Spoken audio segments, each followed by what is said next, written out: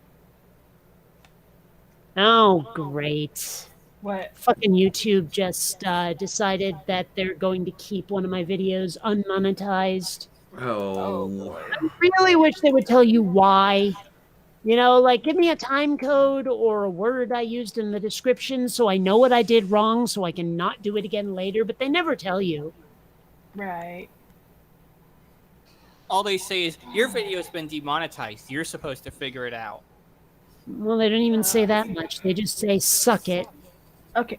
Okay, but But I mean, I don't know what the hell I might have done wrong. That's the thing. Is like I never dropped an F bomb.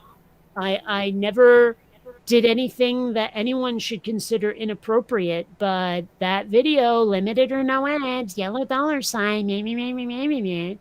I'm like, I've said far worse things in other videos. So what's the difference this time?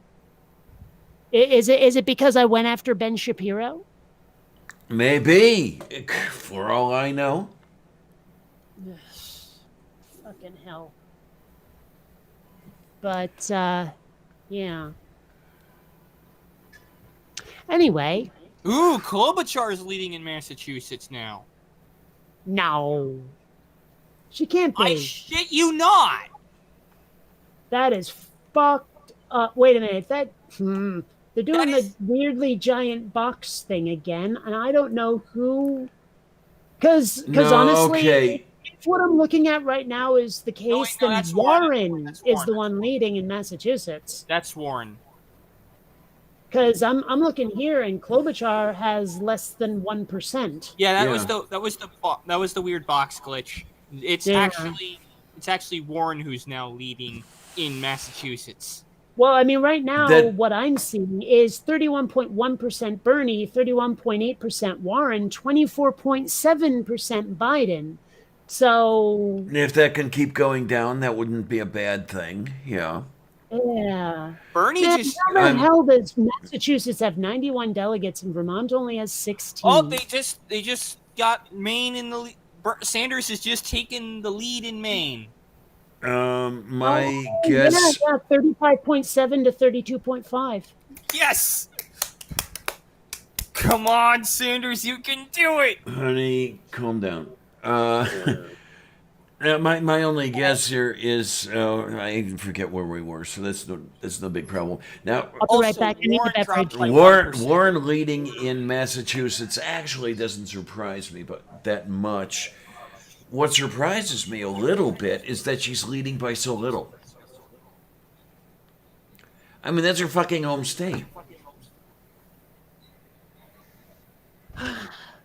Well, didn't Hillary lose her own home state, or am I thinking of someone else? Maybe it was Mondale. I don't know. But there was somebody in a race during my lifetime who did not get their home state.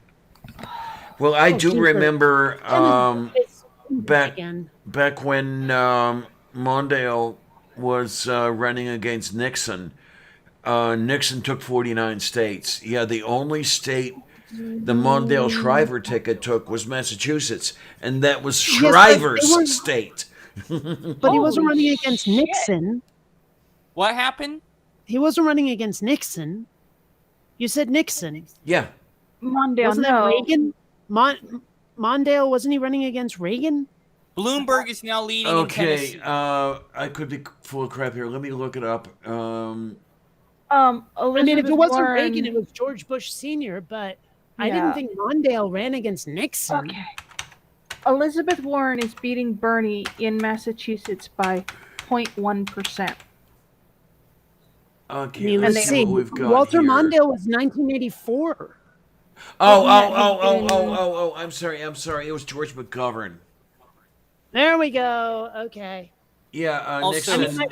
I seem to remember Mondale crashed and burned. Didn't he win like one Oh. state and DC, and that was it? Yep. Okay, Bloomberg is leading Bernie by 8% in Tennessee, Hey, they're And- kidding. or 0.8% in Tennessee, and Biden by 0.4.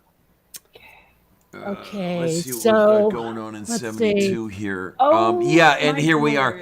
word. George McGovern's running mate was Sergeant Shriver, replaced by Shriver replaced Thomas Eagleton, And that was a stupid move that McGovern pulled because it had become known that Eagleton had sought therapy for depression. And it was like, okay, I'm Now, dumping you, or something like that. This Shriver person you're talking about, any relation to Maria Shriver? Yes. Okay. Holy shit! So Bernie it says just- here, Tennessee, very likely Biden, according to New York Times, but right now he's up by 0.9.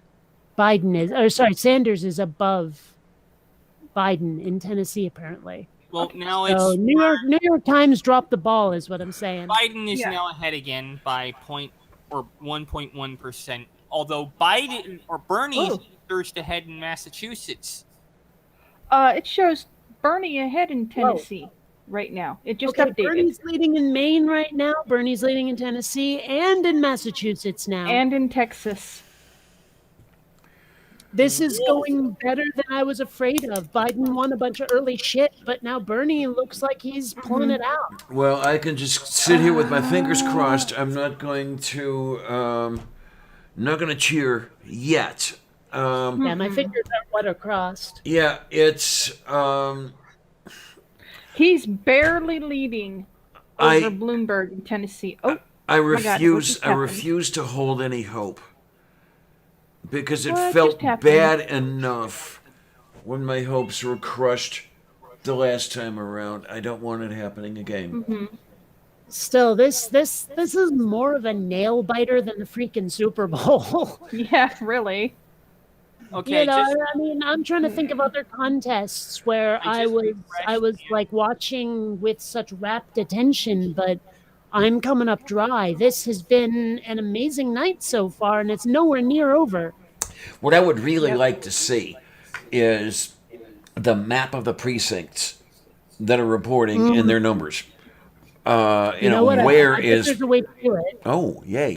Okay. Where did Bernie I'm get the not saying numbers I to? know it. I'm just saying I bet there's a way. okay. Bernie is rocking socks in. Texas. I think PolitiFact is just fuck it. sucks. Well, okay. I see on New York Times they have. Let's see. Yep, there we have by county at least. I don't know by district, but by county they have a map. Oh, okay. So I mean, like it's not the best map of Tennessee, but I'm looking, and man, there is a lot of purple there, which is Biden. There's quite a lot of this weird magenta-y color, which is Bloomberg.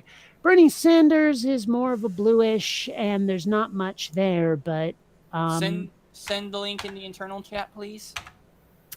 let's see. Oh, just go to NewYorkTimes.com. You'll find it.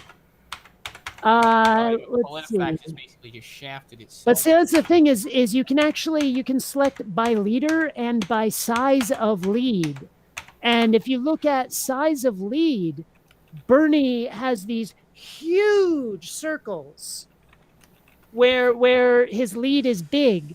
So He may I mean, still win. I don't really know how to interpret it, to be honest. Let's see. So, okay, here we go. Sharing this Let's see what you got. right here. We've got the results by county. And you can see right here, Knox County has this huge Bernie lead right there. And it's the same thing with Rutherford County. Huge lead. So while if you hit by leader, it looks like Bloomberg is stomping or Biden is stomping him. If you click by size of lead, it's not that huge.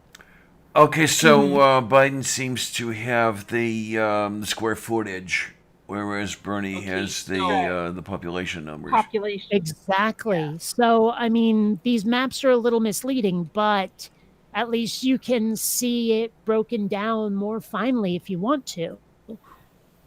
Okay. Ooh, Wow. Colorado. President in Texas for Bernie, 28.8% over Joe Biden at 22.3%. And Michael Nice. Bloomberg at 18.6 with 20.6% in. And where are you seeing this? Oh, here we go. I'm seeing Politico. some results for Tejas. Oh boy. Let's see here. I still think it's weird that we're seeing results even though the polls haven't closed. I didn't think that was a thing that happened. Well, they're trying to count stuff in. Well, I thought As- that Texas was on Central Time, and they closed Yeah. their Well, sure, polls. but what I'm That's the looking at thing. here, it says Texas polls close at 7 p.m. Pacific Standard Time. It is not currently that. It's an hour away from that, hour and 10 minutes away from that. So polls aren't closed in Texas yet. The fact that we're seeing results seems a little fishy just because, like wouldn't showing vote results bias people if they haven't voted yet? I don't know. That's I why wouldn't have thought that was okay. that's why it was done. Where you didn't report anything until the polls were closed. Yes, because there was bias going on. When do polls close in Super Tuesday State? CBS News. Let's see what we've got. Oh my. What do we have? Polls closing times on Super Tuesday. Texas, 8 p.m. Eastern Time, except for the two westernmost counties, El Paso and Hudspeth, whose polls Okay, so close it's already at 9. been closed for almost an hour. Okay, we've got updates for Pete Buttigieg, who has dropped out, and Amy Klobuchar, who has dropped out.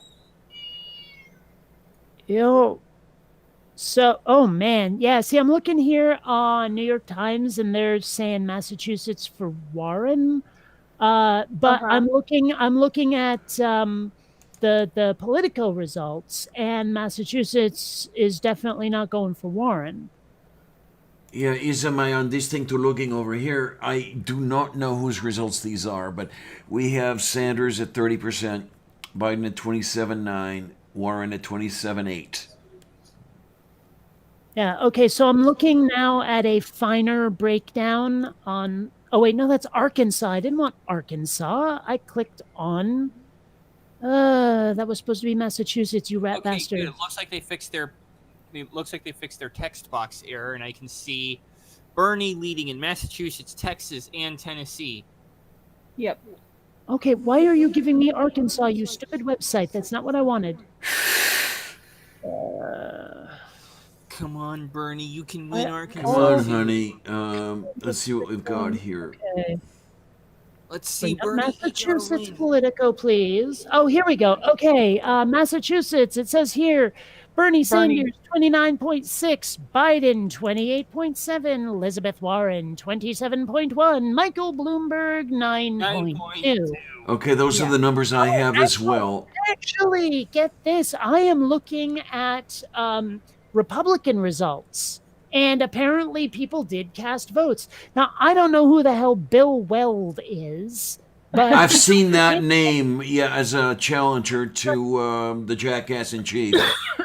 he got 9.9% of the vote, and then others, just undefined others, got 2.8%, and Trumpy Poo, 87.3%. Wow.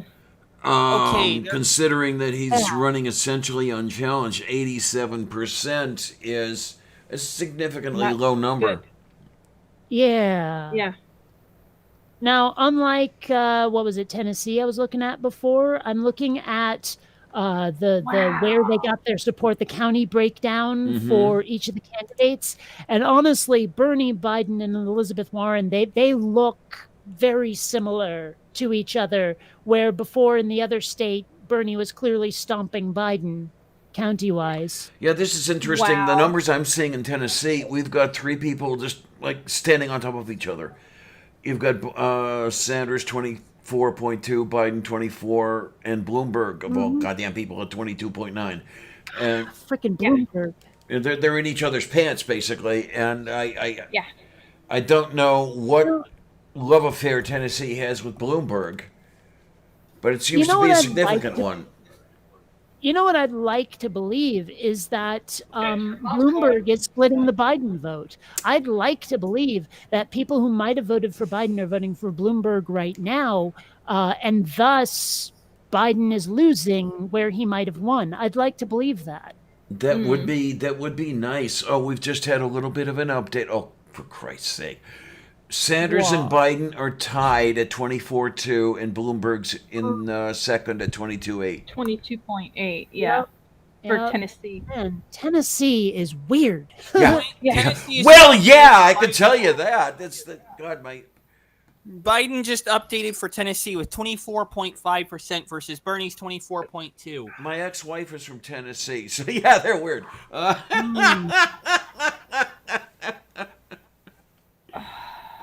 Or was from Tennessee. She died a couple of years ago.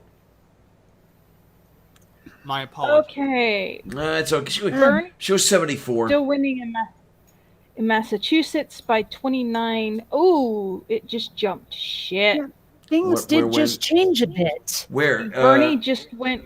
Massachusetts is 29.3 versus Biden 29.2. Elizabeth Warren 26.5. Now apparently Bernie's losing Maine and Arkansas. He's still winning in Texas. Bernie is. Well, okay, Maine, that's 24 delegates. The Arkansas, that's 31. I don't know. If I remember right, though, I mean, you don't just win the whole state if you win the majority. You get delegates anyway. Right. Yeah, you've got an apportionment thing going on. Threshold. Yeah. So, I mean, even if there's a tie, essentially, between Bernie and Biden in places like Tennessee, it still will go well for Bernie. Okay. Fun stuff. Did somebody already say this? I don't know.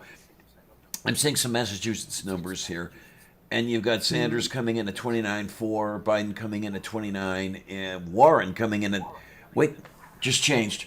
Sanders 29.3, Biden 29.2, Warren 26.5. Oh, Lord, it's a... Yeah. Texas, he's gonna still winning. It's going to be a photo finish.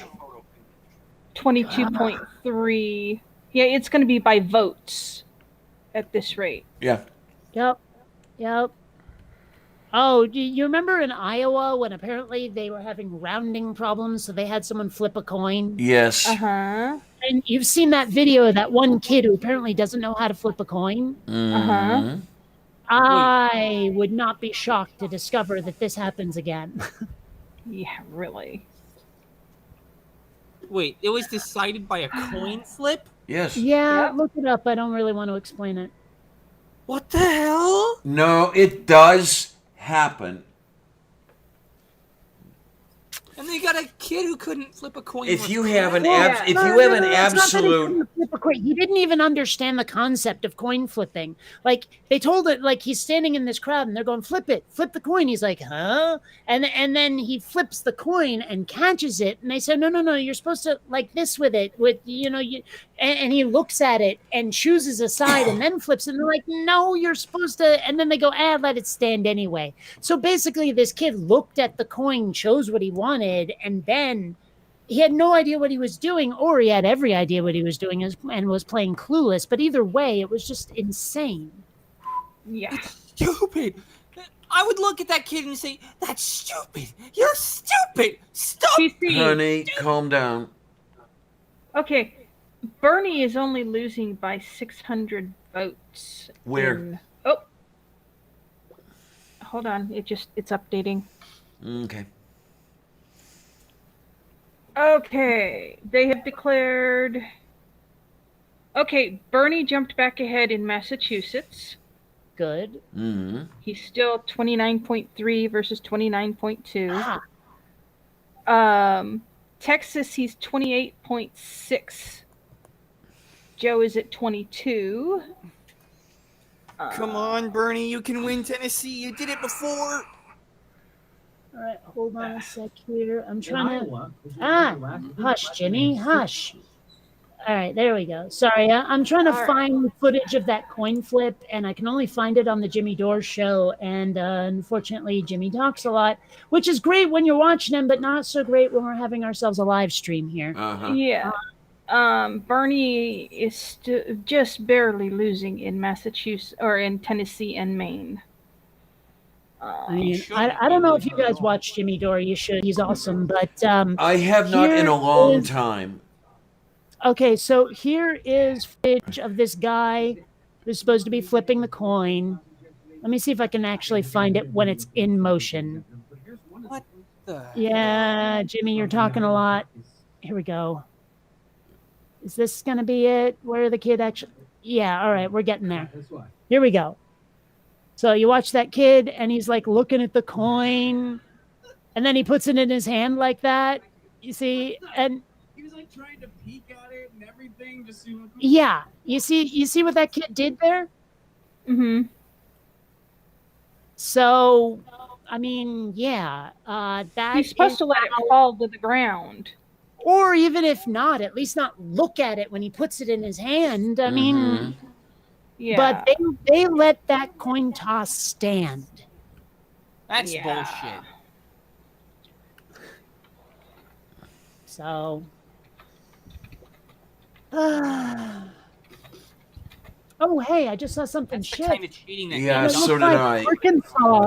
Arkansas, Bernie is suddenly winning Arkansas. Wow, What? I'm amazed. It says it here on the New York Times site. It says that Bernie is winning Arkansas. Okay, it is the thing over Well, no, here. it's saying Biden. Okay, what I've got here, and as I say, I don't know where these numbers come from. You've got Biden at 26.9, Sanders at 21.4. And you got Michael Bloomberg pulling up with 20.2. 20.2. Yeah. Oh wait, now it's not. Oh man. Okay, I have the live results from New York Times up, and yeah, it says 0.8 for Sanders in Arkansas. Like he's less than 1 up. He's 0.8 up, but still it says he's winning. How much of the Okay, vote I is wonder in? where these Okay, numbers here we are. go. It says 2% reporting. Bernie Sanders, 24.5%. Biden, 23.7%. Vote totals, 5,554 for Bernie, 5,357 for Biden. So, See, we're Okay. showing Now, the numbers I'm looking at, you've got 6,000 some votes for Bernie and 7,800 for 1,000. Biden. what site? Politico. This is it Politico? Okay, because I'm looking at it on the Google page, the numbers they throw at you when you say Super Tuesday results. So, yeah, it's saying 1.79% in. Okay, well, here is New York Times results Yeah. currently. Joe Okay. Biden with 7,135 votes at 26%. Bernie Sanders at 5,964 at 21.7%. And Bloomberg saying at the same. 5,553. So he's got 20.2%. I can see that on my Politico. I was barely looking at the side chat because I have so many windows going on right now. But someone just said that Bill Weld is the former governor of Massachusetts, so I guess he must have been a Republican, and that's why people voted for him rather than Trump. I'm assuming. Probably. Actually, okay, I know how to keep the chat up and still be able to look at multiple pages. There we go. I have actually 3 screens, main screen, side screen, and television, and I've decided to put the chat up in the television so I can still read it, and yeah. Okay, at this point, Bernie is still winning in Massachusetts by 0.1%. Bernie's curb stomping Texas. Yeah, oh gosh, yeah. He's sitting at 28 and the others at 22 and 18. Which is funny because New York Times was saying it was tilting Biden. Of course, they also said Arkansas was pretty likely Biden. Like they have a dial, a meter, and it's like for Biden. And yeah, right now Bernie Sanders is winning. So I'm not sure I trust New York Times predictions. Yeah. but the thing that I definitely want to see here is not so much a plurality as we were talking about before. I want to see majority. Bernie get the majority, because if he does not get the majority, he's getting it yanked out from under him. Uh-huh. I mean, super delegates, like even if he is way far ahead, like it's not even neck and neck like it was with Hillary. If he gets a huge percent, the super delegates could still steal it. Yeah. Yeah. What are super delegates? Well, they're Those- like delegates that have taken off their secret identity and now they have capes and superpowers. Yeah, pretty much. Now, they are a method by which the Democratic Party can influence the nomination to whatever they want. Well, that's bullshit. Well, yeah. But Right. that's why Hillary was the nominee last time. Mm-hmm. Because superdelegates totally stole it from Bernie. Mind you, if Bernie had had more name recognition at the start, some of the early states that went for Hillary would have gone for him instead. But part of it was just people didn't know who he was until about midway through the race. Yeah, that's where I kind of what am I looking for? I did not like that Bernie did not campaign really hard down in some of those southern states that Clinton took virtually uncontested.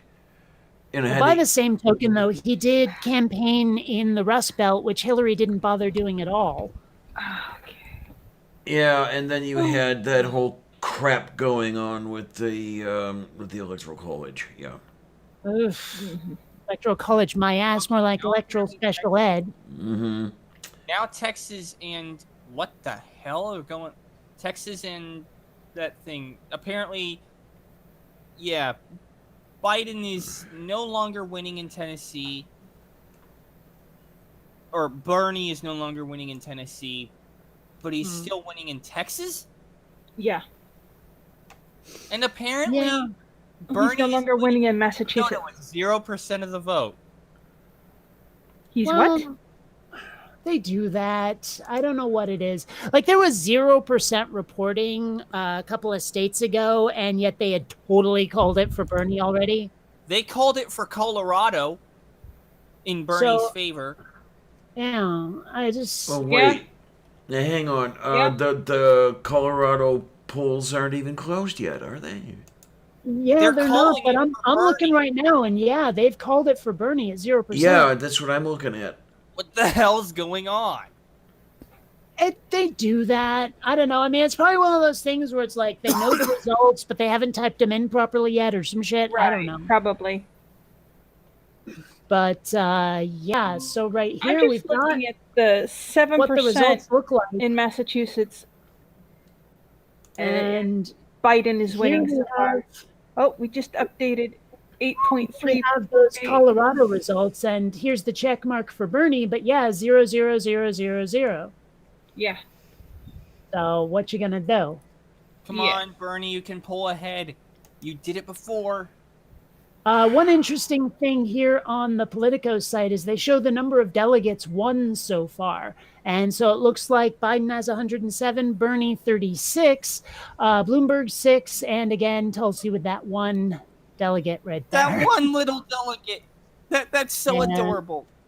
You know, the thing is, like, I really like Tulsi. I think that she would have been a very good nominee. And I know that a lot of people are pissed at her about the whole voting present for the impeachment, but I've heard her reasons for doing it, and I think they're pretty sound and show a certain amount of integrity, even in the face of public opinion. So I kind of respect her for that. And her positions were pretty close to Bernie's. And if he is the nominee, I kind of hope she ends up being Veep for him. Mm-hmm. Well, yeah, should Bernie obtain the nomination, the choice of vice president running mate is going to be critical. It is, and I can't imagine who, because his options are either pick someone who really agrees with him or pick someone who is basically like a sop to the moderates to try to get them to vote anyway. Mm-hmm. You know what I mean? Like, is he going to appease the middle of the road centrists with a moderate Veep, or will he just go full on left wing and choose someone closer to his own ideals and hope people come along for the ride anyway? That's a tough one. It really is, because That second choice sounds dangerous. Well, I mean, that's a difficult choice because I mean, one of the ways I respect Bernie is his integrity. He has always had a vision, he has always had a direction, and he really hasn't wavered from it. And so it's hard to imagine him picking a vice president who doesn't kind of go along with all of that. On the other hand, getting elected and ousting Trump is really, really, really important. So, I mean, he may have to compromise on his VP pick. Mm-hmm. On a scale of 1 to 10, how important would you say kicking the orange buffoon out of office is? You know, that's the thing, though, is like, I agree it's very important. Of course I do. But the way people treat it like it's the only issue, as if what the next president does doesn't matter as long as it's not Trump, that's a problem. And Yeah. so, I mean, how important is it versus how high on my priority list for choosing a president is it? Those are two different factors. So, you know? And the thing I'm hearing, and well, I guess I hear it every time, Oh, really, is that the commentary from the wings is all about the president and what the president will do and what promises the president will keep. Keep in mind that unless you've got a situation like the Republican situation now, where everybody's in collusion with everybody else, usually a president cannot do anything by himself or herself. You need the cooperation of Congress, the House, the Senate, that sort of thing. So, is it as important to say, okay, well, this particular person holds this particular opinion? It may never happen because that person may real quick. never. I'll be right back. I'm about 10 minutes delinquent in feeding the kitty. Oh my word! No, we can't have that. No, no, no, no, no, no, no, no. Oh, testy Petrona Barcola Grabadianta. What do we have here, kids? What do we have? What do we have? Well, let's see. We're gonna go. Okay. Arkansas, Biden 26-8, Sanders 21-6. What the hell is going on in Minnesota? They're saying 42.3% Bernie, and Sanders is highlighted as well? And they're saying 28.8% for Bernie in Texas. Yes. But Bernie now has 52 delegates versus Biden's 120. And Warren actually has 4 delegates. See, I don't know how the super delegates work, so. If what I understand is correct, they basically get to choose. What do we have?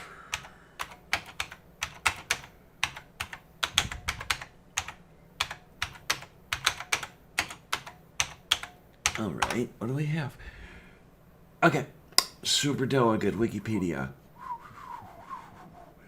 Oh my, oh my, oh my, oh my. In American politics, a superdelegate is an unpledged delegate to the Democratic National Convention who is seated automatically and chooses for themselves for whom they vote. These Democratic Party superdelegates, who make up slightly under 15% of all convention delegates, include party leaders and elected officials, PLEOs, whatever. Okay, yeah, party leaders, elected officials, there we go. They are free to support any candidate for the presidential nomination. This contrasts with pledged delegates who are selected based on the party primaries and caucuses in each U.S. state, in which voters choose among candidates for the party's presidential nomination. On 25 August 2018, the Democratic National Committee agreed to reduce the influence of superdelegates by generally preventing them from voting on the first ballot at the Democratic National Convention, allowing their votes only in a contested nomination, etc., etc., etc. Okay, and then we have this cat who, okay, is a delegate for the Chickie Party, if I see correctly here. Yeah. Come on, Maine. Bernie, you can pull through in Maine, you can pull through in Massachusetts, you can pull through in Tennessee. We can hope.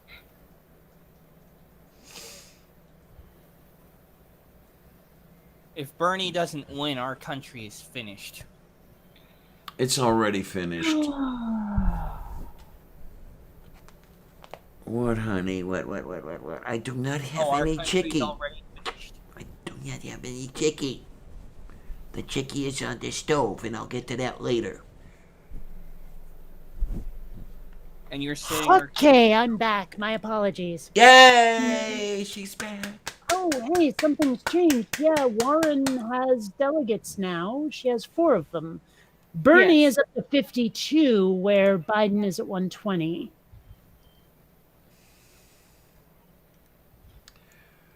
Oh my, oh my. Oh, hey, there's a map on the New York Times site. Hey, how do you like that? Sorry. Apparently, let's see. In Texas, Bernie 152,218 votes. Biden 117,780 votes. Mm-hmm. That's a pretty decent lead. You know, You'll like see what I'm seeing for Texas is 214,717 for Bernie and 167,883 for Joe where are you seeing this though? on Politico. Yeah, Okay. it's got to be the Politico numbers that I'm seeing, because that's what I'm seeing on the Google page as well. I guess maybe New York Times isn't as worthful as one might think. It appears that way, yeah. Now, Colorado votes are starting to come in. Right now, Bernie could lose Colorado at this rate unless there's something that changes, because it's saying Bernie won, but Michael Bloomberg is in the lead right now. Yeah, I see that. That's really odd. Yeah. And the fact that Bloomberg got 30% anywhere is really strange. Yeah. So, What, honey? let's see. Oh, I guess it was Massachusetts where Lizzie got those delegates. Okay. Yeah. Okay, fine. 22.2%. I hope Bernie pulls You know, her plan of siphoning off votes from Bernie does not appear to be panning out, does it? I would hope. Well, no, It's I mean, updating. right now, like she's gotten all of 4 delegates, and that hardly does the spoiler thing that she was going for. Right. So, although I do find it interesting now, there's only 2 states that don't appear to have reported anything. What, California and Utah. Yeah, okay, where they are both So- on Pacific time, I Pacific think. time. Yeah. Yeah. But the thing is, I mean, I honestly expected this to be a lot longer in terms of watching the results come in. Mm-hmm. But So are we just well, narrating this whole thing for everyone in the live audience? well, I'm not sure even how many people are watching right now. The chat appears to have stalled since the last time I Yeah. looked at it. Okay, open chat. 6 watching now. The last time anybody said anything was 16 minutes ago. That was AKL 561. Yeah. Uh-huh. I don't see like a timestamp for that though. Where are you getting timestamps? Okay, when you go up to the top of the chat, there are the 3 dots in a row. Uh-huh. Okay, you click that, Oh, and I you get a see. list. Okay, Yeah, got it, and got it. Yep. I was unaware of that option. Very well. Okay. I was unaware until recently. Yeah, I forget who told me about that. Breaking news. about the Oh coronavirus wow. outbreak. Oh no, those are reporters. Never mind.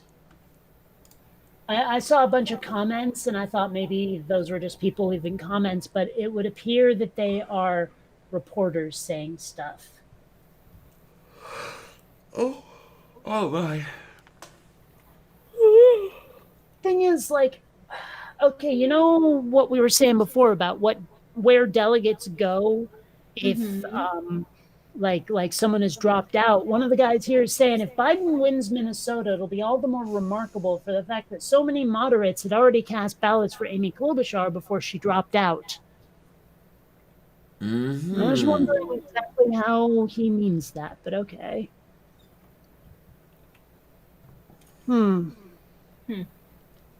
All we know is that right now it's pucker time.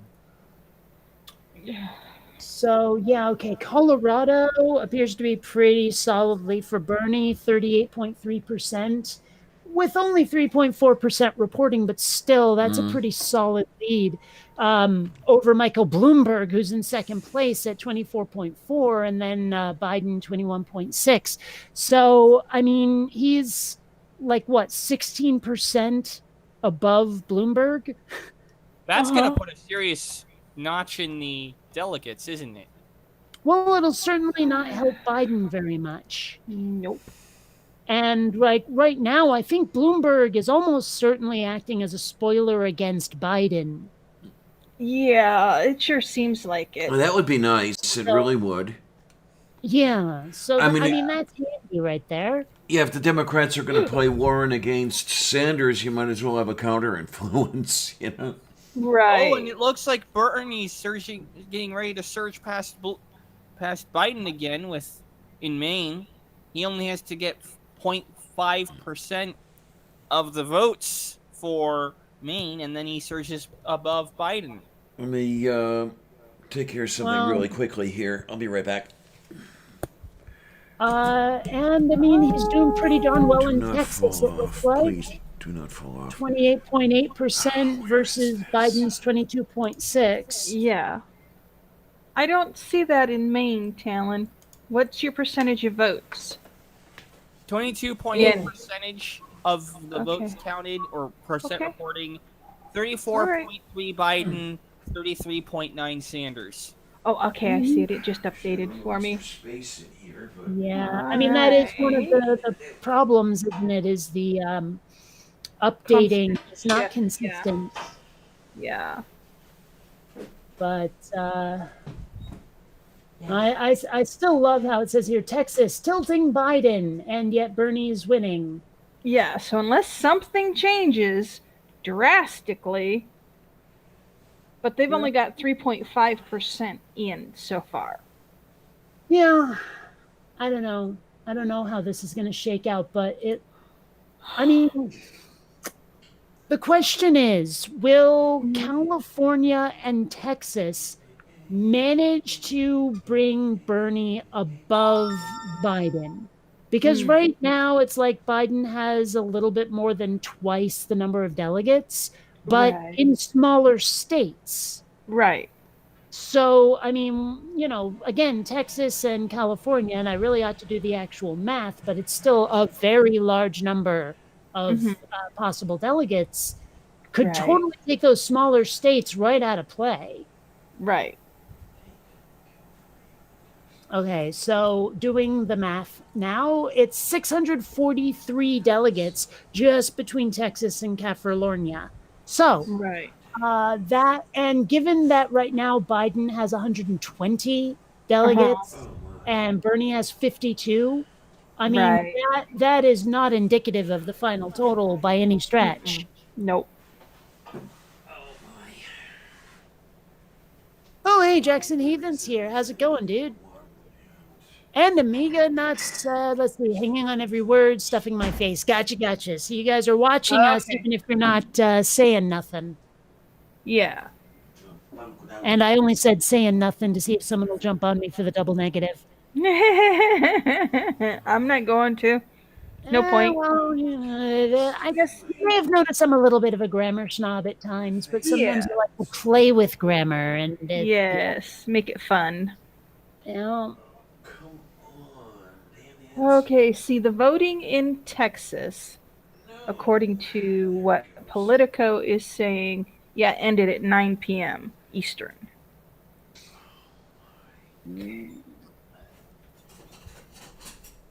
Although I'm kind of surprised that Bloomberg is acting as sort of Biden's speed brake. Well, I'm glad of it anyway. Yeah. All right, let's look at Colorado. Okay, so apparently Bloomberg won American Samoa. What? Okay, where is American Samoa? Kind of the middle of nowhere. Over here. In the ocean. Yeah, basically. If Okay. if I opened up a map of nowhere and pointed right in the middle, I'd be pointing at American Samoa. Okay. So Oh, voting as Wait a minute. sorry, I just What? found something that's both hilarious and tragic. oh Weird Al Yankovic says, "Yeah, no, sorry, not gonna do my Corona." oh God My no. Corona.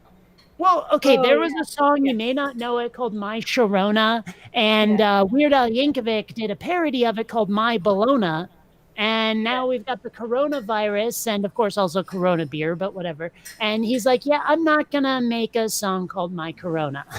No. Well, actually, the Vietnam kind of beat him to it. The who? Okay. But point being that yeah, he's not doing the song about the virus. Yeah. That That would look really poorly on him. Oh, I don't In a know. I lot of think ways. it's funny, but Well, it might be funny, but I don't know that most people will laugh about it at this point. You never know, though.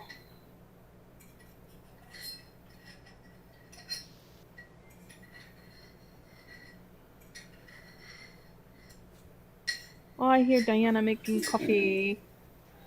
yeah. Okay. There we go. Let's see. Right.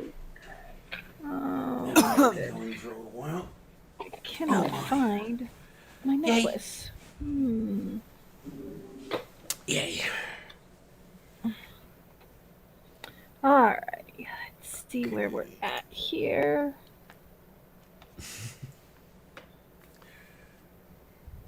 Oh my. Oh look, it's Kittiness. Hi, Kittiness. Okay. Okay. Man, I don't know who this So- Benjamin Dixon guy is, but he's tweeting some interesting stuff that I like. I don't know. He said here on Twitter, he's like, Joe Biden. They're choosing to risk the future of our country on Joe Biden. I know. I like it.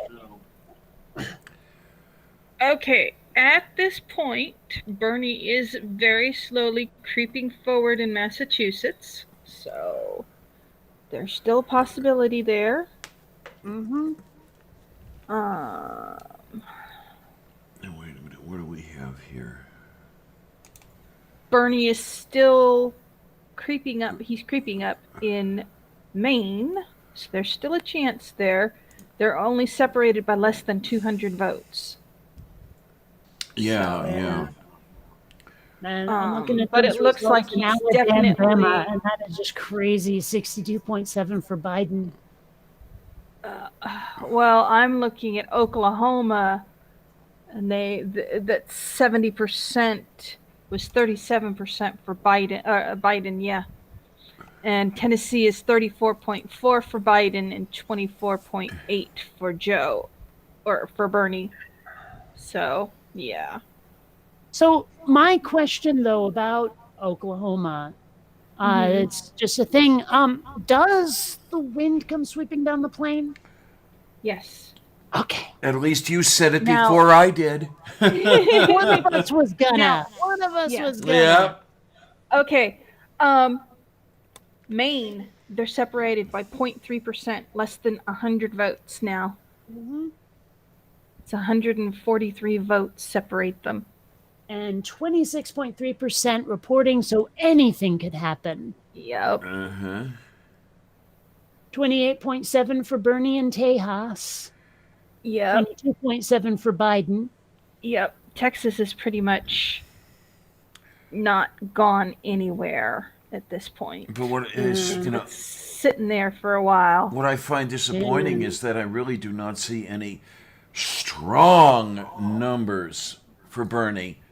I mean, the kind of strong numbers he's going to need to get that 51% of the delegate count or the votes or whatever. I mean, I gotta say, after the shellacking that Biden took in, what was it, the first state, I want to say, I'm Yeah. surprised that he's doing this well.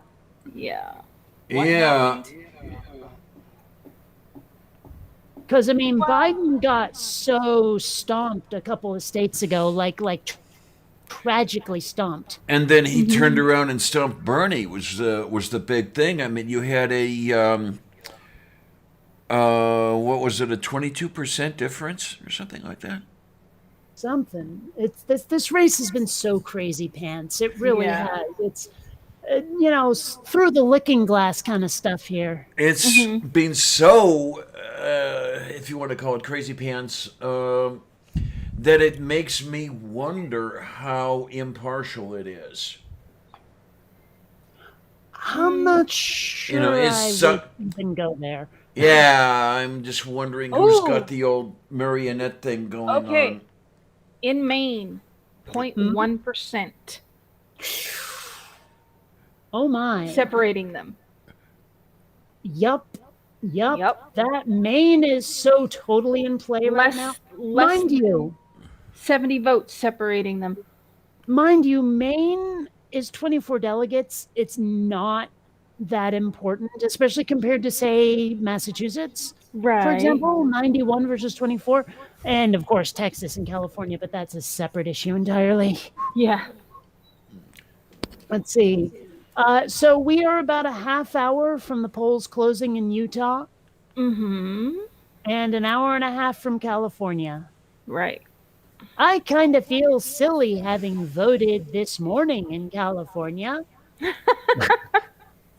No, I don't feel silly at all. It's just, it's like, okay, imagine if there was a movie that you were looking forward to, a Star Wars sequel or some shit, and you Mm-hmm. do the camping out for midnight tickets Oh, it on changed opening day again. kind of thing, and you're the only one with the lawn chair and the sleeping bag, and no one else showed up to line up with you. Uh-huh. That's kind of what it feels like voting in early morning. Like, I'm glad Mm. I didn't have to wait in a queue because everyone else was at work. But at the same time, there would have Right. been actually something kind of fun, something communal about being in line for 5-10 minutes to vote, surrounded by other people who want to vote. I mean, there Mm-hmm. weren't Right. even people out there with like signs to say vote this, vote that, or anything. Mm-hmm. I Oh, don't know it's Biden surged again in where. Oh Maine. god. Oh, 30, 30. Well, no, it's it's the. not really a surge. Well, no, see, it changed for me. It said earlier that Bernie was at They 34.1. called it No, for I'm, I'm, Tennessee. I'm not. I'm not saying that Biden didn't take the lead. I'm saying it's not really a surge. I mean, Oh, usually yeah. a surge is like all of a sudden, oh my gosh, you went up 20 Okay. points. No, this was a Oh, bump okay. at Mm-hmm. best. Yeah, Tennessee called it for Biden. No, One it's twenty-one versus 63. Oh yeah, okay. No, I see that. Yeah, that makes sense. no, I'm not going I to mean, I get don't any like of it. It that. just makes sense. Okay. Yeah, I'm not going to get any of that shared communal experience, unfortunately, come the Pennsylvania primaries in April, because there are a whole maybe 13 people who Yeah, well, who go to he's jumped vote here back in this up to precinct. 34% out of and 34.4%. So he's staying within 4% of Biden at this point for Oh, not even Maine. 4%, 0.4%. Yeah, 0.4%. Sorry. Yeah. So less than a Um, percent difference. Less than half a percent. Man, let's see. Massachusetts has 23.3% reporting. That could still swing. It may Yeah. not be likely, but it could still. Same with Right. Arkansas. Arkansas, well, not nearly as close as in Maine, but then again, Arkansas is also 31 delegates, so, you know. See, I'm not seeing. Minnesota is actually more important than like Maine and Arkansas put together. See, it's not showing me Arkansas on my list. Well, So- right now, Arkansas, 11.9% reporting, 29.3 Biden, 21.7 Bernie, 19.8 Bloomberg. Let's see. And Lizzie is getting 10.8. And who is this? Is this Oh Mayor? my! Yeah, Buttigieg is 7.6. And Klobuchar, 6.2. We just had a change in Maine, and Bernie took a very very slim lead. Oh, good. By let's see, Bernie is 34.2, Biden's 34.1. The counts Bernie's count is 19,964. Biden's is 19,884. Yeah, this is a real close one. And the one that I was wondering about when you were talking about it earlier with Arkansas, I'm wondering, what did Arkansas? Meh. I know. Well, you know what know. Arkansas? It saw Arkansas. Okay, then. Well, Oh, yay. Okay, what have we got? I want to see Tejas here. Yeah, I want to see what they're doing. Tejas, is that what everyone's Yes. calling it now? well, No, it's the that's Spanish what it was. pronunciation. Yeah. Oh my, oh my. So, Ooh. yes. In Texas, Bernie Sanders has 28.8. Well, Biden has 22.8. Again. Yeah. He jumped up a little bit So more it again. would be nice if he held that. Now, Yeah. the way it works, though, the way they portion out the delegates, it'll be a pretty even apportionment. And oh well. Yeah. Wood. Well, we'll see what happens. Knock on wood. Yeah. Yikes. Okay. Sorry, I someone on Twitter is asking me to help out with a project with some animation. I'm not sure I can Okay. do what they're asking because I'm not Pixar, but well. Right. Right now, Biden has 141 delegates. Bernie's gone up to 63. hmm Bloomberg has 10. Warren has 4, and Gabbard has 1 still. So. I'm still, I mean, honestly, Texas and California are going to change this delegate map so hard. And so looking at what we're looking at right now doesn't like it feels like I'm being lied to in a way. I know I'm not, but Right. still it's like because with the 141 for Biden and 63 for Bernie as far as delegates, that's going to Okay. change Yeah. hard when Texas and California Yep. are in. Okay. Bernie has jumped up to 20,000 votes. Hasn't jumped up 20,000, but he's jumped up past 20,000 votes in Maine. Okay. And he's winning by 0.2%. Yeah. Well, at least Warren is doing better than Bloomberg. Oh, Biden just jumped ahead by less than 90 votes. Oh my goodness, that is like grr. Hard. Yeah. Yeah. And Blarg. I'm sure no one gets that yeah. reference, but whatever, it doesn't Yes. matter. Yeah. Um, Poor Buttigieg only got 1.6% in Maine. I wonder, does Maine have early voting? I don't know. I don't know. Let's find out. Because I mean, it seems to me that those would have to be write-ins if they don't have early voting. Mail-in, maybe. Okay, Yeah, well, let's it's look in- up Maine early voting 2020, Maine elections, Ballotpedia. Here we go. From Ballotpedia. Where the hell did it go? I had something up here. Early voting permits citizens to cast ballots in person at a polling place prior to an election. Okay, this is not necessarily Maine. It's just in here somehow. Don't even ask me why they did it this way. Hold on.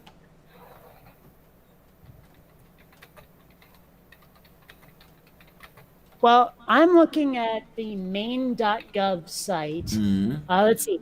In other states, the term early voting is often used to indicate absentee voting, especially when absentee voting is done in person in the office of an elected official. However, the Maine Secretary of State considers the term early voting to describe a time period before an election during which voters have the opportunity to cast a ballot at a designated voting place within their municipality, in the same manner as on election day. This is a different process than the in-person absentee voting Maine currently allows. So it doesn't sound like they have the mail-in voting, really. Okay. But it doesn't really answer my question. I'm thinking of heading off pretty soon. Okay. See you later. Because, what I'm curious about is these votes for Mayor Pete and for Amy. Are they cast? Were they cast today or not? Is my question. Mm-hmm. I mean, I'm going to guess that they couldn't necessarily change a ballot within hours or minutes. If somebody drops out, you can't pull the name right off. But I don't know. Maybe with electronic counting and everything else, maybe you can do that. I have no idea. Well, it's just one of those things where it's like, with candidates dropping out when they did, it would have been difficult to print up new ballots without their names. And so chances are good. Maybe someone didn't get the memo that they had dropped out and voted for them on the ballot anyway. Right. Or maybe not. I don't know. Maybe they are write-ins. Maybe they did manage to print up new ballots. Or maybe they're early voters, mail-in voters, any of that. I don't know. And or they might be told Google Foo is weak and the search engine isn't telling me. It could be possible that when you pick up your ballot, you are told who is no longer on the ballot. Well, in this neighborhood, that wouldn't mean a thing. Yeah, really. Yeah, they didn't do that when I picked up my ballot. So Bernie is ahead again in Maine. Merciful Zeus, pick one.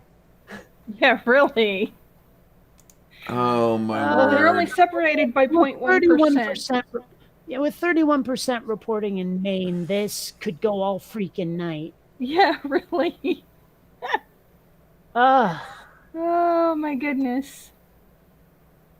Let's see here. Most of the other states are callable. Like Minnesota, Massachusetts, and Arkansas are pretty callable, but man, Maine, you could probably call Texas too, although, 6.1% reporting. And Texas is a huge frickin' state, so. Yeah, really. Mind you, how much of Texas is populated, though? A lot. You'd be surprised. Well, it's a giant state, but, I can picture, Dallas and Austin being and Houston probably being where people are concentrated. But there's also, like a lot of desolate desert out there, isn't there? We're looking here, and what do we have? Oh, I'm missing my show for this. Oh. Okay, so we have population per square mile, but this was in 2013. But, okay, you've got population centers, Dallas and Austin. I'm not... Houston. But then you've got this whole thing in West Texas, around, El Paso and San Antonio, all that bullshit, with next to nothing going on. Right. So, and it seems to be divided down the middle of the state almost. Just to the west of DFW, and to the west of Austin, is where the dearth of population begins. What do we have here? Sorry, I got curious because I've never actually looked up what El Paso means in Spanish, and I guess it's just the pass. Passage. Yeah. Yeah, I figured that's what it was, but the sheer number of times I've made assumptions and been completely freaking wrong, so I figured I'd look it up, and yeah. Old El Paso would be the old pass. I was just curious. Yeah. There have been a number of times where I've said a name of a city or something that was in a foreign language for a very long time, assuming what it meant, and boy was I wrong. So, oh, for crying out loud! There's right now Maine, literally 34.3% Bernie and Biden, both of them, but they still have Biden's name highlighted. 28.7 for Bernie in Texas. Mm-hmm. That You know what I hasn't find changed. interesting? People in Texas, I've noticed a lot of times, they don't say Texas. They say Texas, like there's a Z at the end of it. Mm-hmm.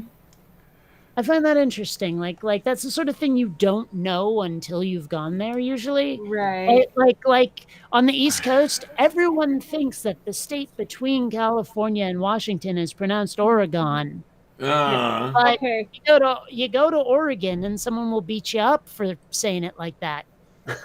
And the one Oregon. thing I don't understand, well, I don't know, Okay. nobody's ever mentioned this to me.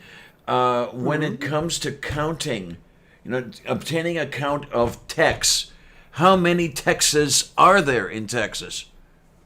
No? Actually, there's now- probably a lot of guys named Tex in Texas. There you go. Eh, I know. I just had to. You can yeah, beat me I up thought- anytime. Okay, now Please, they're I saying could not Bernie beat is. you up for that one without being a hypocrite, and you know it. Now they're saying Biden's in the lead in Maine again.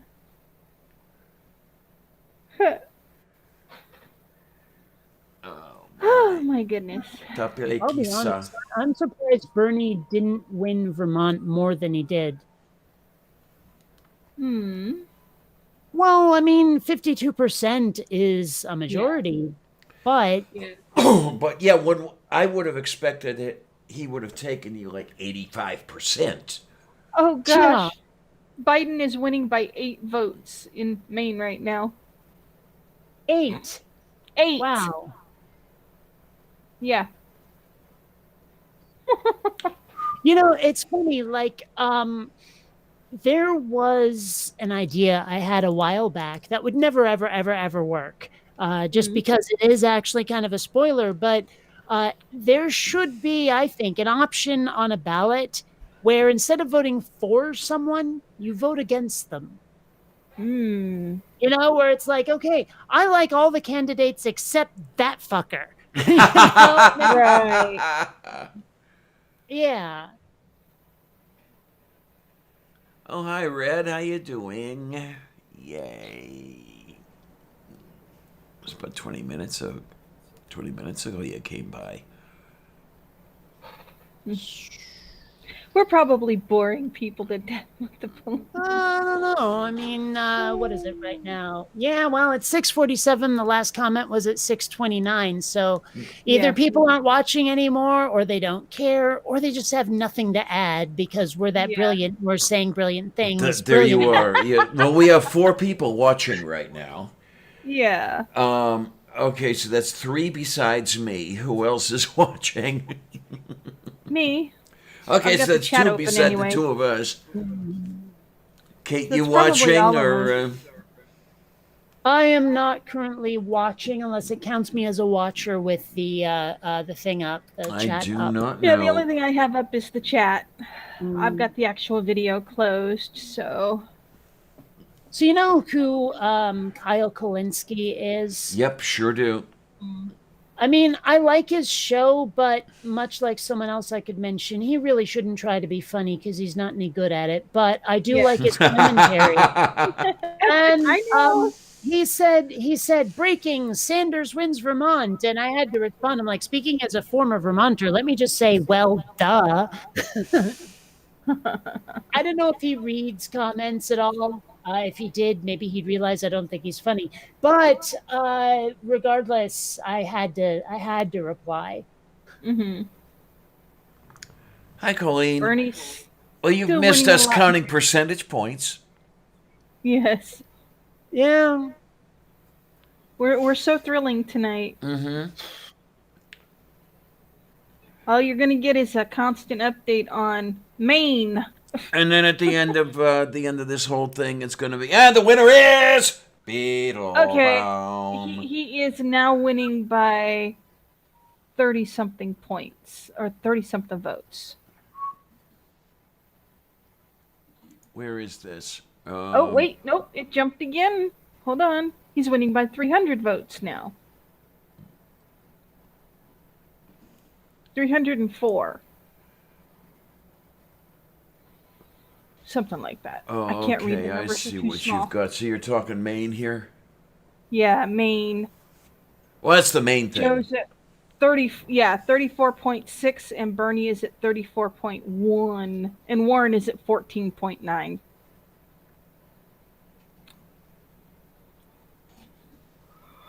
Oh, ta prožně.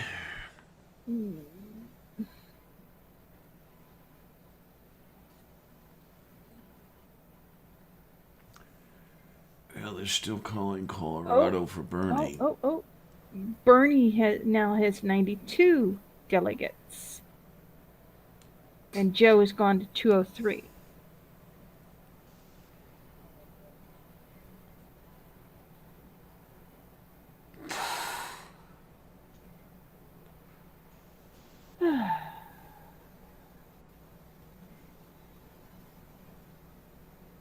Moo. Moohooey. Why are we mooing? Oh my, because I guess you couldn't print whatever else I was thinking of saying. Well, darn.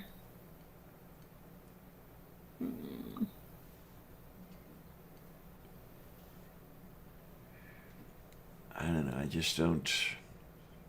I don't want to get any hopes up or anything. I just want to... Oh, I know.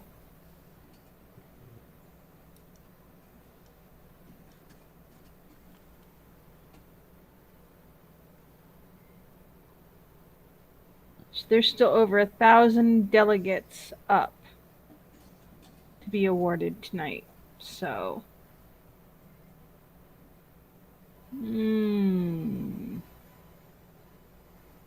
okay, Joe is now up to 23,362 in Maine, and Bernie is at 22,831.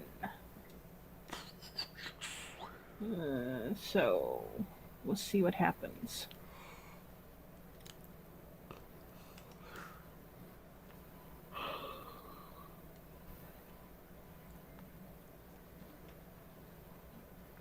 Moo. Oh my. Mao. Yeah, where is Mao? Oh, there she is. Snuggled up in the blanket. All right, I'm going to head off. I can't watch the numbers flash anymore. It's giving me a headache. I'm going to get a soda. I'm going to chill and relax. I'm going to leave my heat off tonight because it's warm. Wait a minute. Bernie's up in Maine again. Is he really? 34.5 versus 34.3. Oh, big jump all of a sudden. Oh Yup. my, yeah, look at that. It's a difference of almost 150 votes. Yeah, almost. This is going to be a neck and neck. Bernie is now doing better than he was proportionally, where before Biden had quite a bit more than twice Bernie's delegate count. Now it's a lot closer than it was. He's still got more than twice. It's 203 versus 92, but Bernie's closing, and with California and Texas, Bernie could stomp. He could still get the delegates. Yes. And that's the important thing. I would essentially have to take them all, right?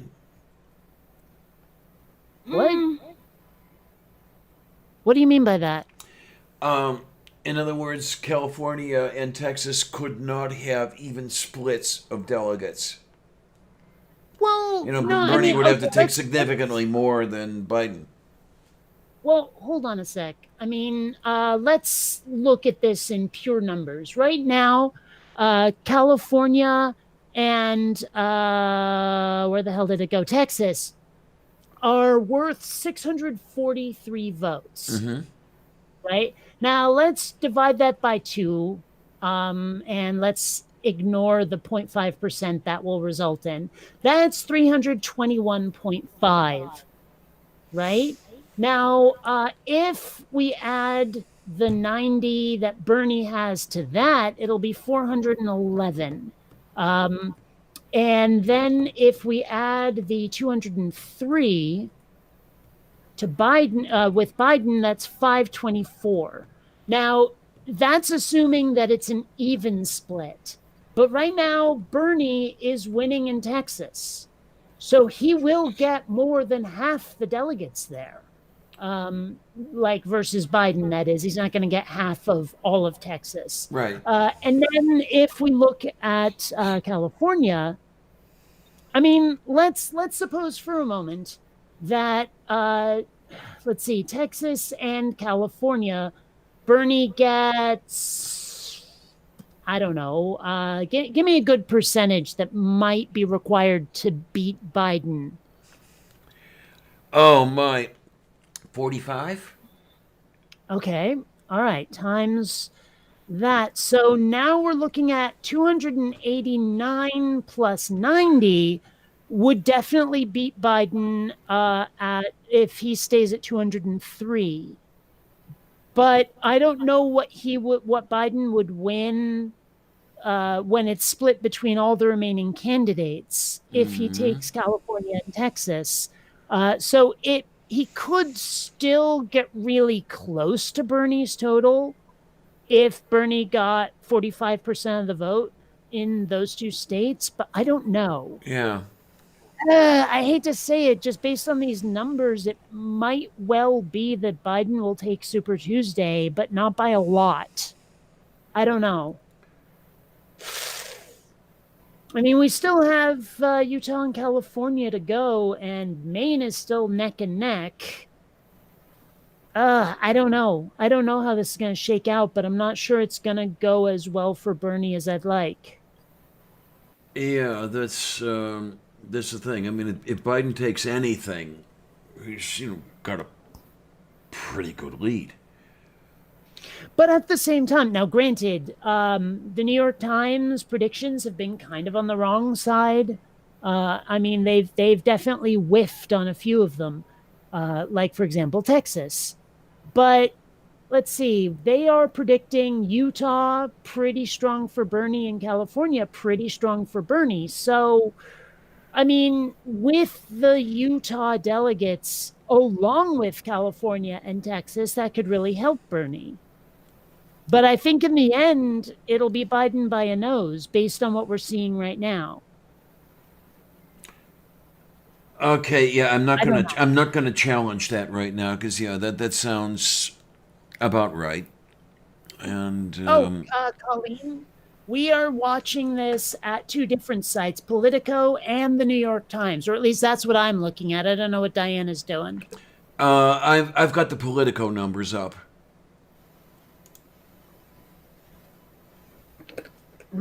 Man, did I need liquid refreshment. I was parched. Okay, I wonder, let's see, just Google and Super Tuesday results. Yeah, Colleen. I wonder what Google itself is just saying. Yeah, Colleen, my guess, when you ask why Kate is so dark, I'm guessing that's because the lights aren't on. I mean, yeah, but part of that is just my camera, like it has a like an aperture setting or whatever, and it doesn't work very well. It doesn't interact with light as well as I'd like, but that's why I'm so dark right now. What in the world are you plugging in, Kate? This is a light. Oh, okay. It's battery powered, but the battery ran out, and I'm looking for a place to plug it in that won't be too terribly interfering. Well, if I can add another light to me, maybe I'll brighten up. I don't know.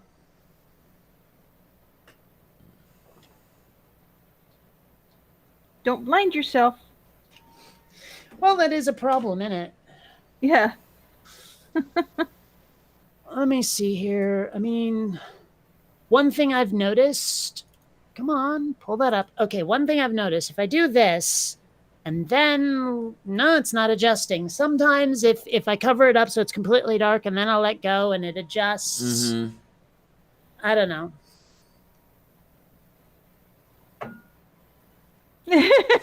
Ooh. Well, it's weird. Usually it only does this super dark thing when it's very bright behind me. I mean, it might be if I turn off my camera entirely and then go back to it. What happens? Nope. Nothing. Damn it.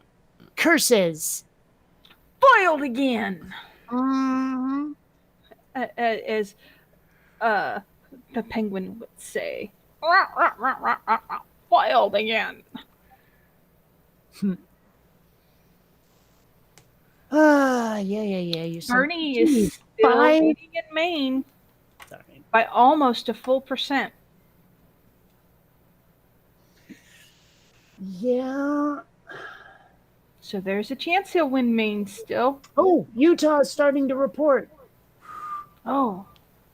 I mean, it still says 0%, and no one has any delegates, and they also haven't called it early, but it's starting to report, which means we will have more to talk about I'm soon. not seeing Utah. Well, I mean, right now I'm here. Let me share my screen, and that might You're help. at the New York Times. Yeah, so. what I'm seeing Actually, is right now I'm on Politico. See, on Politico, it's not showing Utah, but it's updating right this second. I'm Well, saying I mean, here. that's what I'm saying is it doesn't have any results yet, Oh, but okay. I think it has Utah up because the polls have Oh, closed. okay. Yeah, they say You see? results yeah. expected 10:05 Eastern, Mm-hmm. Mm-hmm. Right. which is in like about 3.5 minutes. Yeah. Man, I am so scared if Biden wins this. Mm-hmm. You're not You the know, only I mean, one. if he's the nominee, 4 more years of Trump, Yes. Yeah. Oh God. there's no way that he will be inspiring enough for people to vote for his dump butt. No. It's just not possible. And what I am very, very much afraid of is that, okay, if Biden wins, it's not 4 years of Trump, it's forever of Trump. Well, yeah, he is trying to crown himself emperor Yeah. Okay. or king, whatever. It doesn't matter. Oh God, Bernie and God, I wish Maine would just fucking decide. It would be so funny to me, even though it would be tragic as fuck for the rest of history, but it would be really funny to me if a drama queen was nominated or declared himself king. Oh my God. Yes, I suppose I am. That is a scary thought. That is a terrifying thought. It really is. Yep. See, no results. I think the Republicans. The map of Utah, and yeah, there's no results yet. I think if he decided to up and declare himself king, the Republicans would shit a fucking brick. They'd be right behind him. They would absolutely love it. Oh, I know. I'm just looking at Mayor Pete here, and I mean, could you just see the crap evangelicals? Oh God. They have Buttigieg grayed out, but Klobuchar not so much. I find that very strange. Mm-hmm. Well, he might have conceded. Well, I mean, she dropped out a couple of days ago, and so did he. Mm-hmm. So the fact that they've got him grayed out, like because he's not in it anymore, but she is not, is kind of weird. Don't know. Tom Steyer didn't even get a %. Well, he dropped out too. Yeah. Although, I mean, I guess part of it is that I'm not sure they've all dropped out so much as suspended their campaign. Wonder what the difference is. Oh, the difference is that they're technically still in it if they've suspended their campaign. They're just not bothering anymore. Whereas if you drop out, you're just saying, yeah, I'm not even trying at all in any way. Like I'm out. Count me as a candidate. Whereas if you are suspending your campaign, well, you're saying I can get back in it at some point if something shit. Biden is leading again in Maine by 50 votes, thereabouts. 50. That's just so fucked up. I know it is. 41.2% in, and he's winning by 50 votes. Well, nope, it's almost 100 now. But that could change in a heartbeat.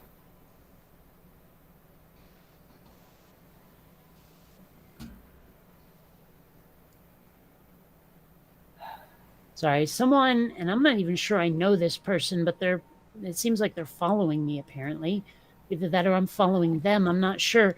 But he said, everyone has a right to have their opinion, and you have the right to not agree with it. No matter what you do, some people are not going to understand. Start running your race, which all sounds great, but the last sentence, follow what your dick put in your heart.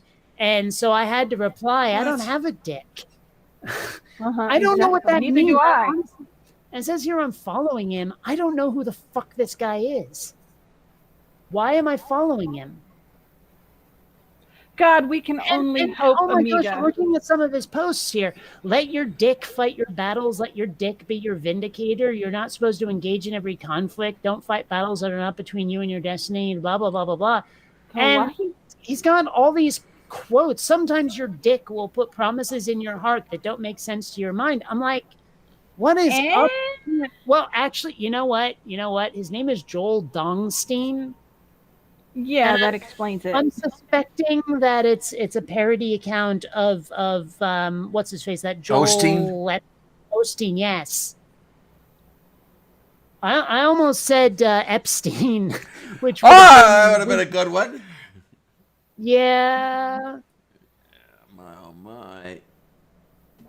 I don't know, but between him and Harvey Weinstein, whatever, I can't keep track of who's who anymore. It's kind of the way, was that guy Jared Kushner? Every time I hear Jared Kushner, my brain insists it's Ashton Kutcher. Yeah.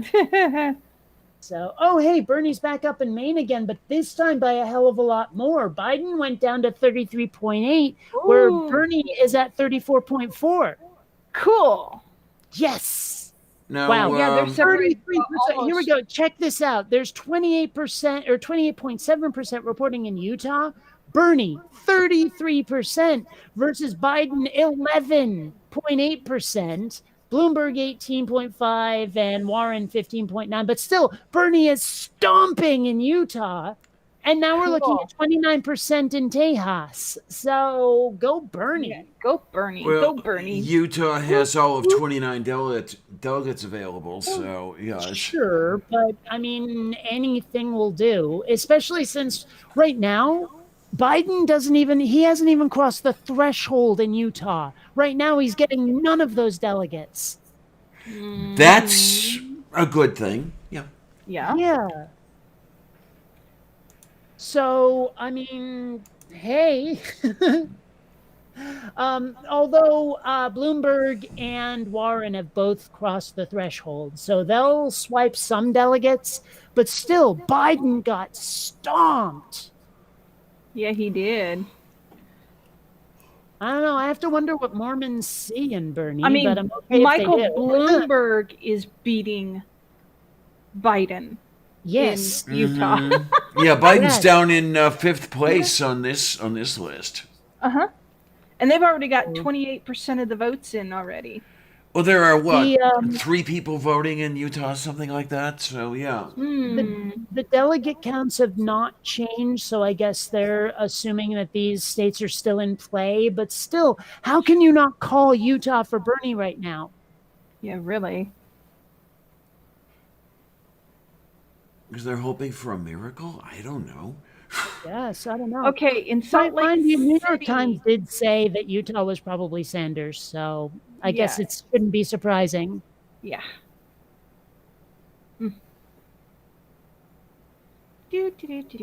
Oh, hey, right now Texas says 29 for Bernie, 23 for Biden, so that's a lot of delegates. Mm-hmm. That could definitely change things in terms of Yeah. totals. All right. I really hope that California goes solidly for Bernie. Although with all those celebrities saying Warren, Warren, Warren like they did, I mean, granted, that probably means that Biden won't get shit in California, which means it'll really help Bernie, even if Warren acts as a spoiler. Well, But the thing is, I'm wondering how much of Northern California Biden's going to get. I guess my question is, does it really matter that much? I mean, if LA and San Diego and San Francisco all go for Bernie in Warren. California, Northern California won't matter that much. Okay, we'll hope for that then. Yeah. Yeah. Mhm. I mean, because granted, I haven't really researched Northern California very much, which is weird because I live here now in California. But I know that some of the most populous parts of the state are more south. Mm. And the one thing I do know is, as far as population, I don't know, but the northern part of the state seems to be more conservative than the southern part. And then we're talking north of San Francisco when we say northern and conservative. But Well, oh, come on, pull this up, will ya? I'll just copy image and put on the clipboard so I can share my screen, a window. And here we go. Okay, so if you look, I guess this is by county, which helps because that's how the votes seem to be counted. This is the breakdown. And Los Angeles is above 10 million in terms Right. of population. San Diego County, it's hard to tell from these colors, but I mean, that's a lot. Just compare the South to the north of California. Yeah. And I'm thinking that Northern California is not a danger, no matter Okay. how conservative it might be. And let's face it, Right. even if it is more conservative up there, how much of it is Republican conservative versus centrist Democrat? Right.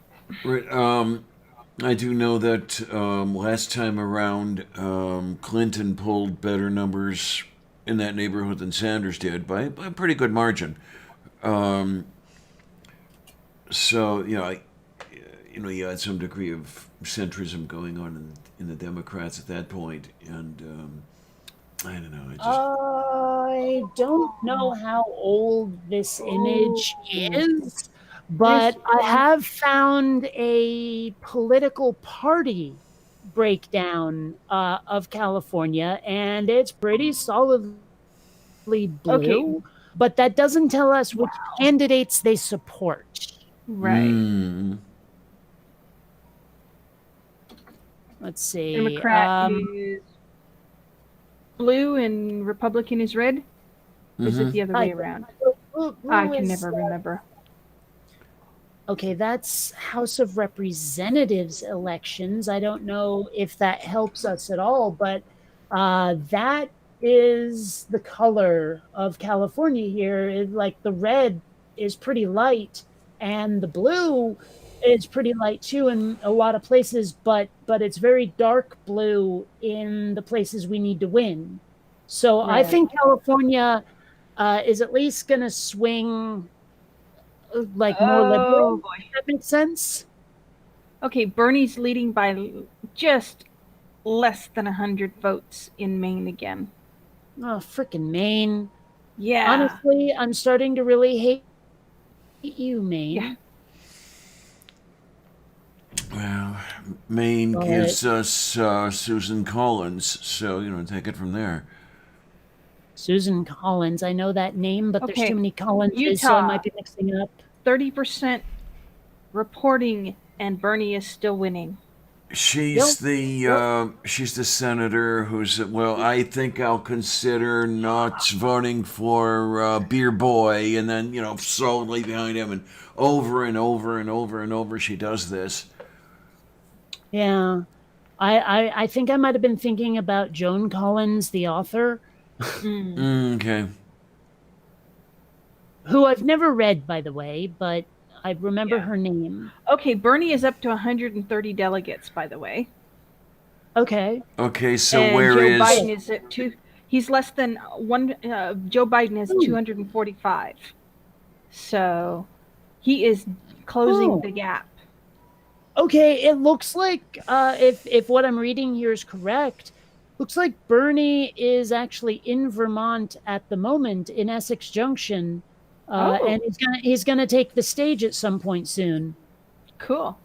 Okay, in No, wait, Utah, no. It seems he's already taken the stage because she says that the cheers are, as expected, deafening. Yep. I've been to Essex Junction many times. It's not the place I would have expected Bernie to hold a rally. I would have expected it to be in like Memorial Park in Burlington, but whatever. Okay. Right now, Utah, Bernie has 32.8% of the votes. Mm-hmm. Bloomberg has 18.5. Warren has 15.8. Biden is still at 11.9. And Gabbard has 0.7. Yeah, Tulsi is actually doing a lot better than I would have expected, all things considered. I would hope that if she decided, she would have said, I wish she would have said, give my votes to Bernie. Yeah, I wish she had endorsed, but, well, whatever. Yeah. Maybe she thought in the end she could pull it out. I don't know. But that would have been silly. Yeah. Bernie is still leading, barely, in Maine. He's hanging on by his teeth. Mm-hmm. But, all right, I'm going to go. I'm going to get something to munch on. And then I'm going to get a soda, and I'm going to read because my eyes are starting to hurt from the computer. Oh my, we cannot have that. No, that would not be good. No, definitely not. So, I will see you all later. I will keep hoping Bernie wins. I'll keep an eye on it. You're You all not have the a good only night. one. Yep. Well, you Everybody take care, have honey. a good night, folks. Well, be good, have fun, and stuff You and too. things. Oh, yes. Oh my, oh my, oh my. Okay, so that's a person dropping off the line there. Well, looks like it's you and me, lady. Does look that way, yeah. I mean, at this point, I don't really have a whole lot to say. It's Neither do just, I, really. Waiting for more results because, well, I should refresh the New York Times because they're not reporting Utah right now at all. And even refreshing changes nothing, so I don't know. I don't know. It seems to me like the New York Times has dropped the ball. That wouldn't surprise me, actually. They like the New York Times anymore. They put all of their articles behind a paywall. Like not even like turn off your ad blocker paywall. I mean, if you don't give them money directly, they won't let you read articles. Like they give you 7 free ones a month, and that's it. Do they still do that? Okay. I didn't think they were doing that much anymore. After a while, it gets to the point where you need to read an article and you can't. Yes. Mm-hmm. I mean, especially like someone links a really cool looking article and you don't notice the URL. So you go to the site and without thinking, close like Facebook or Twitter or whatever. And then all of a sudden, no. And you can't open that New York Times article in an incognito window unless you have the original link that you clicked on Facebook. It's a giant pain in the ass. Okay, then. Yeah. Oh, my. But now, I'm thinking I got that... some popcorn for this. Jeez, and I've got some popcorn over in the kitchen, and I didn't make any. Yeah, even if I wanted to take a break from the stream to go get some, it still means like putting on something other than my sleep clothes, and I don't want to do that. Okay. You know, maybe I'll go to the store naked. Nah, where would I put my wallet? Yeah, Don't there you answer go. that. There you go. Don't answer that.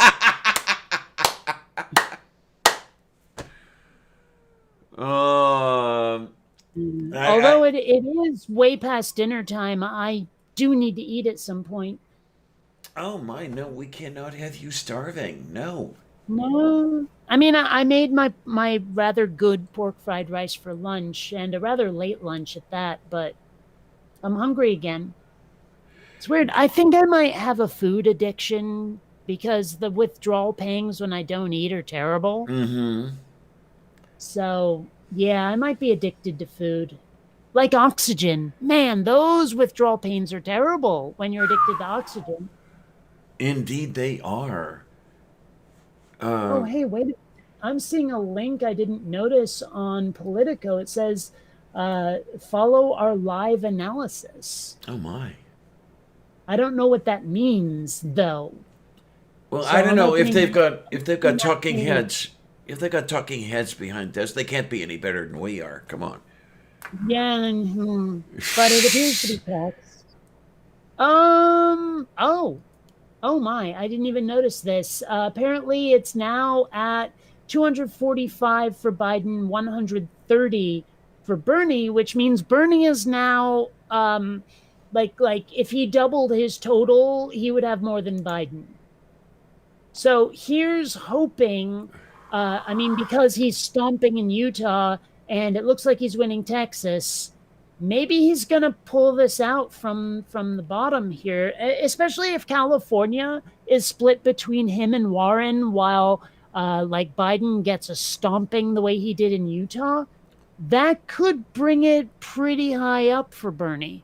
Like, even if he has to split those California votes with Elizabeth Warren, I mean, that's still like what, 207 will put him way the hell past Biden.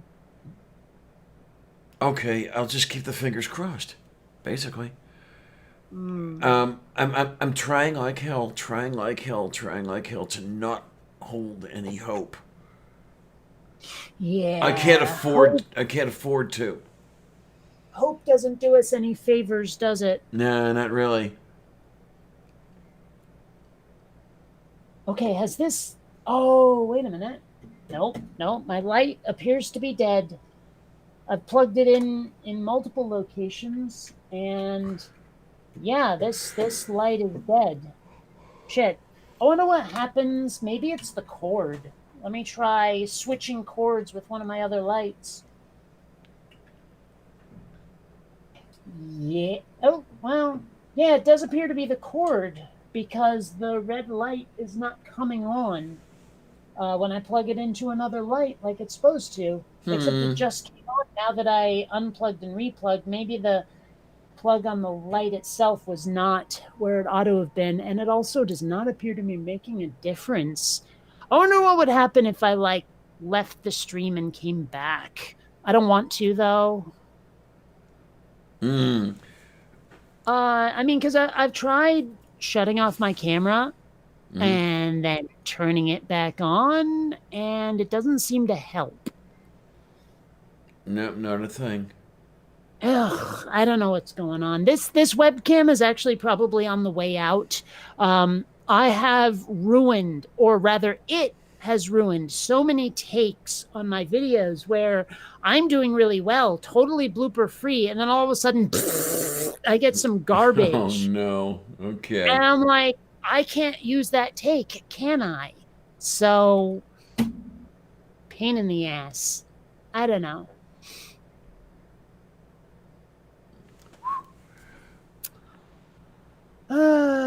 So I don't really see too terribly many changes. I mean, less than half of Maine is reporting, but Bernie seems to have gone down by like 5 points now, or 0.5 rather. Okay, yeah, don't do that to me. Down by 5, that would be Yeah. my heart in my throat. Unless I tell you otherwise, when I talk about Maine, I'm talking about tenths of a percent. Okay then. Yeah. Yeah. The other states not so much, but Maine right now being neck and neck, I will be describing tenths of a point until I tell you otherwise. Jeez, it's amazing that Bloomberg actually has 2 delegates in freaking Texas. Hey, man. That is so stupid. Bloomberg. Oh, dude, seriously, please fuck off, Bloomberg. Uh, although I'm looking. Oh no, that's Texas. Never mind. I wanted Maine. I clicked on Maine. Here's a Where do we have it? Frassin. Why is it saying? I did not ask for Texas. I clicked very specifically on Maine. I don't know what's going on over here. Okay, the Biden count, he's up by 0.5%. Come on. Keep loading the page, Politico. Yeah, he's showing 34.1, whereas Bernie's showing 33.6. Now, what I don't know here is how this delegate assignment is working over here. You've got 50% reporting, and Biden and Sanders are each, in the 34, 33% range. They have 6 delegates assigned, I guess. So, who decided to assign these guys 6 delegates each? And where are you? What state? Maine. Okay. Yeah, you have the 24 available, and then right now, so far, it looks like 12 of them have been assigned already.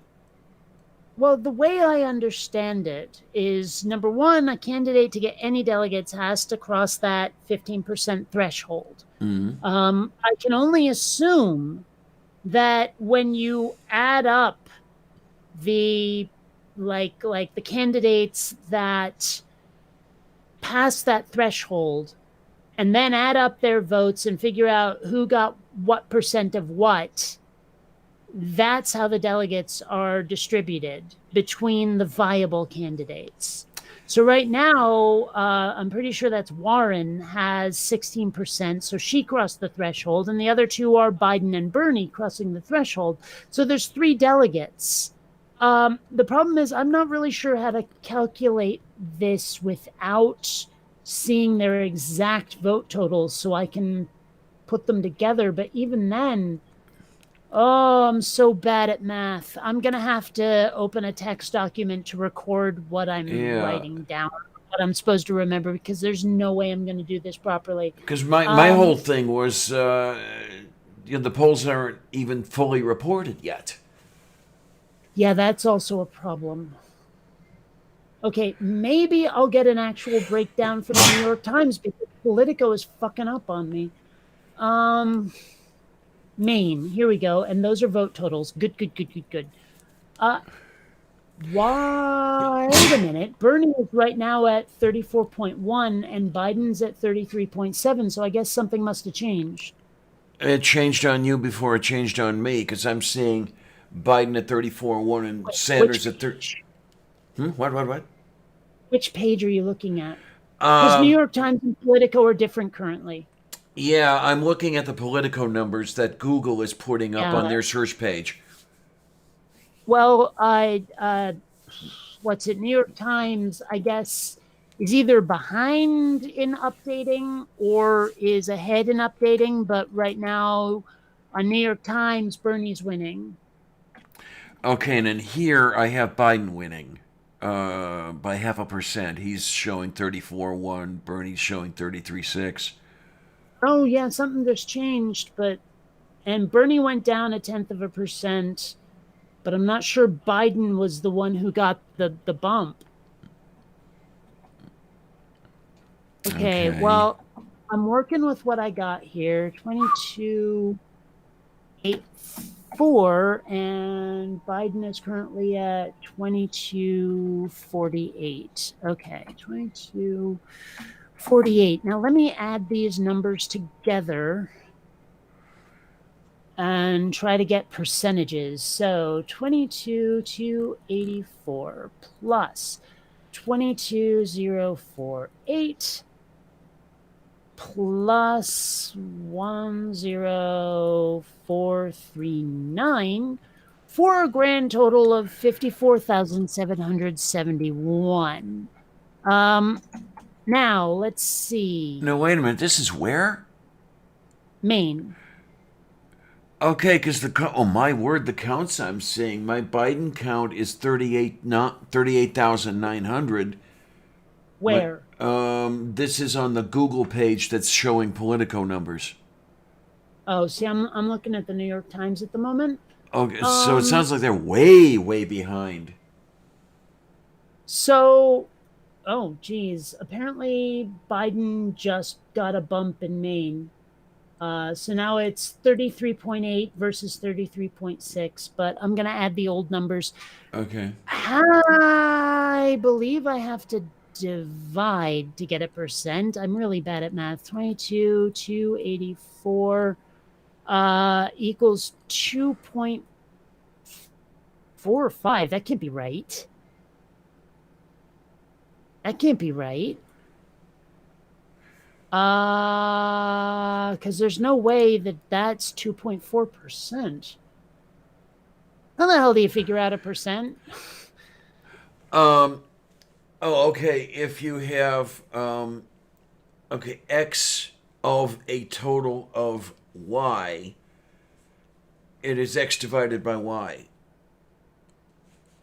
So if you have, like, I'll try to make it easy. If you have 25 out of 100, that's 25 divided by 100, which is 25%.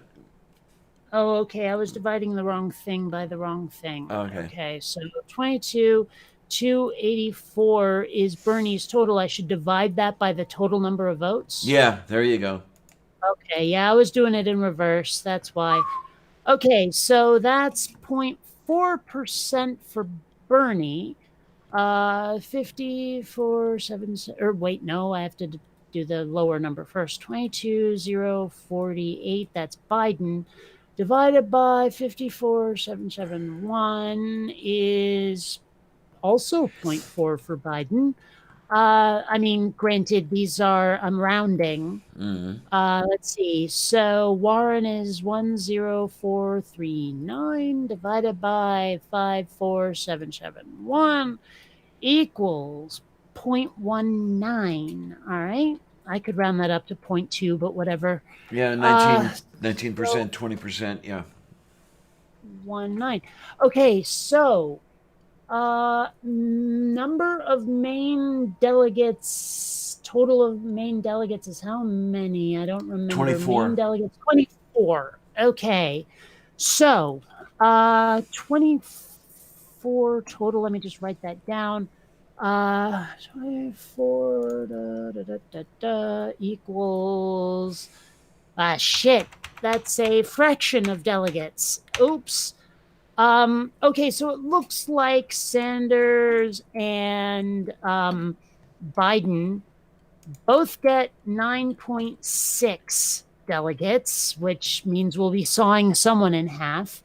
Where 24,19 looks like Warren will get 4.56 delegates. If we do any rounding up, well, it looks like probably 10 delegates for Bernie, 10 for Biden, and I guess 4 for Warren.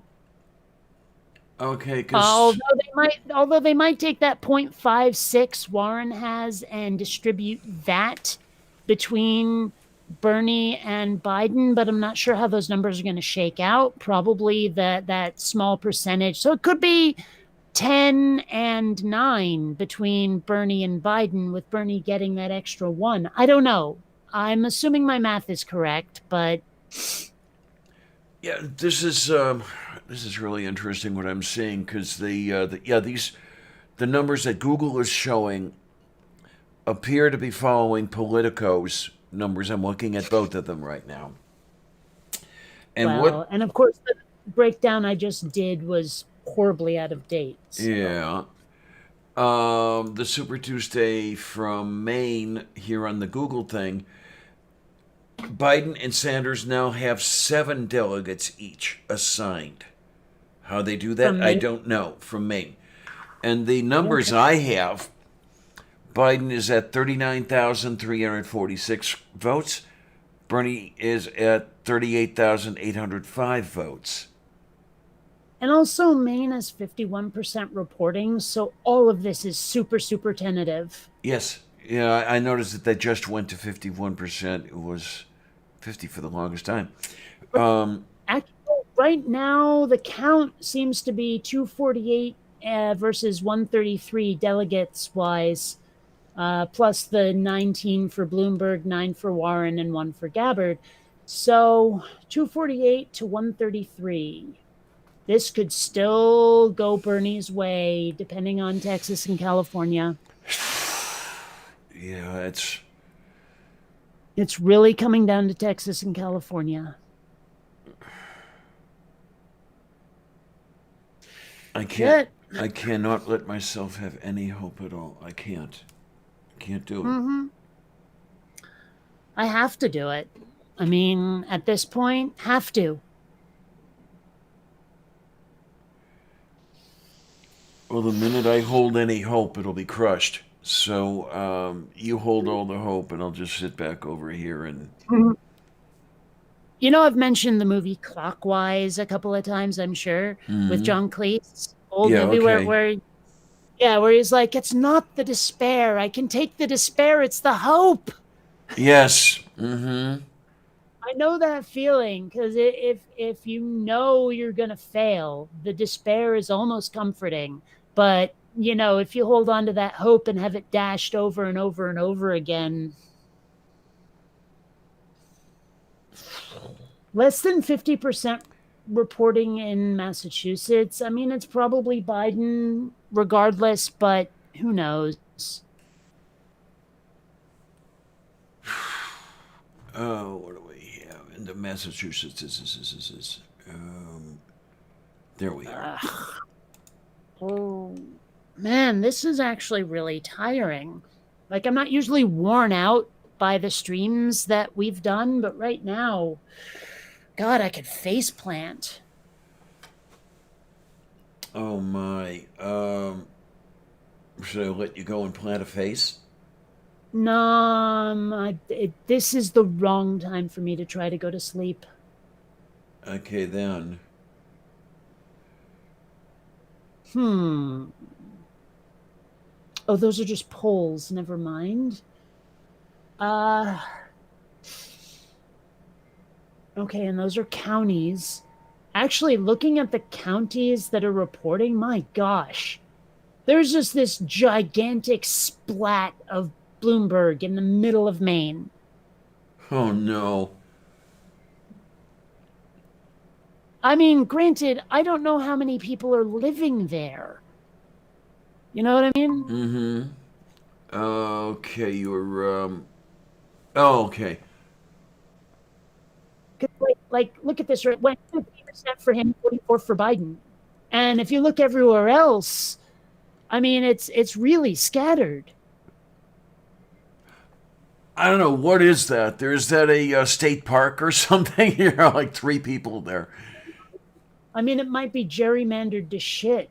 So, well, assume that. This one right here says it's tied, and you can see it's tied between Bernie and Bloomberg right now.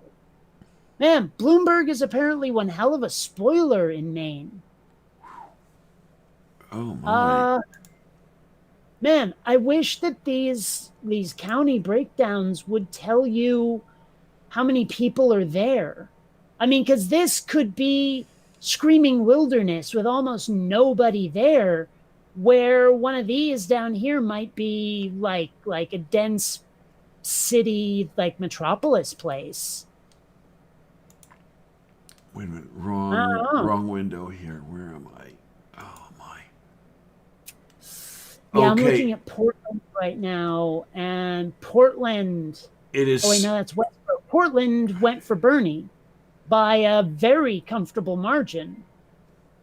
Okay, it's very fuzzy to me, so I'm having a hard time seeing much of anything. Well, and also a lot of it's pretty small, like the print and everything. But No, seriously, I'm looking at Portland, Maine, and Bernie has 41.2% of Portland, Maine. Oh my. Yeah. And let's face it, Portland, Maine is probably its biggest metropolis, if it has any. You probably can't describe any part of Maine as a metropolis, but you know what I mean. Yeah. But I mean, I'm looking at the map, and not a lot of places have actually reported in Maine. I don't know. I don't know. Oh, wait, but that's by town. This is not county. Well, but it says county. It says view results by town, but when you mouse over it, it says by county. Oh, wait a minute. That place that went for Bloomberg, right? That is a county, not a town. Okay. So I have to wow, 5.6% for Andrew Yang? I mean, like, he's been out of the vote for weeks. Yes. Why? And you probably mail-in ballots. I don't know. Wait, what? Oh, it says past Maine winners. Okay. I was sitting there going, why am I seeing Mitt Romney's name? But no, that's past stuff. Okay. Ugh.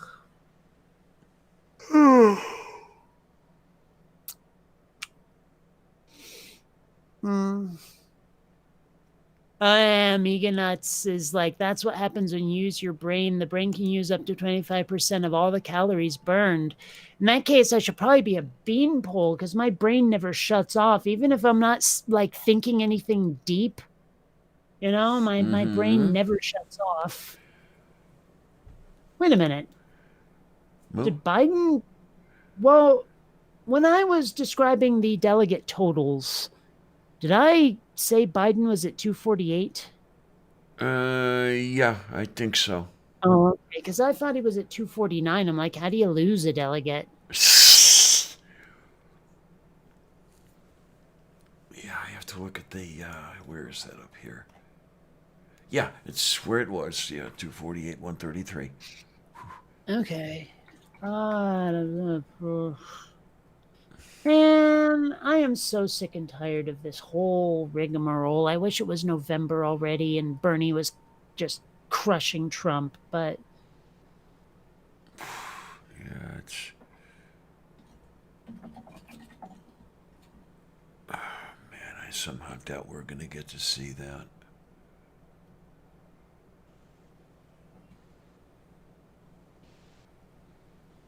They want their club, they want their party unity, no matter what it costs us. yeah, well, you know, I suspect that party unity would have happened under Bernie too, but whatever.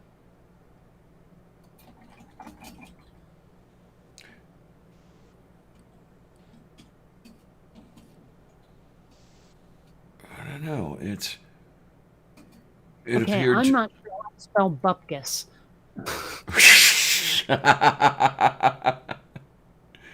Oh, I see how I got it wrong. I have too many S's at the end of it. Apparently, it's only one. Okay.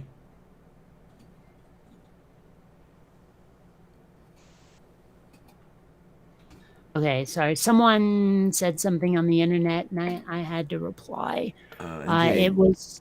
It was not. They weren't wrong about anything. I just wanted to tell them that I actually think California may be Bernie versus Bloomberg rather than Bernie versus Biden. I actually seriously suspect that. And I hope that that's what happens, honestly.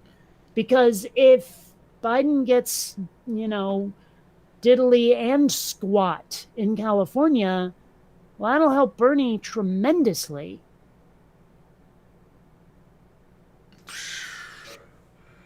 Oh man, Maine is starting to really suck. 33.6 for Bernie now versus 34.1 for Biden. Fucking Maine. Okay, so that's that. That's that 0.5%. Yeah.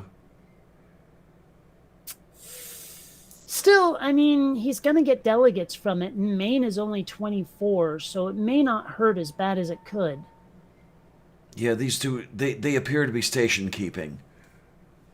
Oh my. Yeah. Blarg Bashful. Fergenschlosser. Yes. I don't even know what that's supposed to mean. I just say it a lot. It sounds German. I wonder if it has a meaning. Oh, I've looked it up before. If you look it up, chances are good you'll only find me saying it. Did you mean Like, Fergie Schlosser? Okay. No, I No. mean Furginschlosser, Fergenschlosser. Okay, well, I did the FE, so... Oh, okay, no, wait. Okay, let's see what we've got over here now. Let me put it in the chat. I mean, I totally made up this word. It's 100% mine, so you're not going to find it anywhere. I'm finding Jürgen Schlösser Armaturen GmbH. So, yeah, we've got, I'm not sure, somebody's manufacturing motors. Mm-hmm. Well, I guess Fergenschlosser is 100% Kate. Okay, then.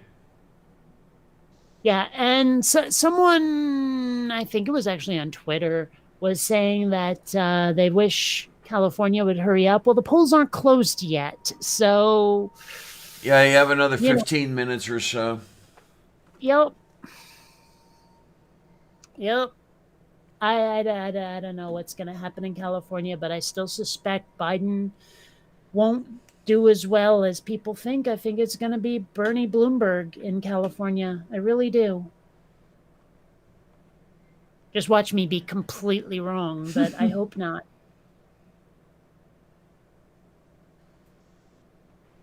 But, you know, Amigonauts, I think of Fergenschlosser as either like a polite expletive, you know, like gosh darn it instead of god damn it, or it could be a last name.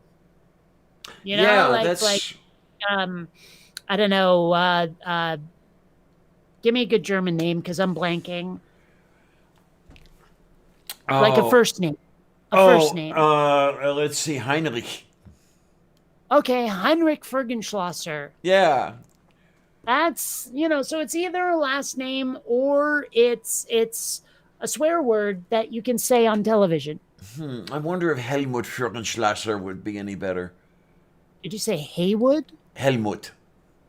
Oh, I thought you said Haywood, which is a character from the very beginning of 2001: A Space Odyssey. Haywood Floyd. Yes.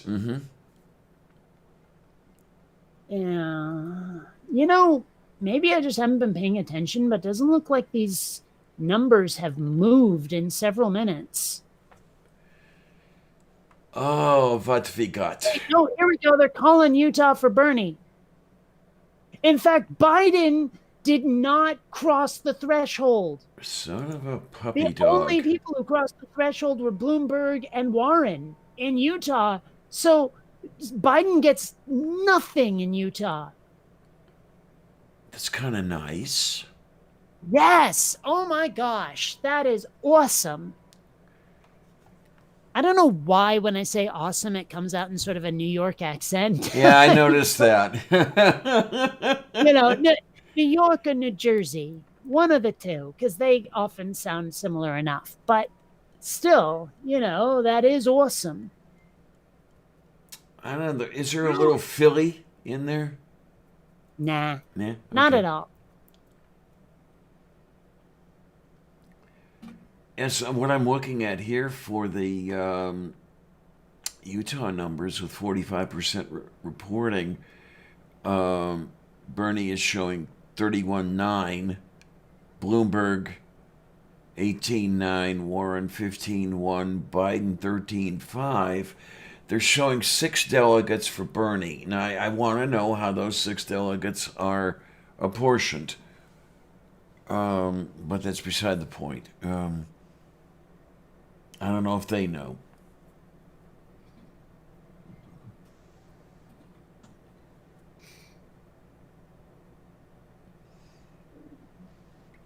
That is so awesome, though, about Utah. Yeah, definitely. Oh, this is what I look like when I'm a happy camper. Yay. Oh, my.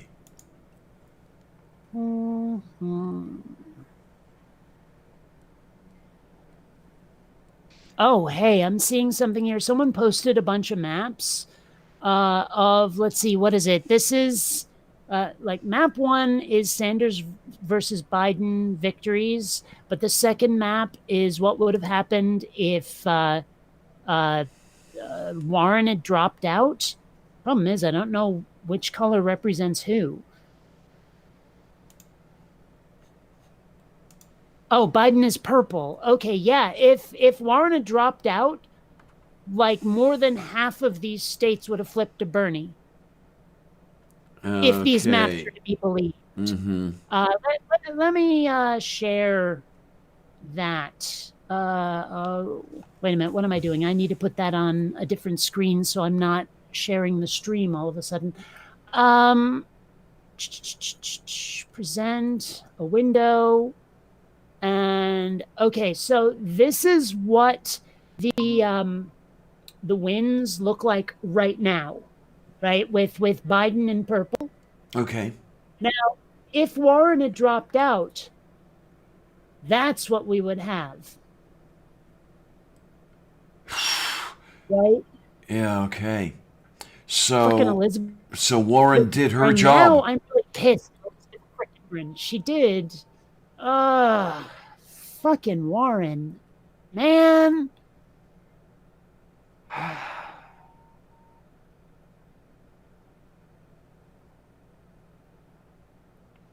You know, assuming that Bernie would get all of Warren's votes, which might not be a bad assumption, but still, it's yeah, good little puppy for the Democratic Party there.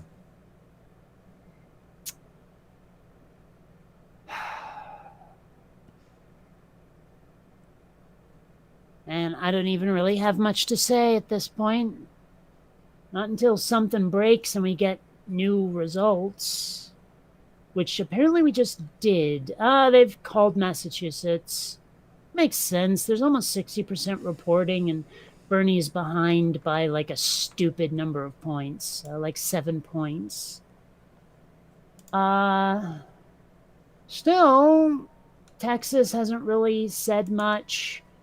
Maine, okay, now Bernie's back up in Maine. He's behind by 0.1%. So that shit could still go anywhere. Oh,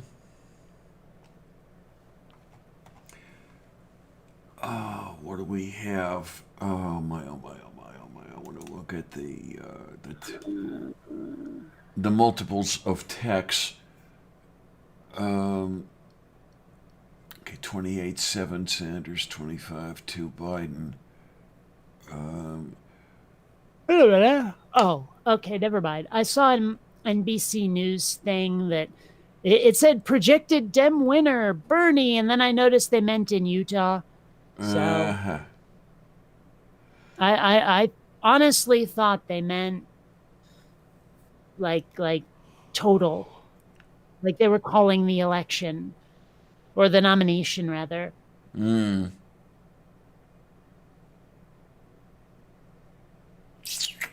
Although, you know, I don't know, never mind. Let's see. So right now, as it stands, 251 to 141 delegates-wise. But, I mean, it says 922 still to be awarded, so that's no indication of jack shit. Maybe Biden won in a whole bunch of states that like Bernie just never had a chance in them, and now the radically Bernie states are coming up. Because Texas and California, man. I'm just gonna hope that some good. No, no, Clarion, Wait a minute. you cannot hope. You can't.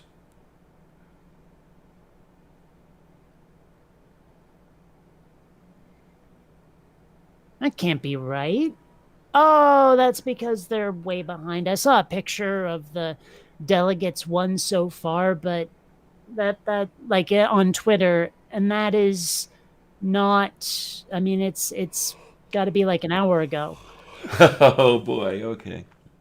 Well, because the delegate totals that they list right here is 152 for Biden, 112 for Sanders, and that's out of date at this point. That's That's a pretty little far. bit. A little bit.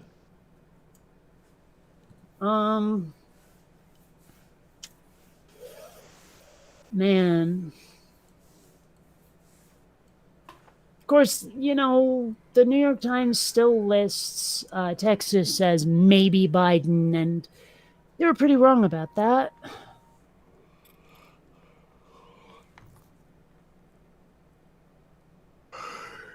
Ugh.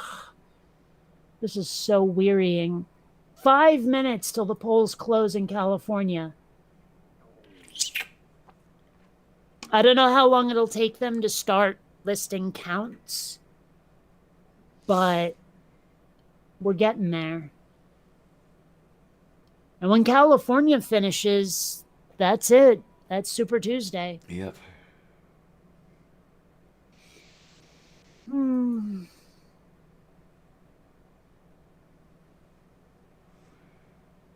Oh my.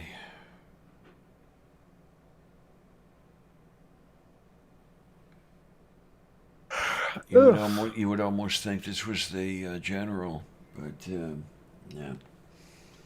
Yeah, oh man, it's more like the lieutenant colonel election. Yeah.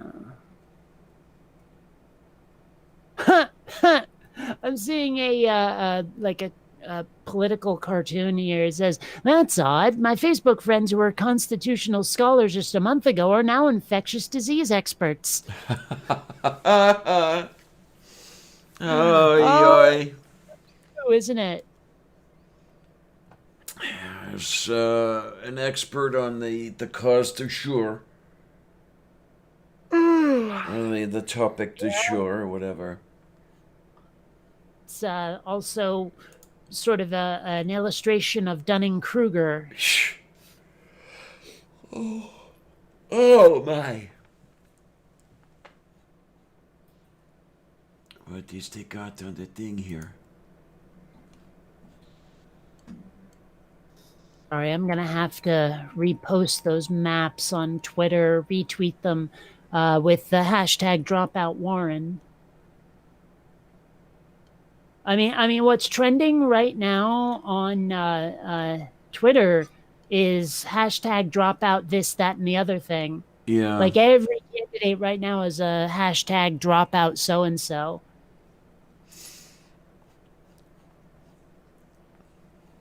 Yeah, when I'm looking over here on the twatter that I have, okay, we're trending Joe Biden. We're trending Bernie for president. I'm looking at these delegate totals, and right now Bernie has 144, which is just gross. Absolutely. That didn't land, did it? It was okay. It worked. Well, never mind. It really helps to know when a joke hasn't landed and let it go. But I thought that was clever. It was, yes. Whatever. And 111 separate the two of them. Let's see. Well, Okay, Maine right now, 34.2, 33.7. I could go any way at all because it's 56.7 reporting. Oh, we're still like less than a minute from California closing.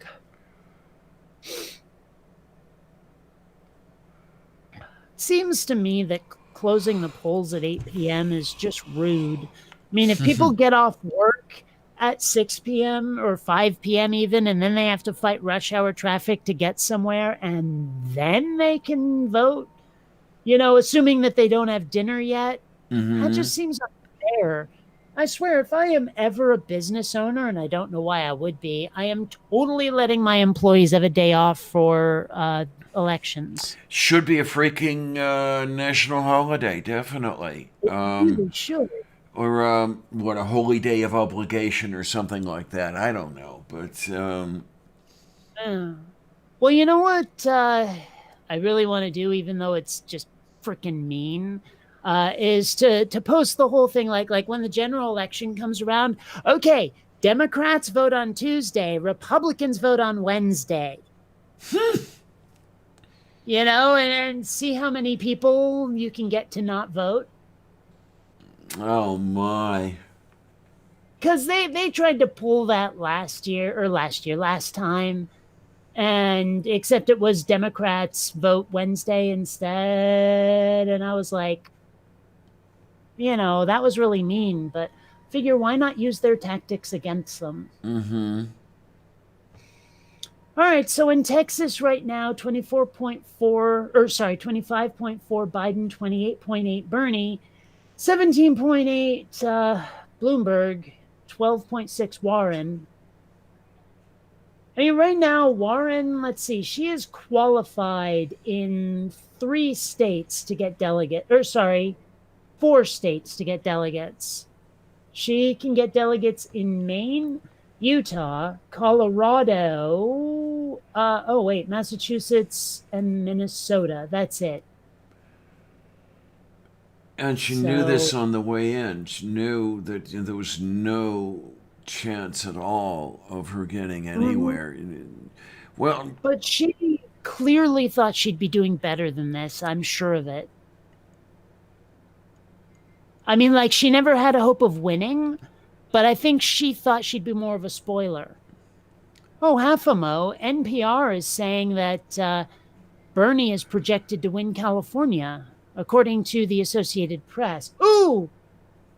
Oh, no, wait. California's starting to report. yes. 0% in, but they have declared it for Bernie on Politico. I don't know. I'm looking here that New York Times has changed it now where it says California, they're projecting almost certainly, it says quite likely Sanders. I think it was not as confident before. Okay. So yeah, California. Now the only question is by how much does Bernie win? Because if Bernie stomps in California, he's taken Super Tuesday. Well, that would be a very good thing were he to stomp. And this is what he needs. I can only hope that he does. And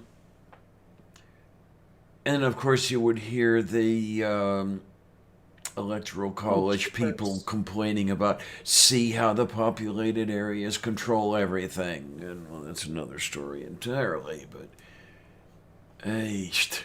what the hell is this happy horse shit? I'm Where? looking at well, it's on Twitter, but I'm looking at MSNBC here, and they're reporting Maine, but Bernie is nowhere to be found. Okay, this is a 12-second clip that I gotta watch because apparently Biden is addressing his supporters and he forgets that his wife is not his sister, apparently. Oh, Jesus, yeah, okay. By the way, this is my little sister, Valerie, and I'm Jill's husband. Oh, no, this you switched on me. This is my wife. This is my sister. They switched on me. Okay, that was an honest mistake. I'm sorry. He wasn't having a senile Joe moment. Apparently his sister and his wife had swapped places on him where he's in the podium and they went this. So he reached out without looking to say, Okay. yeah, that I sometimes I hate being so fair because that was not his fault. I mean, it was because he didn't look, but it's still not his fault. I can't. I can't get on Joe for that. I can't. Let's see. And they've it looks like the New York Times is updating some shit. So, and they have Maine listed as tilting Biden versus Massachusetts. It says leaning Biden. All right, what's the difference? It looks very slight. It looks as if leaning is just a hair further than tilting. Okay. I don't know. They don't make it very freaking obvious. So. Oh, Lord. Oh, my. Yeah, this is... it's interesting, though. They have up here on the Politico numbers, Bernie Sanders wins California, and there's Even nothing. 0%. Yeah. But you know what? If he's going to win it, he's going to win it, and I'm a happy camper. I just hope that Biden bites it in California. Yeah, Because, yeah. like I said before, a lot of celebrities who are probably mostly in LA were shilling for Warren. Mm-hmm. And if California comes down to Bernie versus Warren, number one, he's going to hand her ass. And if Biden, who knows, maybe Biden won't even cross the threshold because I don't think he's a thing in California. You know? Okay. So maybe like she might be a tiny spoiler, but it won't matter.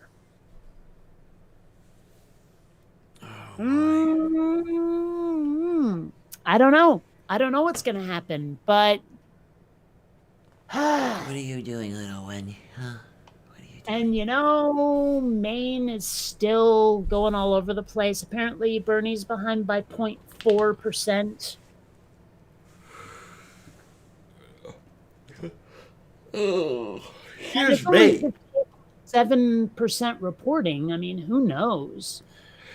You know, the one that gets me over here, okay, we have the Politico numbers here on the Google page, and there's nothing reporting yet. So they're all tied at 0. Interesting how they alphabetized everybody by first name. When what we learned, because we did learn how to alphabetize in grade school, and it was by last name. Yeah. I don't know what they were teaching you, if it had changed yet or not. Well, it never changed exactly, but I mean, it depends on whether you're doing last name, comma, first name or not. I mean, trying to list it by first name would have helped actually with Bernie because he'd be at the top. Well, in the California list, you get Klobuchar and Yang ahead of him, but yeah. Well, I mean, that's the thing. I'm looking at for a brief moment, like right now, I'm looking. Wait a minute, it keeps changing on me. Like for a second. Oh, you know what? I'm wrong. I was looking from kind of far away, and for some reason the percent sign looked like a 9. Okay. So, but with the black against orange for Bernie projected as the winner, it looked fine. But with all the others, I mean, the percent sign kind of looks like a 96. So I thought everybody except Bernie had 0.096 of the vote. Okay. And I was very confused. But then I looked a little closer, and yeah, that's a percent sign right there. So still nobody reporting in California. And I'm yet looking at this. projected. I'm looking at this list, and I'm thinking, who are these people? Because I'm seeing Mosey Boyd, who? Michael Ellinger, no idea. Michael Bennett, no idea. Mark Greenstein, no idea. So I don't know where these people are coming from. I mean, okay, I know nothing, I know that, but it's an interesting little thing going on there.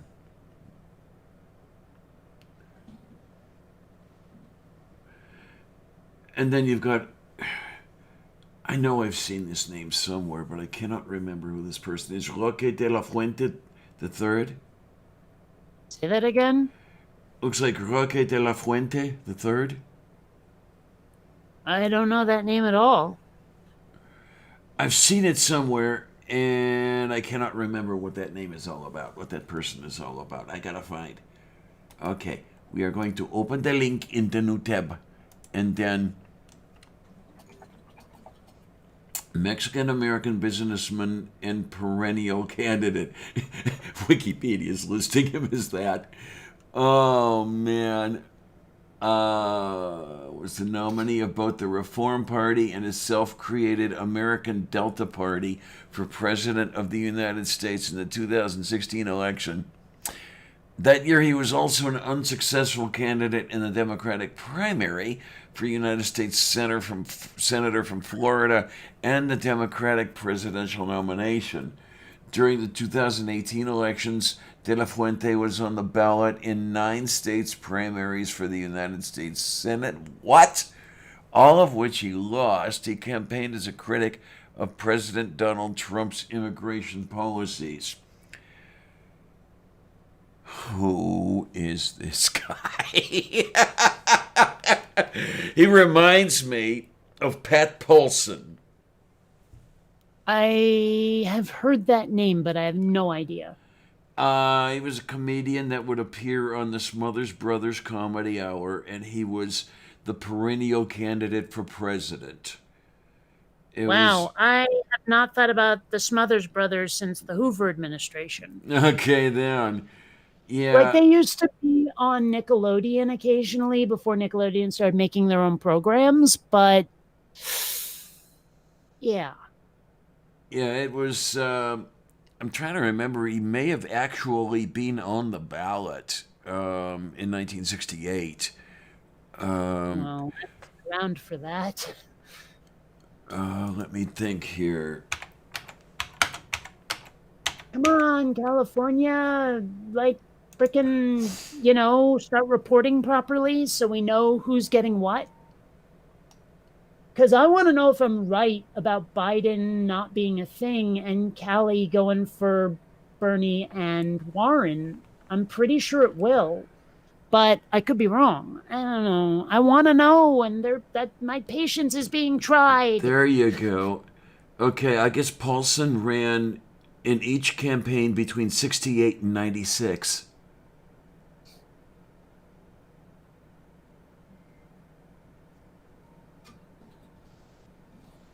I wonder how many other people are doing live streams of the primary like we are. Probably millions right now. Probably. But does anybody do it the way we do? Probably. Well, okay, right now I'm seeing delegate counts 259 Biden, 150 Bernie. Which, honestly... Oh, okay, yeah. I'm thinking, where did he lose? No. He was at 144. Yeah, okay. Mm-hmm. So...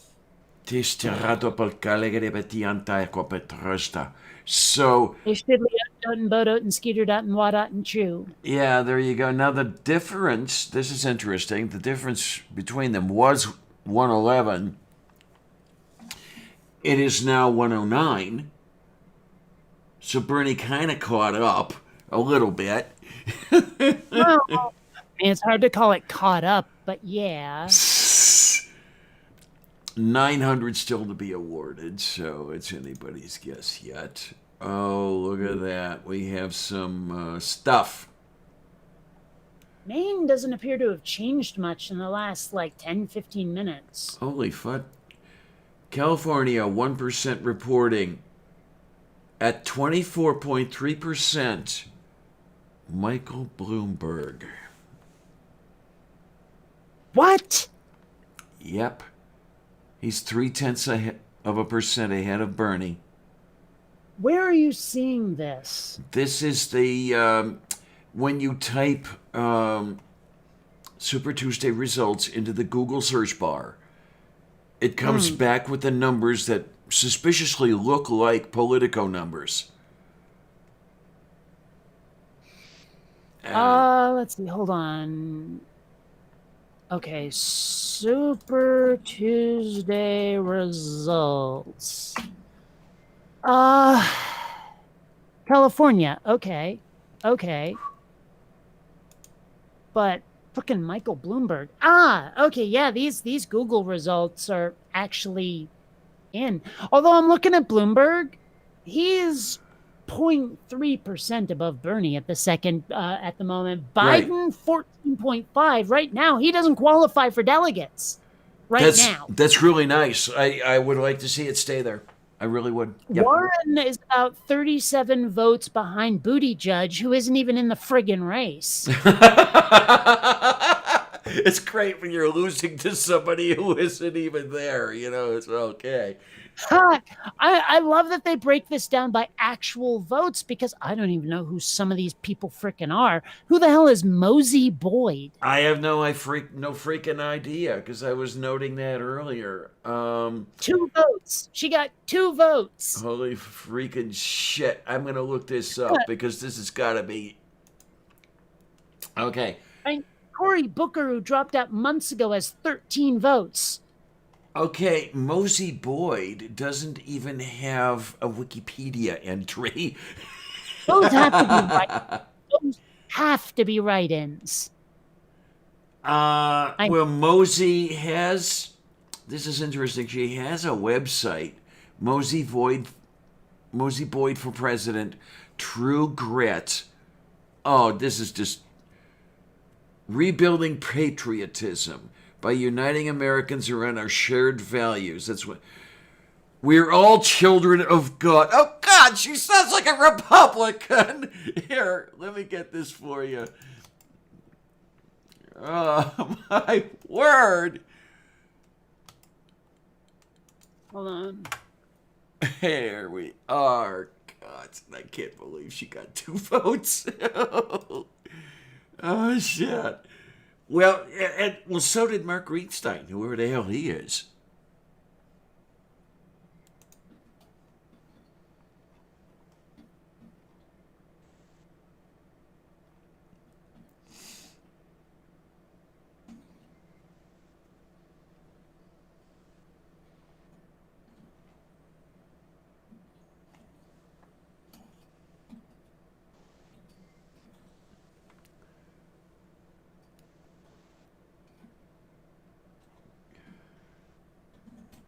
All right, sorry, I had to post this on the tweeters.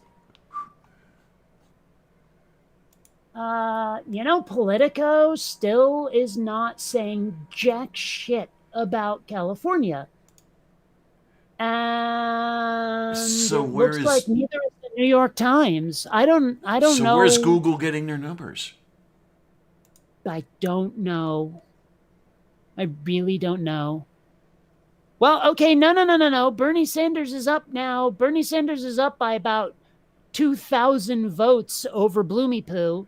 He's at 28.1%. Joe Biden just hit 16%, so he qualifies. Well, he could fall behind yet. Don't forget that. Yeah. But still. I am just... hey, Mosey Boyd is up to 7 votes. Yeah, I saw that. It's amazing, man. Weird-ass fundy cult is voting for this Mosey Boyd chick. I have no freaking idea. I don't even know where she's from. Because as I say, she doesn't even have a Wikipedia or Wackipedia entry. Well, she might.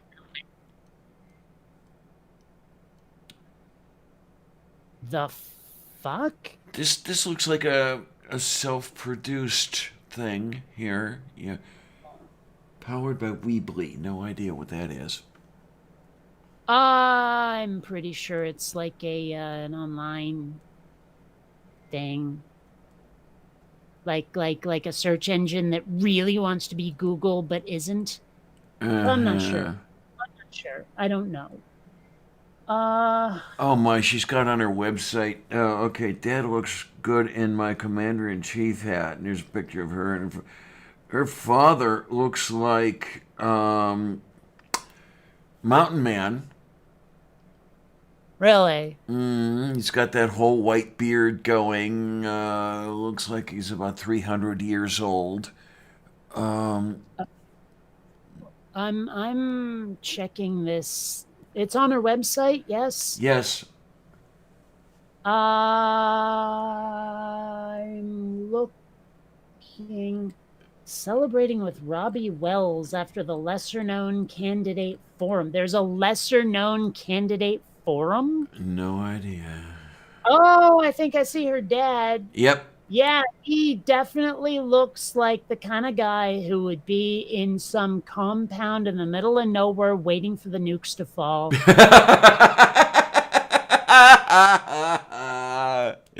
Oh my.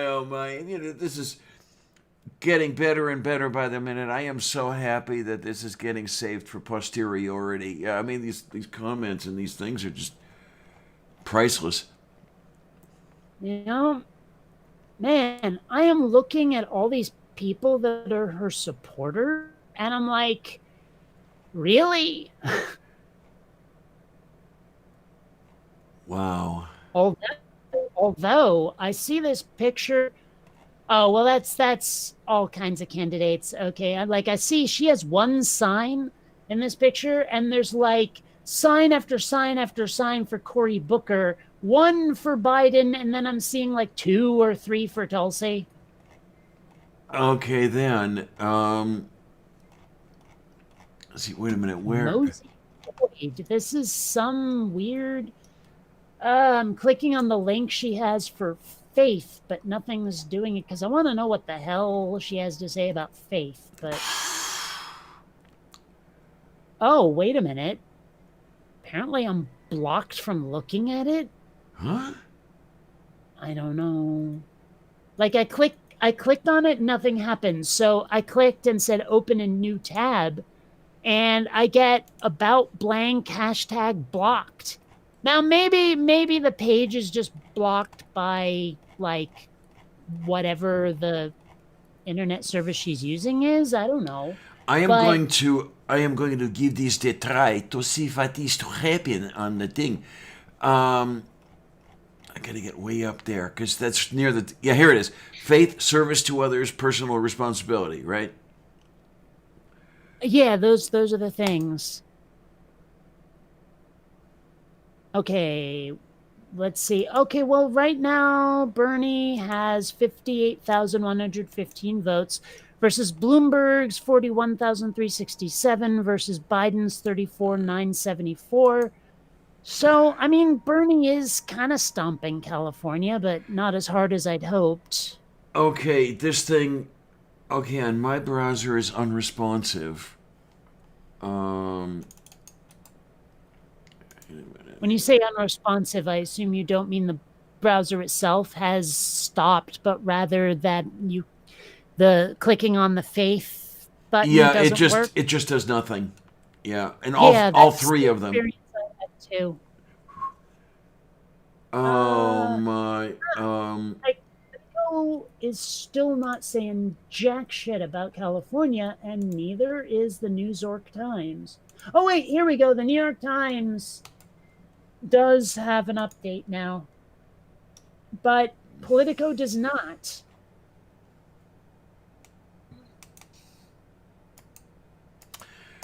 Okay, the only thing I can think of right now is both browsers are doing this. It's JavaScript.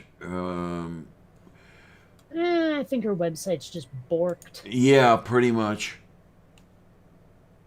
Okay, here's a weird question. Yes, dear. Is there a difference between a delegate and a pledged delegate? Yes. A pledged delegate must vote for a certain candidate, the candidate to whom they are pledged. And that is as opposed to a superdelegate who can vote for anybody. It could, a superdelegate could vote for Sylvia. Well, right now they are saying that Bernie has 48 pledged delegates in California, Okay, and nobody else has any. that's interesting. I like to I'm not see sure that what. trend continue. I mean, given that Bloomberg has 21% of the vote and Biden has 17.4, you'd think they'd be listing them as having delegates. This is what is really confusing me about how these numbers are being assigned. Well, okay, I have a suspicion, a hypothesis, Okay. is that they may have that much of the vote, but in specific counties, and those counties are going to Bernie. Maybe. Oh, okay. I think I know where you're coming from. Yeah. That would make. But I mean, that would imply that there's a state-based electoral college too. Yeah, that would make sense, and possibly $1 or two. Yeah. Yeah, I don't understand politics beyond the basics. I mean, that's the thing is like I can talk a good game, but I'm probably Dunning-Krugering myself more than once. Not necessarily. No, I mean. Well, As far as I'm concerned, I'll tell you if I don't know it, I don't know it. So, most of the stuff I don't know. Well, sure, but I might think I know something that I don't. Oh, hey, Warren finally got past Buttigieg by 0.3%. Hey, okay then. It's amazing stuff. Oh my, oh my, oh my, oh my. What do we got? We have.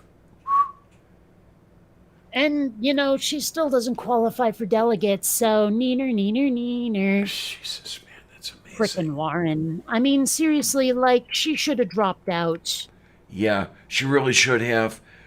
But of course, this was her stated mission was to serve as the spoiler. Because did she say it herself, or did somebody say it for her that she was in it? No. I watched her with her own face say it. Okay, that's what I thought. I just wanted to be sure. And that's pretty low when you come down to it. It's like, okay, we're going to gang up on this guy simply because he's not a card-carrying Democrat. When, as far as I'm concerned, this is exactly what they need. Somebody who's not a card-carrying Democrat. Okay, so right now, 273 to 158 delegates. See, the thing is, again, I'm not great at math. I mean, nearly 30%, 27.9% of California delegates, will that shoot Bernie past Biden? Because, all the other states were pretty small in terms of number of delegates. Mm-hmm. And Bernie won at least part of those. So, I mean, I don't know. Oh, wait a minute. I was looking for the calculator or whatever the hell you want to call it, and I forgot that no, it wasn't on this particular bar. Okay, so 273 minus 158. Okay, so Joe's got to lead. What? Maine is flipping for Bernie. I mean, by less than 0.1%, but still. Hey, okay then. Yeah, okay, Joe's 115 ahead, and California has 415. Okay, so what I'm going to look for is, where the heck is that thing on the side? There it is. Divided by 415. I'm Okay. hoping. So that if Biden stays, if Biden does not increase, which I know is a long shot, Bernie needs 28% of California's delegates to pull even. Oh, wait a minute. It made me flip for Biden again. I'm looking at the vote counts. 52,335 versus 52,282. Biden and Bernie. Thing is, I mean, right now they're both splitting 7 delegates. Which is weird because there's 24 available. And Warren did cross the threshold. She has 16.3. Nobody else did. But I don't know what that means, because that's 14 delegates out of 24. What's going on? Maybe it's because there's only 60% reporting yet. Maybe. Yeah, I will never figure this out. I really will not figure it out at all. Well, there's so many persnickety little rules. You know? Mm-hmm. And I wonder how often they make up a new rule to adjust things to where they want it to go. Well, right now I'm looking at California's results on Google, and you know how I was talking about the delegates that they mentioned are won by both Biden and Bernie in Maine. In California, delegates have not updated yet at all. So Right. how does that spill out? I don't know. I don't know either. This is no idea what they do. I don't know if they know what they're doing. Do they just take numbers that are handed to them and say, okay, here. I don't know what it is, but I mean, I understand if they can't do it with only 6% reporting so far. I understand. I don't like it, but I understand. And let's have, oh my. Mosey Boyd has moved up to second last place. Well, who the hell is Mark Greenstein? No idea. None. I is going to look into see if you got for the thing on the thing, by for to the thing. Mark Stewart Greenstein. The Amigo Constitution Party, whatever the frig that is. It has a link. What is that, like the Hispanic friend of the Constitution? Oh man. Okay, wait a minute. Hey, here we go. He's on something called Ballotpedia. Yeah, that's a good place to go for some of the stuff. Wow. Let's see. So apparently he's from Connecticut. And it says that some dude named Derek Slap won for State Senate District 5 against this guy, who got all of 51 votes, 0.5% in that particular race. So, I mean, Oh my. Still, what's her face here? Mosey Zambique, or whatever her name is. Mosey Boyd. 171 votes for her. I can't believe 171 people even bothered. I know. It's interesting how they are all crowded down at the bottom here. I mean, from the bottom up, you've got 167, 171, 189, 197. Who the hell is voting for Cory Booker? Oh my. When did he drop out? Months ago. Like, seriously, months ago. Yeah. Like 2-3 months ago, I think. Because you've got all of these dropouts in here. You've got Julian Castro. I mean, Yang's got 6,250 votes. Why would you do that? He's not going to win. You know, unless those are like early mail-in ballots, which California does do. You know, I bet you there's some Yang voters out there who are like, fuck, what did I do? Mm-hmm. Man, Maine is still so close. Oh, hey, Politico is finally reporting California results. Oh my. Yeah. Let's see what the New York Times is doing. Yeah, they're reporting something too. Oh, hey. New York Times just changed hard. Let's see. Bernie's still kicking butt in Tejas. With apparently 40% reporting. I wish I knew what that meant in terms of like delegates. I think I can find out. Here we go. All right. So it looks like in Texas, Bloomberg gets 2 delegates, Biden 22, and Bernie 23. But given that Texas has what, 228 delegates available? I mean, that number could change at any point. Looks like Biden is 0.5% away from Bernie currently. That's Not tasty. Not tasty at all.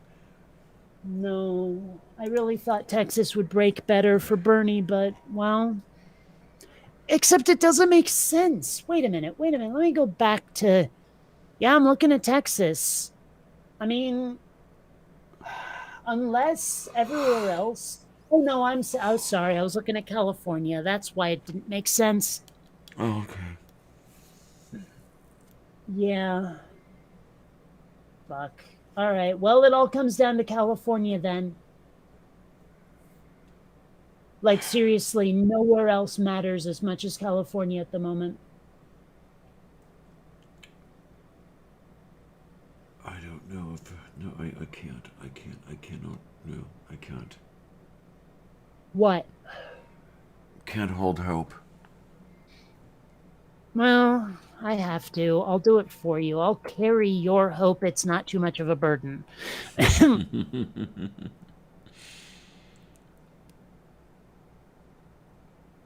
All right. I want to go off into a corner and cry.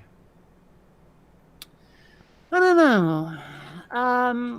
I can't remember, like, there are certain things that'll make me want to curl up and cry. There are other things that make me want to destroy something. I actually have an old, like, I think from the 80s comic book of, it's just called Destroy. And it's got these 2 superheroes beating the crap out of each other in New York City. Like there's this one guy, I think his name is the Red Basher, and he's just shouting destroy, and he's just like throwing cars and breaking buildings and stuff. And there's this other guy whose name I don't remember, who's trying to calm him down, but they end up beating each other up and destroying even more of New York City doing it. And it turns out that the whole thing is because, like, the mayor or the commissioner or whatever has a daughter who chose the superhero that's not the Red Basher as her like paramour, her lover, whatever. And the Red Basher is really pissed off about it, and so he's going and destroying New York City as a result. Oh, jeez. Oh, my. It's a silly comic book, but at the very back of it, it actually has a map of New York City that shows where the path of destruction. So like, you could look at actual New York City and see the places that were drawn. Yeah. I don't know. It amused me. I had to get a copy of it just because it was so silly. Okay. Yeah. I'm actually not sure where it is at the moment. I'm not sure if I even still have it. Like, I lost so much stuff when I moved to San Diego. It might not still be in my possession.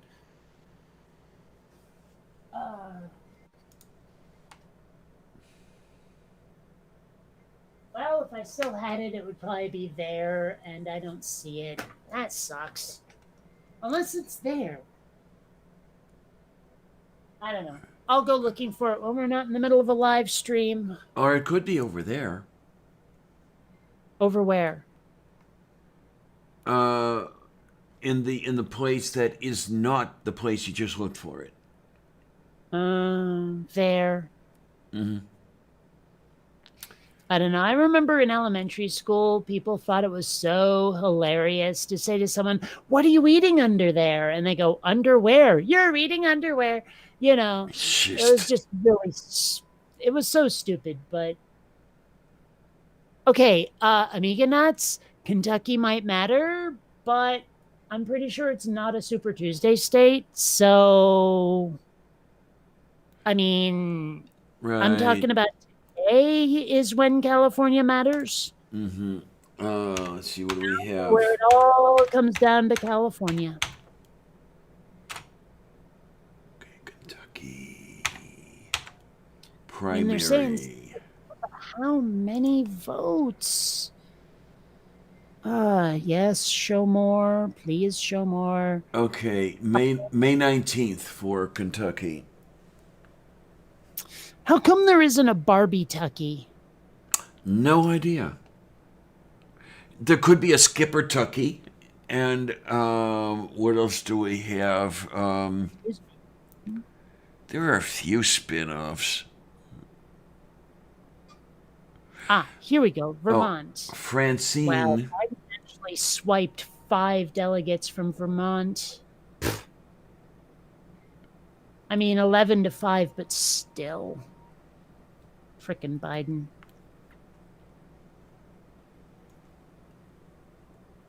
Hmm.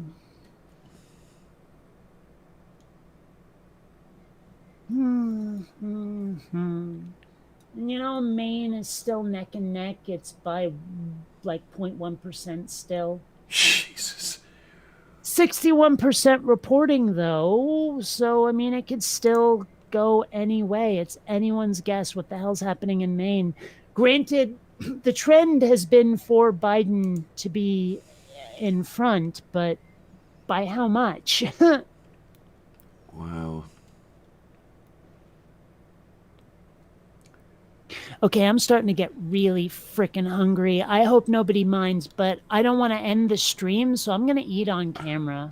Oh, okay. I have no complaints with that. As a matter of fact, I may even, well, I'll put off the film to taste testing for a while, but I may put a ladle of soup into a coffee mug and have a little bit of that while we're doing this.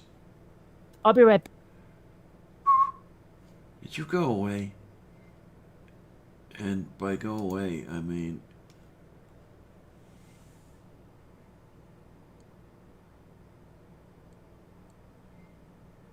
Well, we'll see what happens here.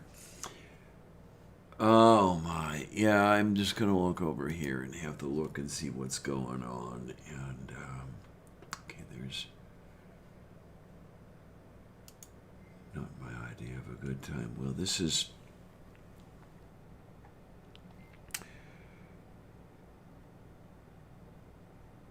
I mean, it's looking all right, sort of, but still a nail biter. I mean, Biden is at 17.3% of the vote in California,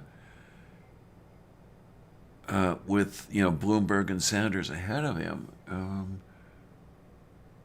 Sanders shows 26.9, and Bloomberg 19.2. I'd like to see where he's getting his votes. Okay, I are back. Hi. Just gonna have some sorrel. Oh, Crickets. so what? Twinkie cereal? Crispix. You know, corn on one side, rice on the other. Crispix. Oh, I had totally forgotten about that one. God, yeah, okay. Well, this is what happens when you don't have a television and you don't see commercials. Yeah. Crispix might be my favorite cereal, but it's really freaking expensive. Oh, really? What they want, like $6 a box or something? Well, 5, but I mean, compared to other boxes of like other cereals, it's about twice the price at least. Wow. What do they want for a box of Life cereal in your neighborhood?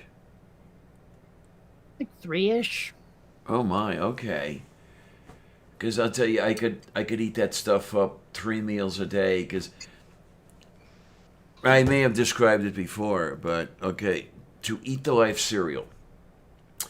One picks up the box of Life cereal, pours the Life cereal into the bowl, puts the box down, picks up the half gallon or whatever it is of milk, pours the milk over the Life cereal, wait a half an hour, then eat the resulting mush. Ew. It works. It really does, though. Well, you know what I have to say about that? Take a look. Okay, let's see what we got. Okay, there we go. There we go. Oh my, oh my, oh my. Yes, the original I love Life posting cereal. that at people. I remember the commercials they had that featured the pear-shaped characters with that whole Quaker hat going on, and they were, lifting barbells and all this other shit and everything. As it was the silliest set of characters, but in its own way, it was kind of cute.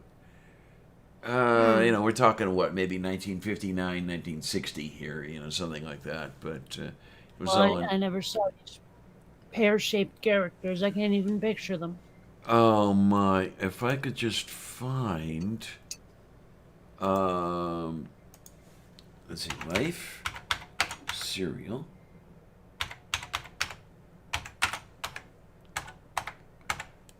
$19.59 ad. Let's see if we can find. Oh, come on. Egad. What you looking up? Well, I typed in Life cereal mascots into image search, and I am seeing some of the craziest shit. I mean, it's not all Life cereal is the thing. Okay. It's from other... Oh my gosh, am I seriously seeing that right? It depends on what you're seeing. Well, I'm seeing a lot of really silly, can't possibly be real cereals. You might be surprised. Okay, now. I don't think I'm going to be surprised by this one. What do we have? Holy! Oh my word! Mm-hmm. Oh man. Okay, this is. Oh Is gosh, this someone did a real? whole series. No, it can't possibly be. Someone did a whole series of like creepy cereal cosplay. Like this one's Trick Cereal, right? Okay. And then we have Captain Crunch, All right. right? And oh my gosh, look at Count Chocula. Let's see, here we go. Count Chocula. Jeez.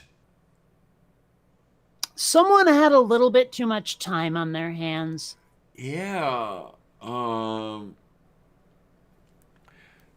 Yeah, I'm trying to see these. Wait a minute, where did it go? Ah, yes, here we go. Copy image, paste, and here's Tony the Tiger. All right. Yeah. Yeah, these. Oh, someone's trying to get me to look at something that Beach 8 wrote. They really want me to see it. Let me see here. Beach 8, because Beach 8 said a lot of stuff. Which one specifically? Wait a minute, it's just not reading. Come on. Where are we? So far, he's 2% back. Look up. BJ. I don't feel like I have enough context to know which. Oh. Is this it? Posted at 23:33 hours.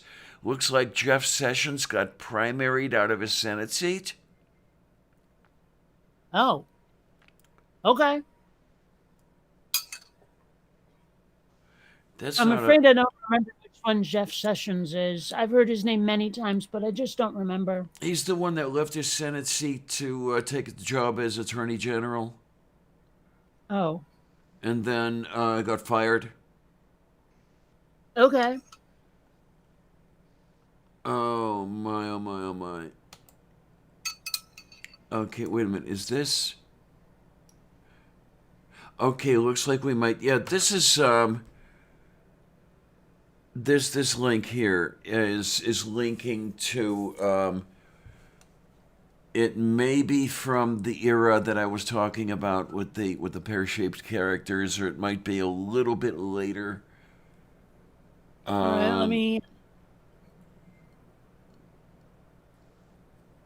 Just real quick. Yeah, there are no barbells in this one, but...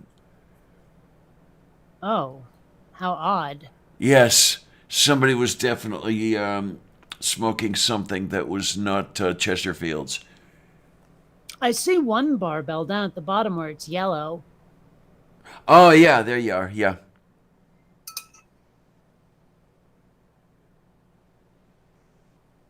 Wow. Apparently, I get hardworking, useful proteins in life. Mm-hmm. 100% as useful as the protein in meat and milk. Strange. Okay. Yeah, there were some pretty weird ads many, many years ago. I'm looking. I don't think Bernie's going to get enough delegates in California to really make enough of a difference. Damn it. I mean, let's see. Well, then again, I don't know. Well, let's see. It looks like he's getting double, roughly, of like, well, no, not enough. A bit less than double what Bloomberg and Biden are getting. So let's assume that those two have to split 100 delegates and Bernie gets the other 200. If we look at the current delegate counts, that would put Bernie around about 30 points or so behind Biden. 30 delegates behind him. So, I mean, as cool as Super Tuesday is, there's still a lot of states in play, and a lot of them have gone to Bernie. So, who knows? I mean, Super Tuesday may end up being a breaking even. I want to look at, let's see, wait a minute, delegate map. Well, wait a minute. Hold on. Mister.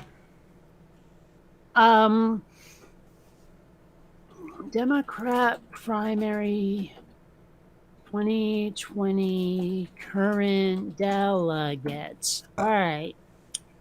Let's see. Okay, NPR has a delegate tracker, and so does Politico.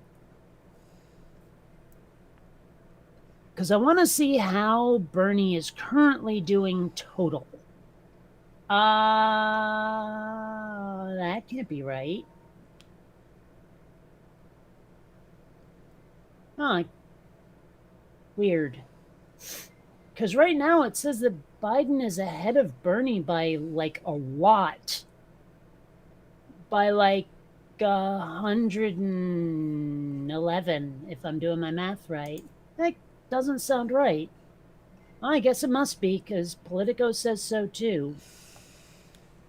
Fuck. I have a feeling that Joe Biden's going to be the goddamn nominee.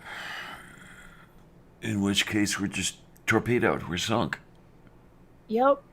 Okay, I'll be right back. I gotta put my cereal bowl back.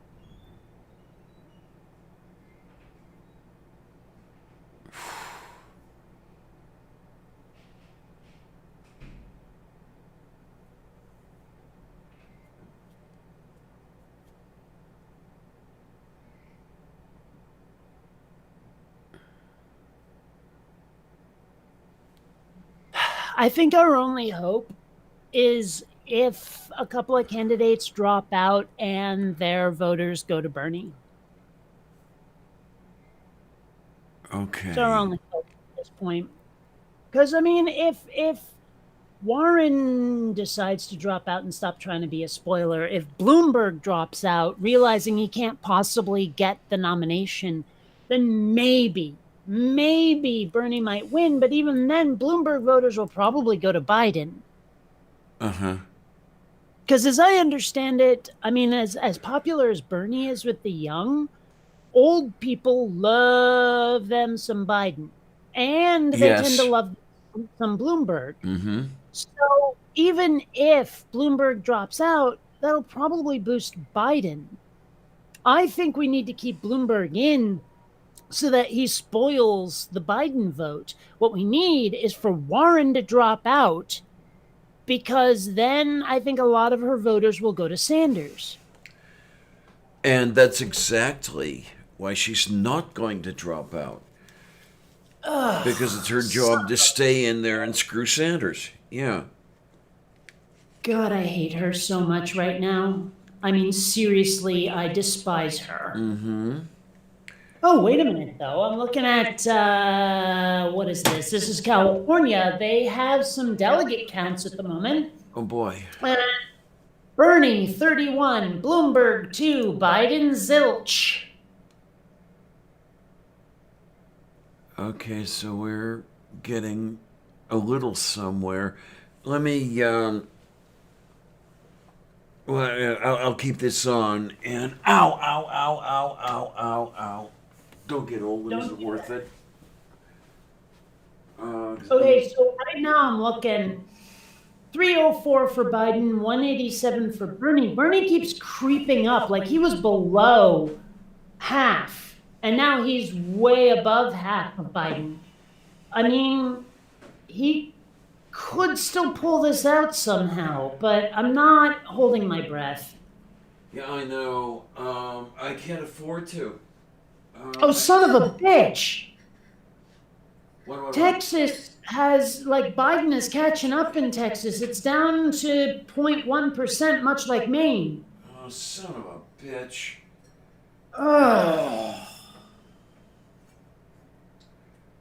Oh, Sergio, someone is saying that we've got ourselves an echo. Yeah, because the, When you took off your headset. yes. I'll be right back to put my headset back in. Because, yeah, you're talking about foodstuffs, got me thinking about foodstuffs. Well, I definitely needed it. I think my blood sugar was low or something. Oh, no, can't have that. And Okay, let's see if we of course, can I'm talking out of my ass. I know nothing about blood sugar, but I definitely needed some input. There we go. Okay, now we can. Okay, it's a little thinner than I was trying for, but it's still not a bad soup. Yeah, maybe I should get some caffeine, but it's almost 9 p.m. here, and that might be a bad idea. Yeah, it just might.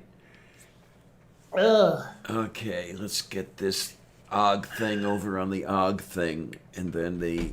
Okay, hopefully, Sergio, this will be a little bit better. Well, let's see. Am I echoing still? Let's see.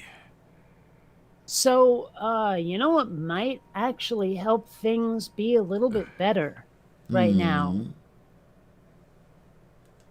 A little bit of this. Okay, wait a minute. I don't have the real-time thing going here.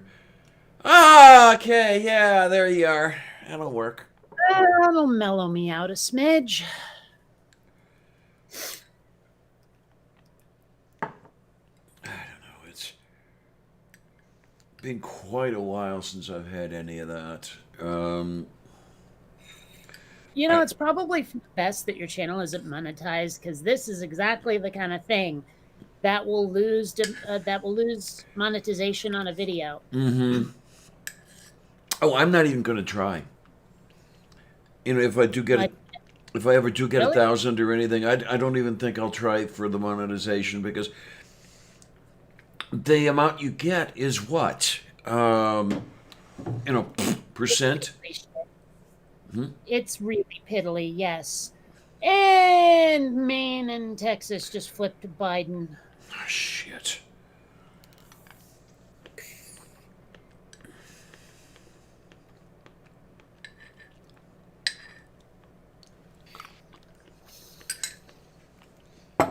Mingonut says there's no echo. Okay, because now as far as monetization goes, I've got a way to go. I mean, I'm at 515. So, I've got 485 to go. And if it took me, I don't know, let's see, 2 years to get to 500, it's going to be a while. You know how I was telling you that absolutely everything in my head, it turns into a reference and I never stop thinking and I end up getting earworms? Okay. Well, you know what happened when you said the word 500? Let's see. Peter, Paul, and Mary? Not even slightly. I don't even know. I mean, I know who Peter, Paul, and Mary are, but I don't get the 500 reference for them. Lord, I'm one, Lord, I'm two, Lord, I'm three, Lord, I'm four, Lord, I I'm can't even five. begin to tell you how much no. No, what went through my head was, and I would walk 500 miles, and I would walk 500 more. Yeah, that Okay, one. that one, yes. I do know that one, believe it or not. And then there's this kitten over here. Hi, kitty. Yeah. Amiganut says it's my son's birthday. Well, in that case, I'm glad at some point you had sex. Oh my, oh my, oh my. I am sure that the one I did not have is grateful that I did not have that one.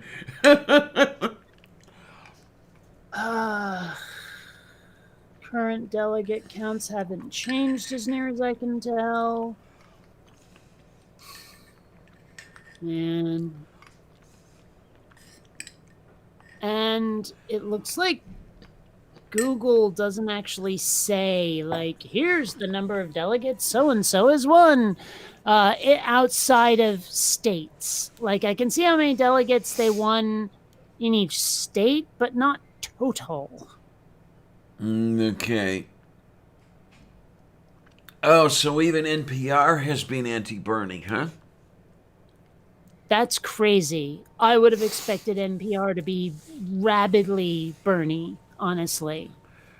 Oh, man.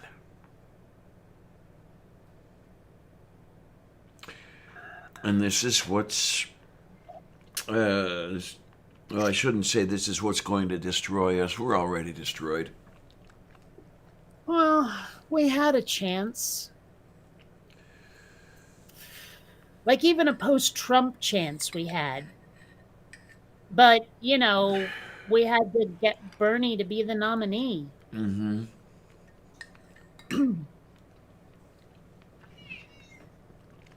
What? I hear somebody complaining.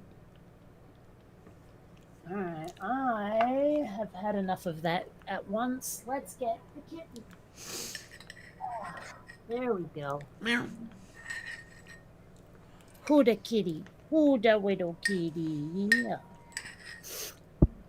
At some point, she's probably going to nuzzle the microphone, and then she's going to sit down. She always does that. Like she has to put her mark on the mic. Claudia, no. Those are my hair ties. You don't get to play with my hair ties. Oh, you're no fun. Oh, and she's nuzzling the desk now. Although she's like, here's the microphone and she's directly below it. If she stands up any higher, she'll hit the mic. Some people's Oh. kitties. Sit, you. Cool. Who's a little kitty? It's her. She's the little kitty. Yes. Alright. And then we've got you over there. We should have run you for president. Oh, I would. Okay, you know what? I might be an okay president, kinda, maybe. But I would be a lousy candidate. Does that make sense? Yeah, it does. It really does. Yeah, it's interviewing for the job and doing the job are not the same thing. Yeah. Yeah, selling yourself is like. And even then, there are things I know I don't know that a president needs to know. Well, that's my problem. Yeah. I mean, I have actually thought of running. I mean, this was years ago and everything, but the whole foreign policy thing, I suck Exactly. at. I'm diplomacy. I'm not a diplomat. Mm, And yeah, I have a tendency to tell people to fuck off. mm-hmm. So, yeah, I mean, I could be good for the infrastructure of this country, I think, but other than that, I don't know. And even then, anything I'd try to do would have to go through Congress, and Yeah. knowing my luck, I'd end up with like a supermajority of Republicans. And that is one thing I will say. I'm not altogether sure that Bernie is the foremost foreign policy expert. That has been described as one of his weak points, yes. Mm-hmm. But, I mean, we need domestic policy, definitely. We needed to have saved this country from its electorate, and unfortunately, no. It's and was it Tulsi Gabbard who was saying that she would totally meet with Kim Jong-un and all those guys, or not Kim Jong-un, the Saudi dude or the Al-Qaeda dude or whatever the fuck his name is. Yeah. And everyone tried to castigate her for that. And I mean, and like Bernie Sanders stepped up at one point. He's like, look, you have to talk to these people.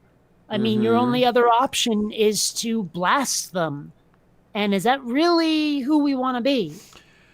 So I mean, yeah. And apparently there were a bunch of Republicans who went, well, okay, yes, you have to talk to these people, but they have to give you concessions in order to get to the table.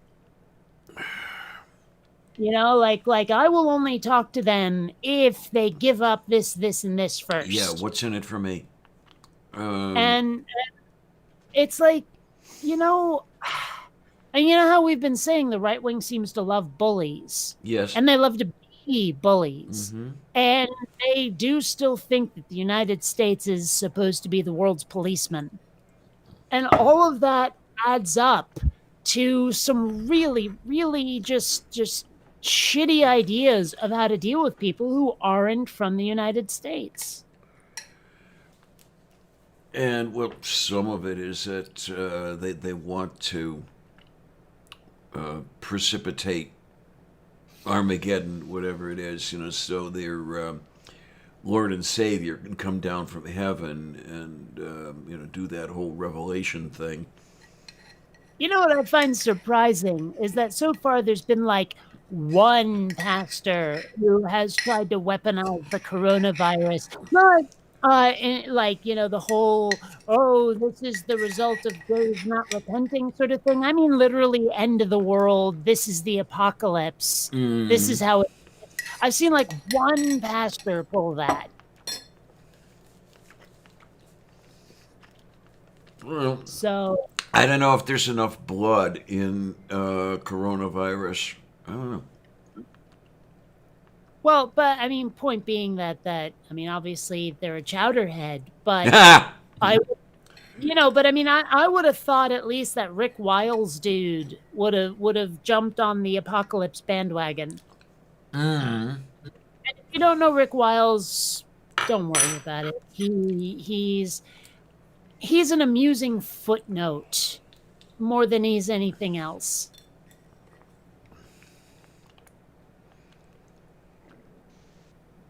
And you'd probably recognize him if you saw his picture. Okay. I will trust you. I see him all the like. There is a YouTube channel I'm subscribed to called Right Wing Watch. Oh yeah, where they I know find- them. I know Yeah. them. Well, then you've probably seen Rick Wiles. Okay then. Yeah. Oh, excuse me. Oh, let's see. What do we have? Rick.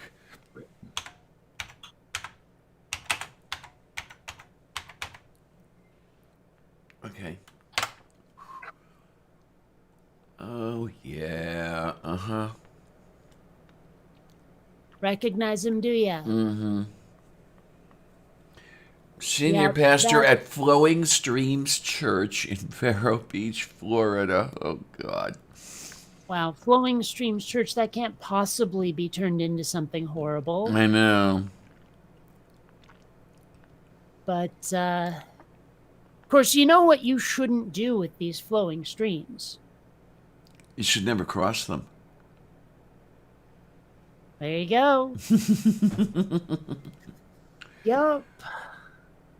You know, sometimes I wonder about, like, streams and rivers and stuff that always flow in one direction. Shouldn't they eventually dry out or something? Like, wouldn't they drain some larger body of water eventually? I don't know, because there's the RLC, and that's a real piece of work. And Soviets diverted water from the streams that were feeding the RLC to use for irrigating cotton fields, because the RLC was just evaporating. It wasn't doing anything decent, and boy, did they screw up the ecosystem in that neighborhood. Okay, but seriously, like, I don't know where a stream starts. Oh my. I mean, I always picture them breaking off from a lake or something. But I mean, if all that water is flowing in one direction, wouldn't they eventually drain the lake?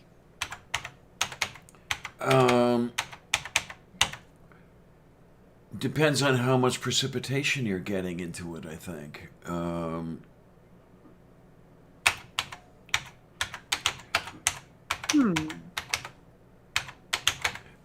Okay, let's see what we got here. Okay.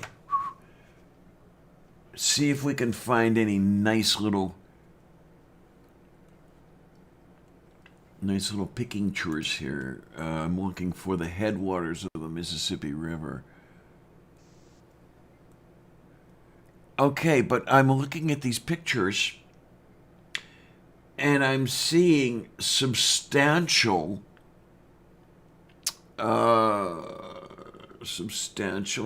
riverbed. What I'm looking for is the very, very beginning, and I'm not seeing it.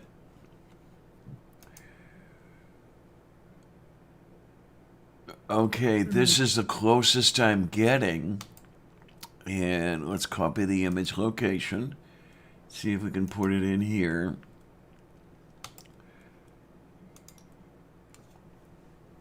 Okay, let's see if that'll work. This is supposed to be at least part of the headwater of the Mississippi.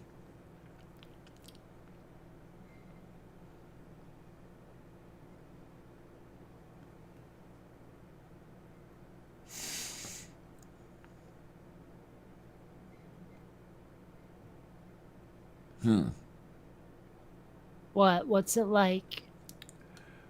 Oh, you put a link in the chat. Yes, Okay. I did. Yes, I did. And that's supposed to be a picture of it. All right, let me. But it's not the very, very, very, very beginning. No, it's not. So I don't know. You know what I'll do one of these days is like remember this question when I'm using Google Earth VR. Okay, then. Yeah. I have found some really, really, really strange things in Google Earth VR.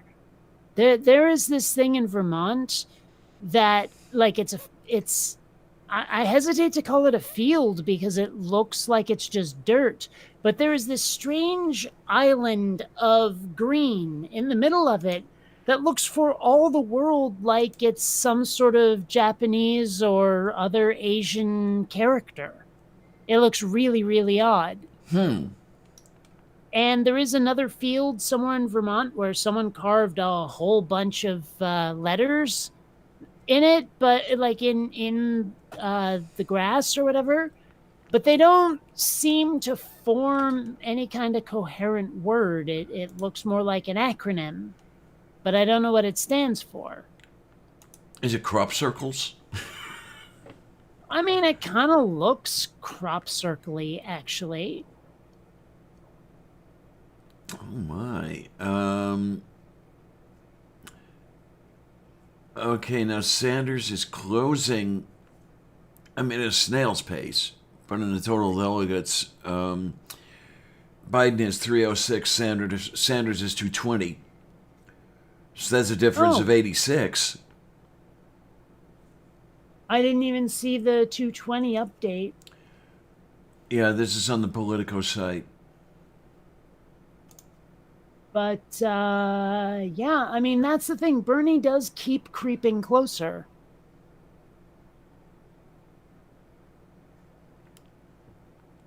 And I mean, granted, he has a lot of ground to make up, but he does keep getting closer. I mean, it would be nice if he could finish this out within striking distance.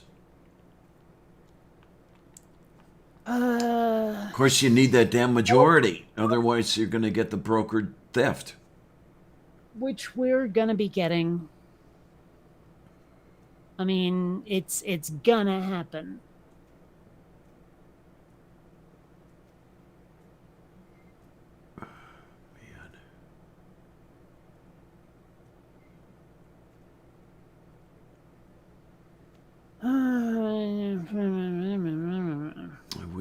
I wish I could afford to run.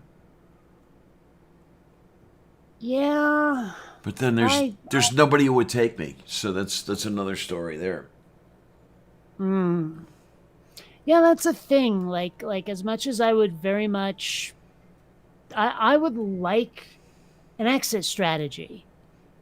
You know? But there's no way that I could go. Like, the only place I could possibly go if I had to is Oaxaca, Mexico, because my parents live there like half the year now. Okay.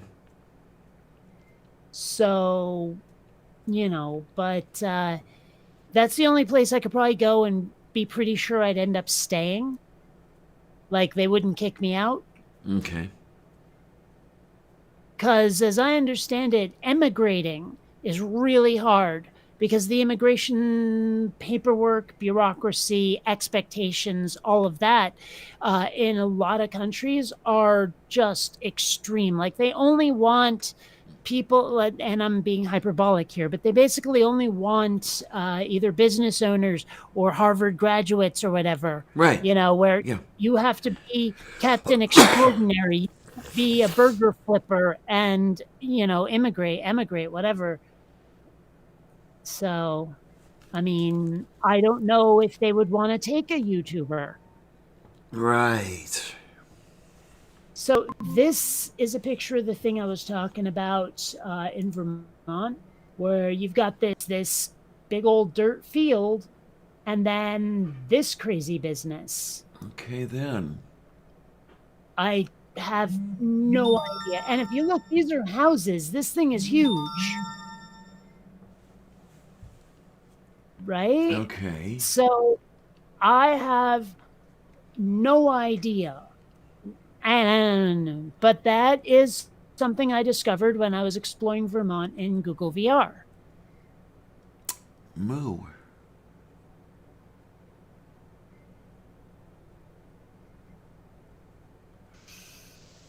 Yeah, I have. It looks vaguely familiar as something, but I couldn't tell you exactly what it was. So,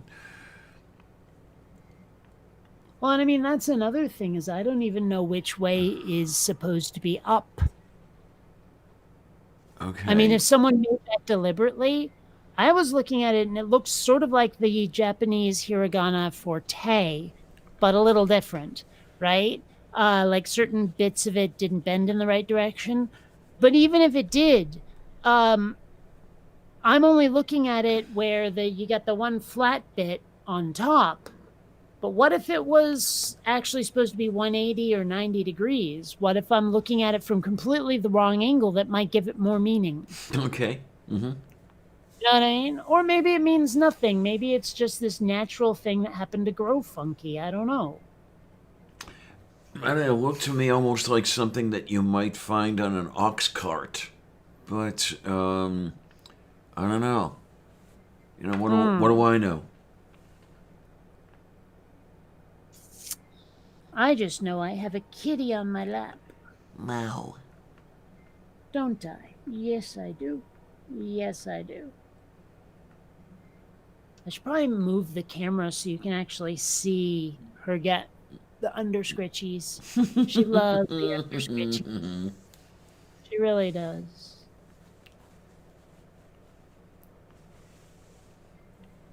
So, like, one really weird thing about Alien OG, which is what I'm using here, is that if you do enough of it, you start to feel like you're having a fever without feeling sick. If that makes any sense. Okay. What? Like, if you a warm if you- feeling? I mean, flushed? yeah, but it feels like you're doing it. It doesn't feel like all of a sudden I just feel warm, like the air is warm. No, it feels like my body is heated up. Okay, that's But it kind of doesn't- what I was after. Okay. It doesn't come with the sort of like loginess and feeling sick that comes with a fever caused by a germ or something. It's almost a comfortable feeling in a way. Hmm. It is interesting getting to learn the different breeds of marijuana, like what they do, because there's sativa and there's indica and there's hybrids, and they tend to affect you a little bit differently. And Yes. a lot of them have some really strange tastes as well. Like, because there's some that are kind of sweet and fruity. There's others that literally taste like you're licking a pine tree. Yeah, yeah. It's weird being a connoisseur of something that when I was little and still in school was like the thing you had to avoid at all costs because drugs bad. Like I'd never do crack or meth ever, but there is no reason not to indulge in this. Oh my, oh my, oh my. Don't ever do the drugs, ever, ever, ever. Now go and get Mommy's Valium for her, would you? Now, actually, okay, and they'll probably never, ever, ever legalize LSD, but one of the funnest things I ever did was dark room, put on Tron, drop.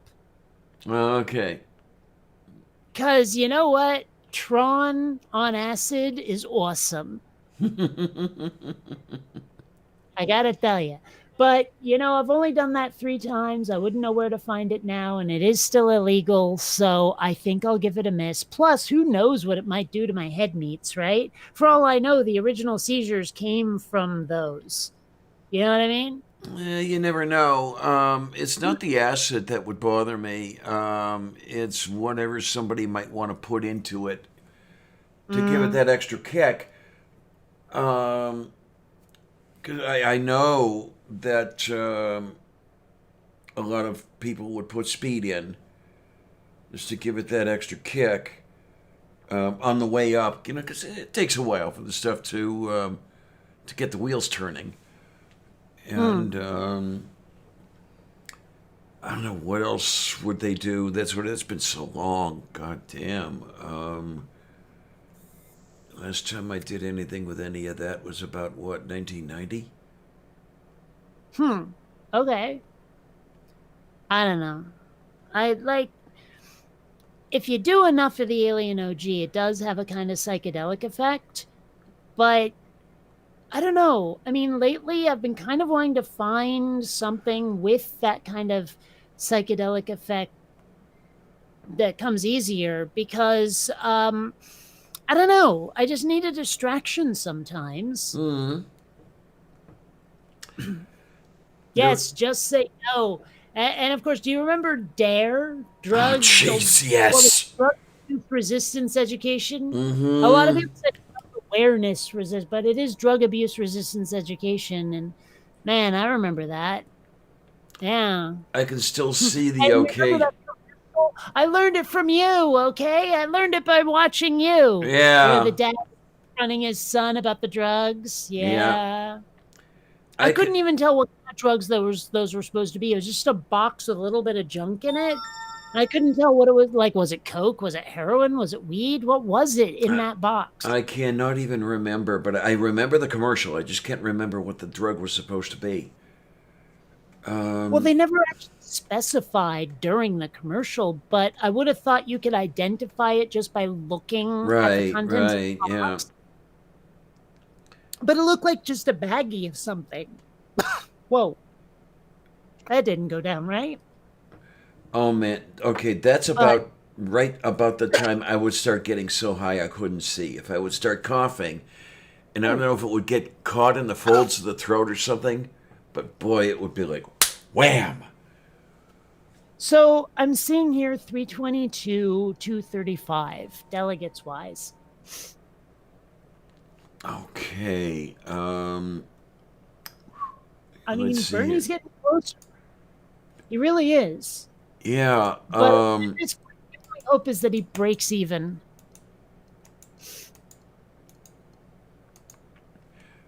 Okay, so it's a difference of 87. Mm-hmm.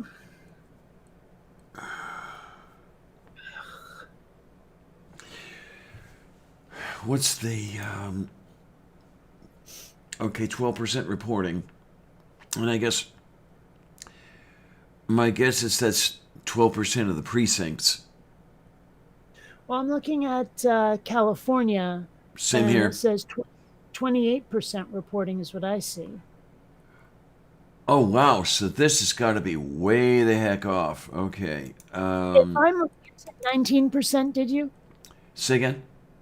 Did you say 19%? 12. Oh, then I don't know what you're looking at. I'm looking at right now San Diego County has solidly gone for Bernie, 44,436, of which I am one.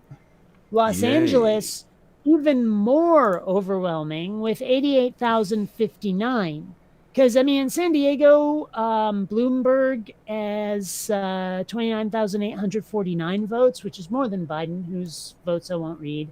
He also has, in Los Angeles, 49,327 votes. Now, 88,000 versus 49,000, that's a pretty solid lead. And that's Bernie in Los Angeles with that lead. Okay then.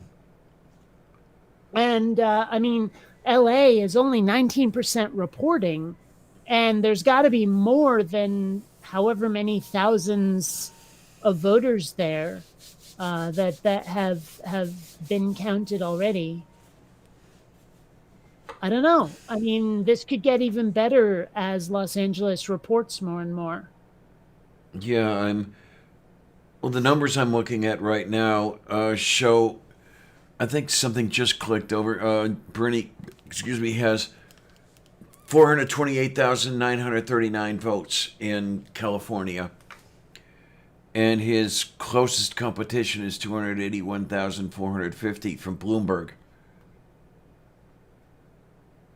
Wait, how many votes did you say Bernie has? 428,939.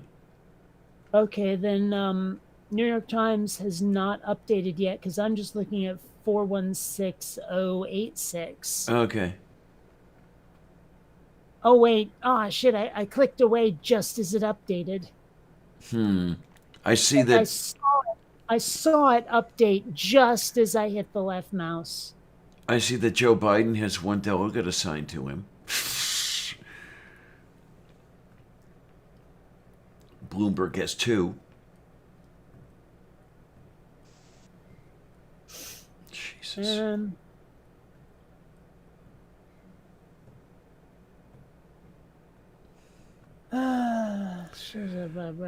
Bala Costa. Yes. Yeah. Is what is I don't know too into, you know? Hey, how you doing? Yes. So, all right, California, yeah. Maine is still not decided yet. Neither is Texas. Shit. And wait, now they're thinking Texas for Biden? Ah, smegging hell. Oh, man. I mean, it's by like 1.6%. So they'll probably get the same number of delegates out of it. Yeah, but that's not what Bernie needs. No, of course not. But Yeah. it's better than like losing his shirt.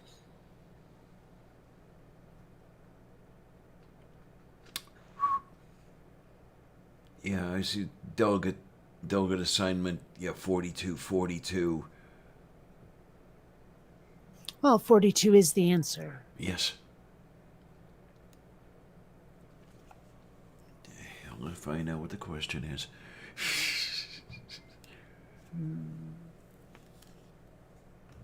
Wasn't it like what is 6 times 7 or something? Yeah, there was that one that turned up, and trying to remember if the question was worded in such a way that 42 was not the answer to the literal question. Okay. It was. Yeah, okay. And then my understanding is that the answer was 42 because 42 is the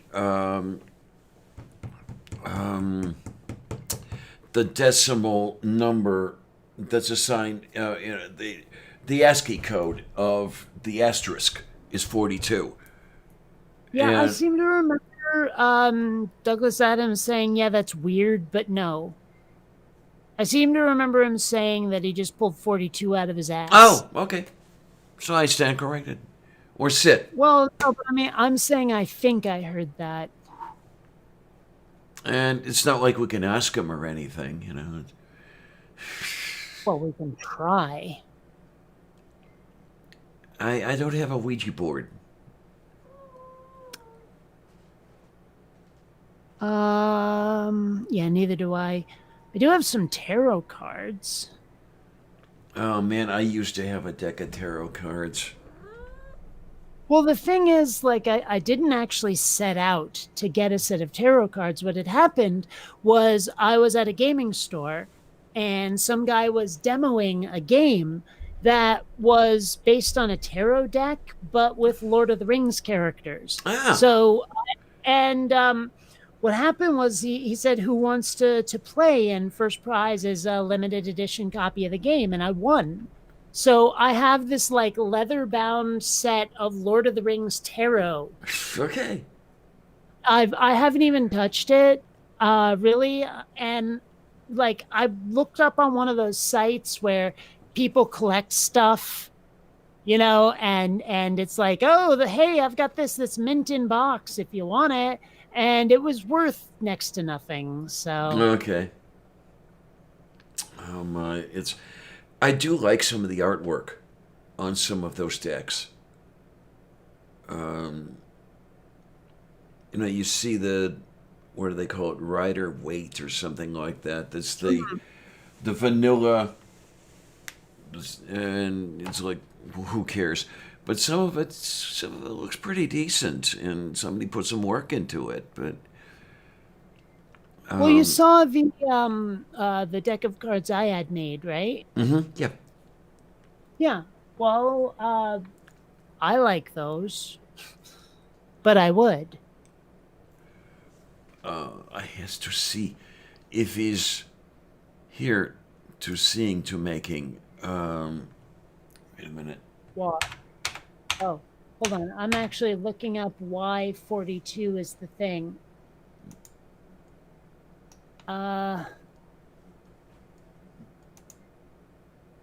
Well, doesn't seem to say. Oh, here we go. The answer to this is very simple, Adam said. It was a joke. It had to be a number, an ordinary smallish number, and I chose that one.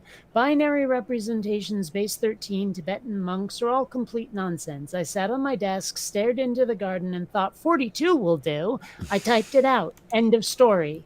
Okay. So, yeah, it means nothing. Alrighty then.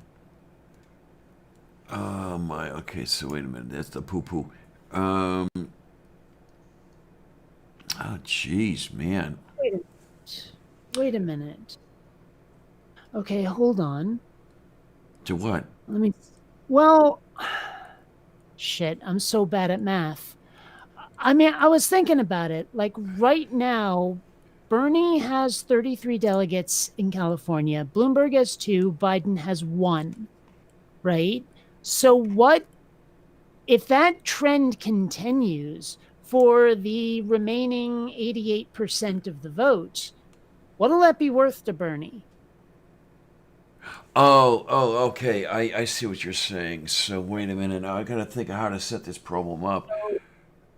I mean, that would be 35 delegates total so far, which is 12% of the delegates we can expect, apparently. But wait, hold on. What percentage of 415 is 30, whatever? Okay, nah, I'm doing this wrong. 35 is the total number of delegates, and 35 is clear. Do you think that's 8% of 415? What, 35? Yeah. We're gonna find out real quick. Okay. Well, I mean, I typed it in, and that's what I got, but I don't know. Yeah, that's what I see. About 8.5. Okay, so how do we figure this out here? I guess we'd have to do a whole bunch of percentages, and I don't want to. It sounds like work. I forget what it's called, but yeah, this is to this as that is to that. And I haven't done those problems in so long, I forget how to set them up.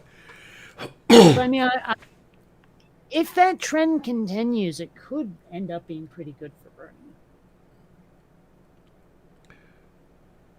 That's all I'm saying. Moo. Just. Politico, please start reacting. Well, I had to refresh the Politico page because it had apparently stalled. Okay. Let's see what we've got. Let's see, there's 738 delegates still to be awarded. I wish I knew from where.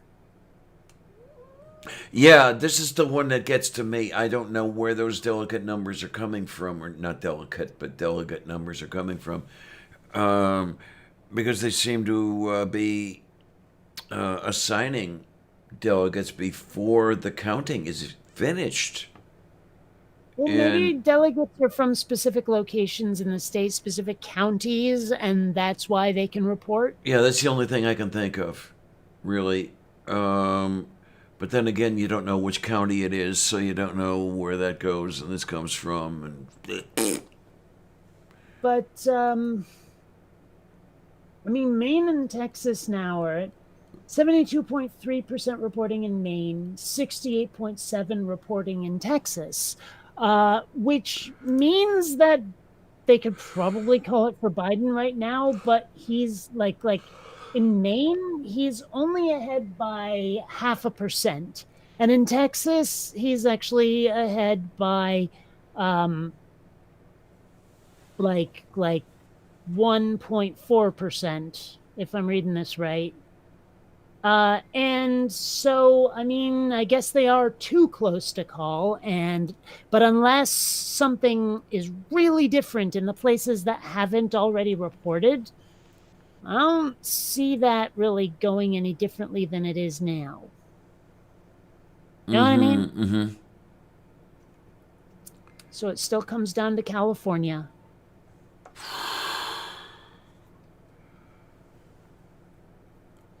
Oh my.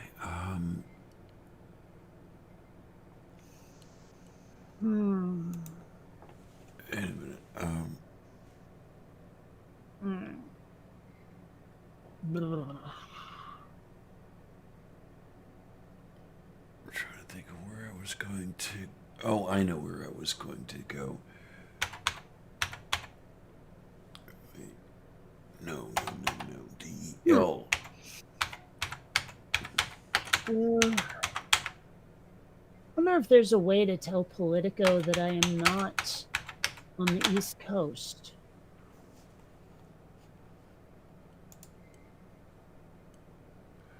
My guess is that it's taking it from whatever location information your browser has stored. Yeah, and that would be San Diego. So I don't know. There might be a setting somewhere. Yeah, and I cannot remember what it would be. Okay, no, wait a minute. That's no. That's not what I wanted. Ugh. Where are we here? Okay, here's what I wanted. But I hope not. Okay, I mean, after this stuff is over, there's Florida with 219 delegates. Pennsylvania. I didn't even know where Florida would flip. I don't know offhand either. Pennsylvania 153, Ohio 136, Michigan 125. Those are three state names that will live in infamy, aren't they? Yeah. We need some big Bernie wins going forward. Yeah, it's got to be pretty much a straight run. I think it's strange that we don't like that the states don't all go at once. You know what I mean? Because like it seems to me that future like the primaries that happen after, like in states that happen way late, are going to be influenced. Yeah, they are. And so that doesn't make sense to me. Yeah, I don't know what the method is to the madness. But yeah, you've got them going all the way from February to what, June? Something like that. When the hell's the convention?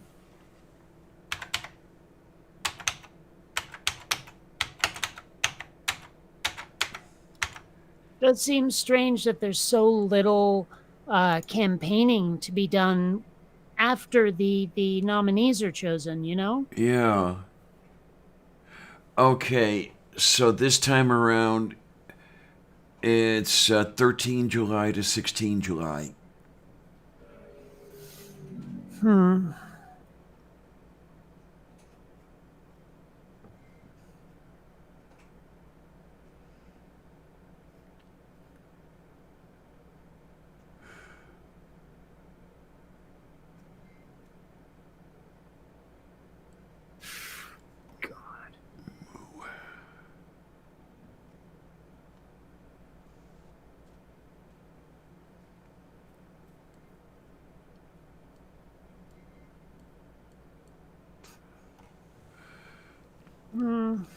There's a whole shitload of windows open here, and I can start closing them one after another.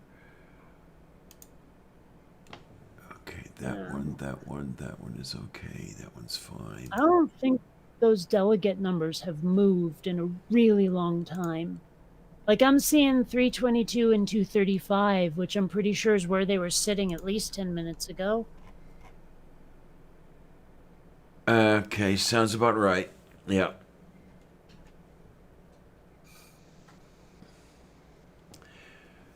Now, I do see the percentages, etc., moving around. I mean, Bernie is tearing California up. Kind of. Yeah. I mean, maybe I haven't been looking at the, like maybe I've been looking at the delegates too much and not at the percentages. Well, Bernie is ahead of Bloomberg by 10 points. I mean, literally 10 points. Bloomberg's in at 18.8%. Bernie's in at 28.8%. Yeah. I mean, a double-digit lead is definitely good. Just wish it was more.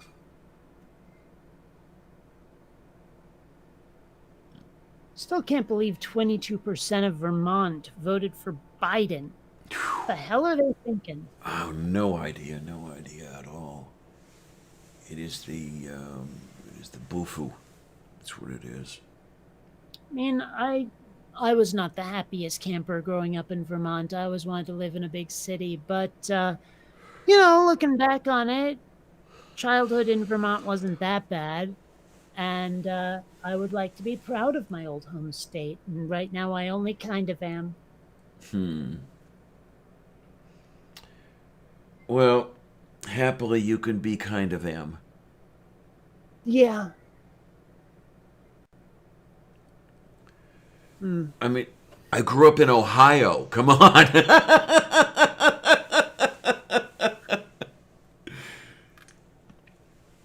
Yeah. I'm trying to remember. Yeah, it was Cincinnati where my relatives were living for a while. Oh, okay. I was in the other corner. I grew up in Cleveland. I don't know. I was underwhelmed by Ohio.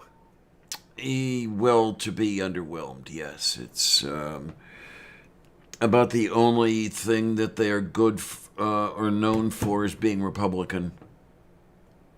Yeah,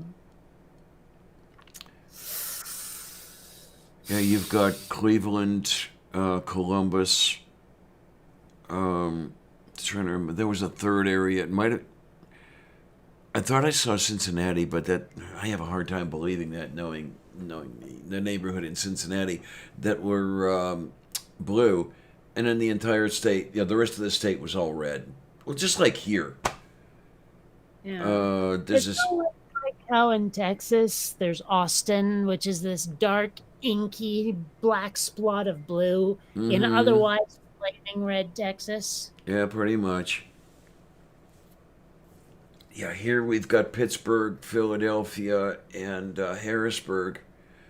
And then the rest of the thing, I think they call it a red tea or something like that.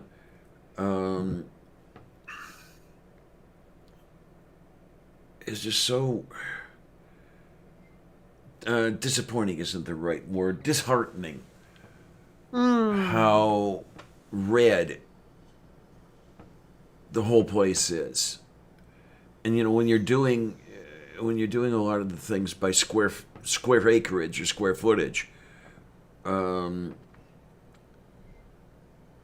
even those Amish country votes, Like the Amish vote? well, and those neighborhoods, the whole area is basically conservative. The Amish may not be voting, but everybody else in that neighborhood is. And yeah, it's very, very Republican. I cannot picture an Amish person voting. I mean, I suppose they might. It's just my mental image of Amish folks doesn't really include like going to a ballot polling place. That's just weird. Like, I would have imagined that the Amish would not want any part of an election. Yeah. Okay, from AmishAmerica.com. Amish electoral participation is limited, though some Amish do vote. Only a small number of Amish cast ballots in presidential elections. Am I understanding this right? Do the Amish have a website? There's something here called AmishAmerica.com. I don't know if it's Amish people doing this or if it's people doing it for them. I don't know. I just think that's funny. Oh, and then from the Pittsburgh Post-Gazette, this is interesting. Amish voters came out for Donald Trump in 2016, but will that be... Where are we? It disappears into the... Oh, please. Damn it. The paper is giving me a hard time because I have the ad blocker. Oh. Oh, well, but yeah, you've got a couple little things. Let me be right back. These numbers haven't shifted in ages. I'm so bored waiting for these numbers to update. I don't know if they'll update before morning. Yeah, yes, dear. What do you want? What? Iowa was any indication, the way that they took what 2-3 days to tell us the final results. Yeah, definite. Yeah, I'm actually going to take another ladle full of this stuff. I know I've got to film the taste testing, but that'll be tomorrow. Yeah. Oh my, yeah, I could use a few calories. Just a few. Oh, my word. Oh, God, I'm old. When did I get old? Do I even want to know what just happened? Oh. I don't think she can hear me right now. No, I can barely hear you saying something. Oh. Oh, my. You know, I'm talking to the chat here. I used to watch the Young Turks. I kind of enjoyed it. The problem was that they started baking ads right into the videos, like as in they were the ones saying them. So you couldn't just skip them or use an ad blocker. And I was like, no, I'm done with this. All right, let's put this on my head and... Oh, yeah, I vaguely heard some stuff about ads. Yeah, it's the reason I stopped watching the Young Turks when they started doing ads right in their videos. Oh, yeah, okay, right. At that point, I was like, I don't think so. Yeah. Or at least, have the courtesy to put them at the end. Yeah, you know what I mean? Uh-huh. Because if they were at the end, so I could click away without having to listen, I'd be a lot cooler with it. But of course, I'd still think it was a bit cheesy, but at least I'd be cool with it. And of course, they don't want anybody clicking away. Yeah, that whole thing. Well, I mean, I put all of my like please subscribe and Patreon stuff at the end of my videos, because as much as that might not be in my own interest, it's in your audience's interest. Exactly. It's a sign of respect for my audience that I put the ads at the end of every last scrap of content. Yeah. And to tell you the truth, I stick around for the ads because they're so well done. Oh, well, thank you. They are entertaining ads. Yeah. I have one that I started and never finished that I should probably revisit, because I know now what was going wrong with it, because something was definitely going wrong with it. Okay. Yeah, it was sort of like a fight between Sandra and a big anthropomorphic Doberman called Dogma. You see? No. and they were gonna fight with each other, and it was gonna like lead into a please subscribe or something. But what I didn't realize was when I had modeled the characters, I was using the wrong units, like the wrong scale, because apparently 3ds Max gets really cranky if you change from like centimeters to inches or whatever. Okay, And okay. so some of the cloth effects that I needed for some of the ropes that were in it, where like, Dogma's minions like use ropes to get down to the street level or whatever. Okay. The cloth effects for the ropes weren't working, and I didn't know why. And it turns out that it's all down to the scale. It was operating like those ropes were either too big or too small, and I had to change it. But now that I realized that, I can go back and revisit this animation. Ah. I can hardly But wait. I have so many projects going right now. In fact, right now I am rendering like a new green screen background. Okay. And I mean, it's taking a really, really long time. It'll probably be as many as 5 days before I it's was going to done. ask how many days, so I wasn't that far off. Okay. Yeah, but it's I think it's kind of cool. I think people will enjoy it. But in that green screen background, I did bake in a few please subscribe things. Well, I mean, at one point, a blimp goes by with subscribe scrolling on it. At one point, a hover car sort of streaks up over my shoulder, and the door pops open, and Sandra's there with like a cartoon, like a Looney Tunes style sign that says subscribe. Little things like that, little touches where, it's not going to interrupt the flow of the video or what I'm saying, but it'll be there. Okay, then, yeah. And that's just the beautiful way to do it, almost subliminally. Almost. It's funny because I had a subliminal message in one of my recent videos that only a few people even noticed. Oh, my. Yeah. Okay, so... I mean, well, I made reference to Babylon 5, which at one point had a subliminal message in it during a fake commercial for the Psy-Core.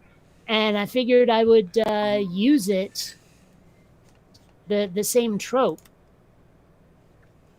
Anyway, this is part of the background. There's the blimp there. And you see all those little white specks or cars going by. Okay. But yeah, so I mean that's essentially what the background's going to look like. That is the pity. I think people will enjoy it. You've got some damn good shit out there, and I get the feeling you're quite underrated, really. I get that feeling too. Oh, okay. So I suppose at this point, what I should hope for is to, go unrecognized before my before my time, kind of thing. Like I will only appreciate it after I'm dead. yeah, but One of those. how many cruises can you take after you're dead? On the money that you're worth. Yeah. Well, I don't know.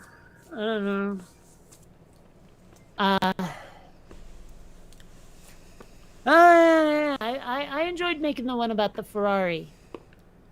Yeah. And it was great. It was great to have Seth Andrews do the announcer voice for it. Yeah, I'm trying to remember what the announcer said. Was it what even evil geniuses? Ferraris. That's Please YouTubers. donate on. Yeah. Couldn't remember if it was YouTubers or evil geniuses or whatever the hell it was. But yeah, okay. Yeah. It was YouTubers. Evil Geniuses is often just my goodbye to people, and I don't think I've ever used it in my videos. Seth is such a sweetie, though. He really is. Oh yeah, he's a nice guy, really nice guy. I'd like to meet him in person one of these days because I have actually called into a couple of his shows, and I called into a show after, well, I'd been interviewed on his show at one point, and then another. He actually remembered who the hell I was, and it was like, okay. Now I thought I was ultimately forgettable. Thank you. Say again? I wish he would interview me on his show. Yeah, it's. Do you remember a show he did called Heathen Holidays or something like that? I don't. Okay, because this was. I was still living in the Homewood neighborhood, so this was maybe about 4 years ago. And yeah, it was a nice little interview on that one, and actually found a couple friends that way because it turned into a little bit of being isolated and everything else, and people started calling in with, "Hey, tell Diana Merry Christmas," and somebody said a little bit of a gift, and a woman called in and said, "Hey, would you see if you can put my daughter in contact with Diana?" And because she was in the Pittsburgh area and all this other, and the person I've talked about who is dying of organ failure one after another, that's the person. Which I've got to get hold of her again. She did come over for Thanksgiving, and I want to get. She doesn't. The whole thing with her is, it's got to feel like shit. You're 35 and you know that you're not going to see 40. That does sound pretty shitty. But, I've thought about that. Like there was, I was rewatching ER because I needed something to watch while I was working, and there was an episode where I'm trying to remember her name now. Juliana Margulies' character is like ends up in a convenience store that was being held up by a couple of guys, one of whom was played by a very young Ewan McGregor, right? And and spoiler alert, at the end of it he ends up shot by cops, and all I could help thinking was, I would not want to die that young. Okay, then. Think of all the time that you don't get to have. Yeah, absolutely. So I don't want that, and that's actually something that's been hitting me pretty hard. There was a picture going around Facebook for a while of this young lesbian who was hanged by like Nazis or something, and it was all about what her last words were. And I'm sitting there thinking, she's like 21. That's like less than half my age. I would not want to have to go out that early. The only way I could be okay with it is if I believed in reincarnation. Right. And that's actually one thing I thought about. There's this book series I like to read where it's made very, very, very plain that people have souls in this particular fantasy universe, and that there are ways that a person can be resurrected or go to an afterlife, and either way. Okay. And it's an interesting idea. Like, as long as you're not killed by one of the blades that eats souls, like dying wouldn't suck so bad because you'll go on. And I've thought about that with relation to religion, like the comfort, the security blanket that it must be to know that yourself will exist after you're dead, that it's not the end, because it was a little scary thinking about not being around anymore. So I can understand the like desire for that security blanket. I just know it's bullshit. So I live without it. And I don't need it that bad. It was, excuse me, it was rather scary, about my thing in the hospital when I was 18, for a month. And when they're saying, okay, we want to go inside, we want to have a look because it might be a tumor, it might be cancer, and all this, and it's like, Jesus, I don't want to go out this way. I'm fucking 18 years old, and looking at possible end there, and it's, yeah, especially when you know that there's no continuing. Or who is it that put it? Was it Aaron that put it, or was it someone else? It's not. Oh no, it was Hitchens. Hitchens that put it this way. It's not that the party's over. It's that the party's going on, but you can't be there. Mm-hmm. Yeah, and well, Louis C.K. at one point is like, someone asked, what happens when you die? He goes, well, a lot of things happen when you die. They just don't involve you anymore. Yep. And I still cannot wrap my head around that, okay? Because I sometimes catch myself thinking, what's being dead going to be like? And I said, wait a minute, Clarion. There's going to be no you to experience that, so why do you even ask the question?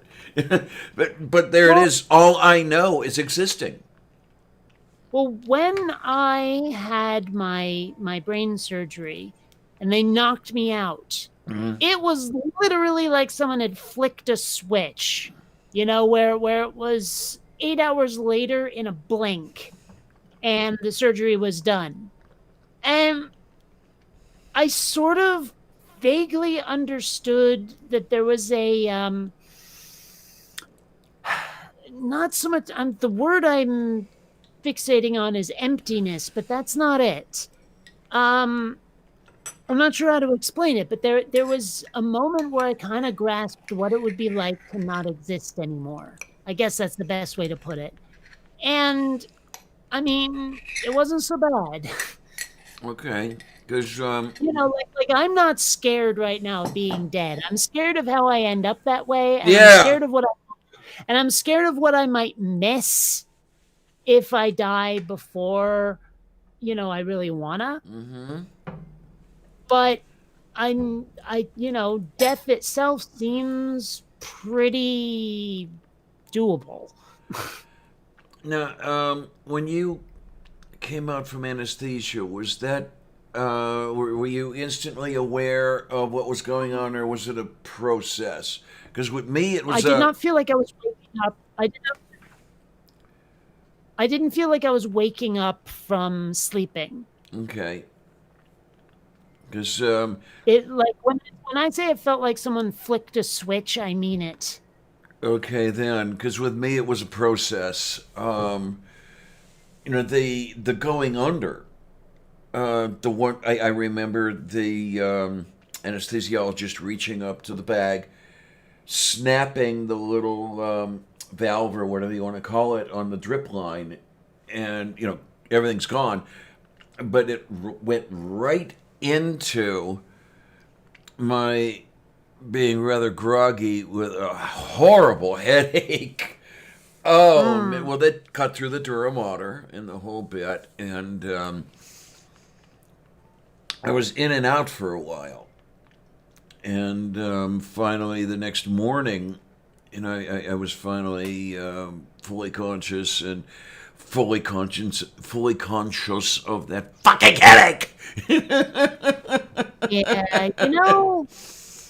when I had my brain surgery, it was really non-invasive as brain surgery can possibly be. Man, that's great. I literally went home the next day. God, that's wonderful. And aside from being really tired and like without a lot of energy, like I get worn out a lot faster than I would have prior to the surgery, I really didn't notice any effects. Like a month went by and I finally felt completely normal. But I mean, it wasn't so bad. Okay. Yeah, because I definitely didn't have a headache.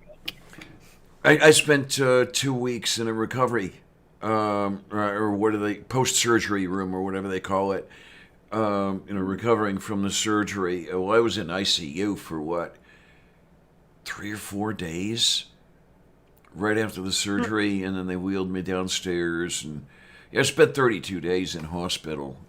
2 weeks leading up, 2 weeks leading down, and it was an interesting experience. One I do not want to repeat anytime soon, but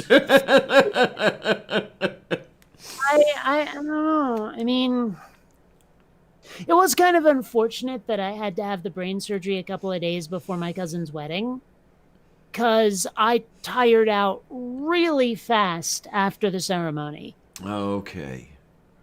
Yeah, my parents and I had to leave early because I was so exhausted. Oh my, that's.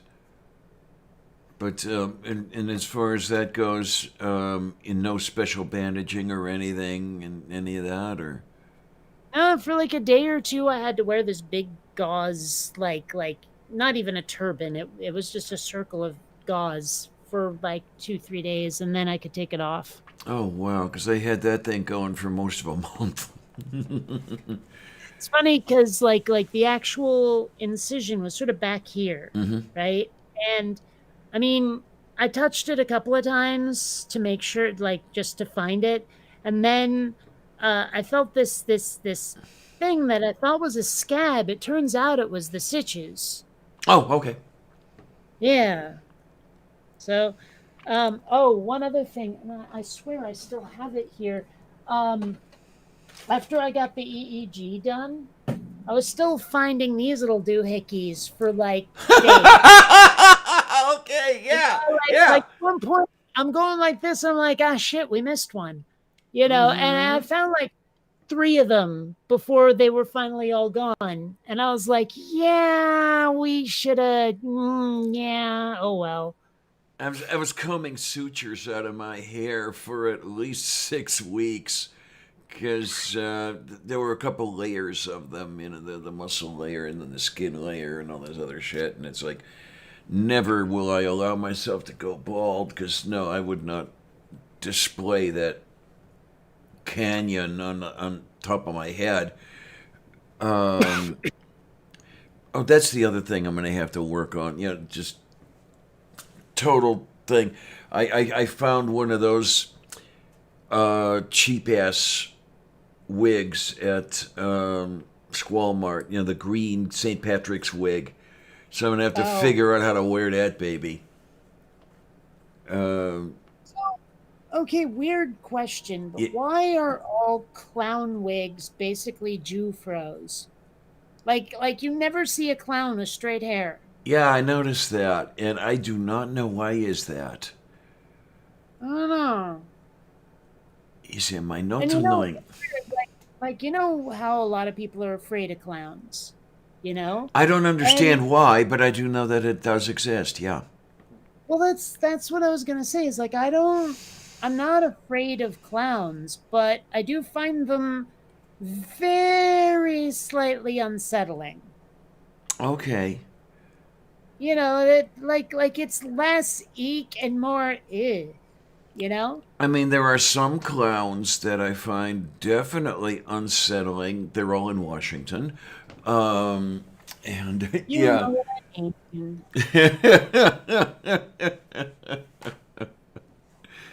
You know what I mean. That was a Neil Diamond song. It was Okay. If you know what I mean, that was the song. Yeah. Well, now I'm remembering there was a song I want to say from the 90s. For some reason, I want to say it was by Edie Brickell, but I don't know. Where it's like, I know what I know, if you know what I mean, was part of the lyrics. I don't know if I know this one. It might have been, I don't know. I know what I know. Oh, my. You know what I mean? There we go. Okay. Yeah, Edie Brickell. It's called What I Am. How the frick did I remember? Oh, but it's from the 80s, 1986. Oh, my. But yeah, that's Oh, this is weird. I can't believe I remembered her name with that song. I mean, because I have no special attachment to it, and so I don't know. This is an interesting way that they're doing this. Joe Biden is in third place with more votes than Michael Bloomberg, who's in second place. Are you looking at California? Yep. Okay. Because I was, yeah. Where are you seeing them ranked, though? That's on the Google page when I typed in Super Tuesday results. Yeah, you're right. Biden does have more. Yeah, You know what? That's not place. Maybe that's just Michael Bloomberg was put there. Okay. I mean, it wouldn't make much sense, though, because, I mean, Bernie's on top, and what a coinky-dink, but... Well, okay, hold on. This is easily understood. Yeah, I'm looking at Arkansas, and it looks like they've organized that by place as well, so I guess they just fucked it up with California? Okay. I don't know. I do not know. They are strange. They're strange. That's what they are, strange. It's like really weird and stuff, you know? Yes, it is the off. I mean, like, oh my god, it's so bizarre. Gag me with a spoon. You do that too well. Oh, Yeah, my. well, you know, 80s kid over here. This- But, Oh, well, I mean, this... you know, it's fun. I really need to go up to that part of California just to see if Valley Girls are still a thing. Like, does anyone really talk this way? I mean, come on. Oh, God. You know, I gotta wonder. Oh, man. What crossed my mind is somebody who hooked up with her, long-term relationship with her, whatever, a Valley girl, and after 30 years or 25 years, she's still talking that way, and it's like, Well, you know, I believe we had that conversation a while ago about how at some point grandparents are going to be named Brittany and Tiffany and Blake and Brent and all that. Yep. You And know, it's like, where it's like, wow. it's like, because a lot of us have associations with names. Like the name Agnes is going to be an old woman. There is no way you'll meet an actual young child named Agnes. Right. You know, Right. and things like that. There's various names like that. And now, like give us 50, 60, 100 years, and all of a sudden, yeah, Buffy is my elderly grandmother. You don't name a child Buffy. That's just what grandparents are called. And what goes through my mind, I have to wonder, what are the kids' names going to be when grandma is Buffy? How fucking screwed up is granddaughter or grandson's name going to be at that period in history? There's going to be like some sort of retro surge where all of a sudden people are naming their kids like Mortimer and Agatha and all that shit. You know, I mean, maybe people will get some sort of weird name nostalgia. That would be really interesting. I mean, and some names that you have the associations as you say with, but there are some actually beautiful names out there. I mean, Stella, Star. Yeah, I know, but Stella sounds like a stripper. Okay. You know, or Stella sounds like a gangster's mall. You know? Okay, because I remember That's Stella. One of Robert Anton Wilson's characters in fiction was Stella Maris, Star of the Sea. Who wrote the Illuminatus trilogy? That's where the character was. Yep. Okay. And, I haven't read that since high school, but I still have a copy of it somewhere, I think. Oh, same here. I haven't. When did I read that last? It was like 89, 88, something like that. It's right there on the shelf. What I had is the separate volumes, and when we split up, my girlfriend kept those for whatever reason, and I ended up Ouch. getting a triple, the trilogy in one volume. That's what I have. One bound volume of the Illuminatus trilogy. Yeah. But it was really neat to have the 3 paperback volumes. The 3 parts of the trilogy. And oh well, that was a long time ago. There are certain books that have not been put in Kindle form yet, if they ever will, that I really wish I could have that way, just so I could bring them around with me if I wanted them and read them more easily. Because I have this one series, and actually this one is on Kindle, called The Deed of Paxenarian by Elizabeth Moon. And in paper form, this thing is the size of an encyclopedia. I mean, it's ginormous. Wow. Okay. Right? So it's great to have it in Kindle form. But when there's a lot of books out there, like apparently, and I would have thought it would be, but the Belgariad and the Malorian are not on Kindle. And I haven't read those since, I think it's been 20 years since I've read those. And while looking back on it, I realized they were kind of childish and repetitive. I kind of want to read them again just to remember, you know? Well, be careful. I did that with a couple books and ended up thinking, why the hell did I like these in the first place? Well, I mean, I reread that series a couple of times. Okay. And what struck me was how, what's the word I'm looking for here? How much it relied on gender stereotypes. Okay. You know, like each character was an archetype more than they were a person. You know what I mean? Yep. Where it was like, oh yeah, I've seen this character before. I've seen that character before. I've seen that character before. They just had different names. You know, that was about it. And so, like I say, they were kind of childish, kind of hackish books. Although I didn't realize that the first couple of times I read it because I was a lot younger and, you know, that like my taste was not quite as picky, I guess. Okay.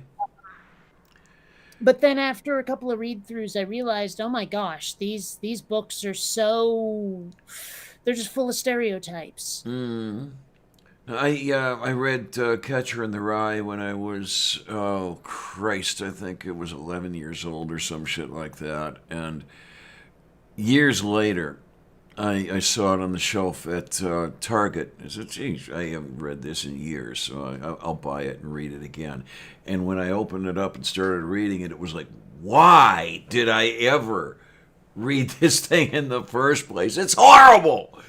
You know, I don't even know what that book's about. Like, I've heard the title my whole life. Never read it, not a clue, even the plot at all. Holden Caulfield was, I guess you'd call him a brat. He was just this drifting, didn't know what he wanted, didn't know what he was, all this other bullshit, and all he did was complain. And it was, I guess it was sort of like a coming of age something or other, but it was horrible. So, as far as I'm concerned, Salinger could not write to save his life. And then, well, the same thing with When Worlds Collide. I read that when I was maybe about 13 or so, and I loved it. And the sequel also, After Worlds Collide. And then years and years and years later, you know, I picked up the books and tried to read them. Stilted dialogue, and it was all the, trying to be a morality play or something, the whole eugenics thing and everything else. And it was, oh, Lord, who needs this shit? I think something updated. I'm seeing 353 Biden, 266 Bernie, and there are 666 delegates still to be awarded, which All amuses me. right. I'm liking that. Well, it's funny to me how many classics of literature are really shitty books. Yes. I mean, even if they're like well written, they're no fun to read. Right. Yeah, you And slog your way through because you're supposed to. mhm. I mean, I even hate it to say it, but Lord of the Rings is not a very good set of books. I mean, honestly, they are hard to read. Yeah, And they are. and of course, like I like the fact that the movie left out the Jar Jar Binks of Middle Earth. Tom. Okay. Oh, I could go the rest of my life and die happy, never again encountering Tom Bombadil. But I mean, like, I understand he crafted Middle Earth like really exactingly to the point of creating a whole elven language and this, that, and the other thing. Um, and that's awesome. I admire his enthusiasm. But at the same time, the book itself, hard to read. Yeah. And I never did get around to reading the Silmarillion. That whole, what do you want to call it? Epilogue and prologue all rolled into one. How he set the whole damn thing up and everything. I've got it here. I just haven't read it. I found it at a used bookstore somewhere. A lot of stuff I found at used bookstores. Found a lot And of. you know what's well, what's deeply frustrating is that when I ask for suggestions, books, movies, music, whatever, I can't seem to get anybody to understand my taste enough to give me any kind of accurate suggestion, like something that I would actually like. Okay. And part of the problem is that when I tell people the criteria of what I'm looking for, they don't realize I want something that meets as many of those points as possible. I'll always get someone who's like, oh, well, this has one of the 7 traits. And I'm like, yeah, but it has a whole bunch of deal breakery stuff. And it's definitely not what I'm after. And they're like, but you said you wanted something with that trait. I'm like, yes. And I wanted something with all of these other traits too. This wasn't a list so much as a set of bullet points. And explaining to people like my taste in music is impossible. You can't do it. I know, you've tried with me. And well, to be honest, it would probably be a lot easier if you'd never get copyright strikes and we could actually, like, I could play the music for you. Moo. But Yeah, I really don't need the copyright strike because my stock in trade is live streams, and I couldn't do that anymore.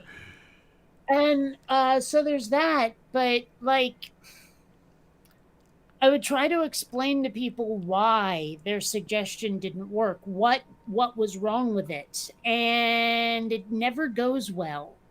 Because they always want to argue that yes, what they suggested is what I asked for. I'm like, of the two of us, I think I'd know better whether or not it fit the criteria. You would think. It's possible you misunderstood me, and they take that as a personal insult, and blah, blah, blah, blah, blah. It turns into big internet shit fucking, yeah.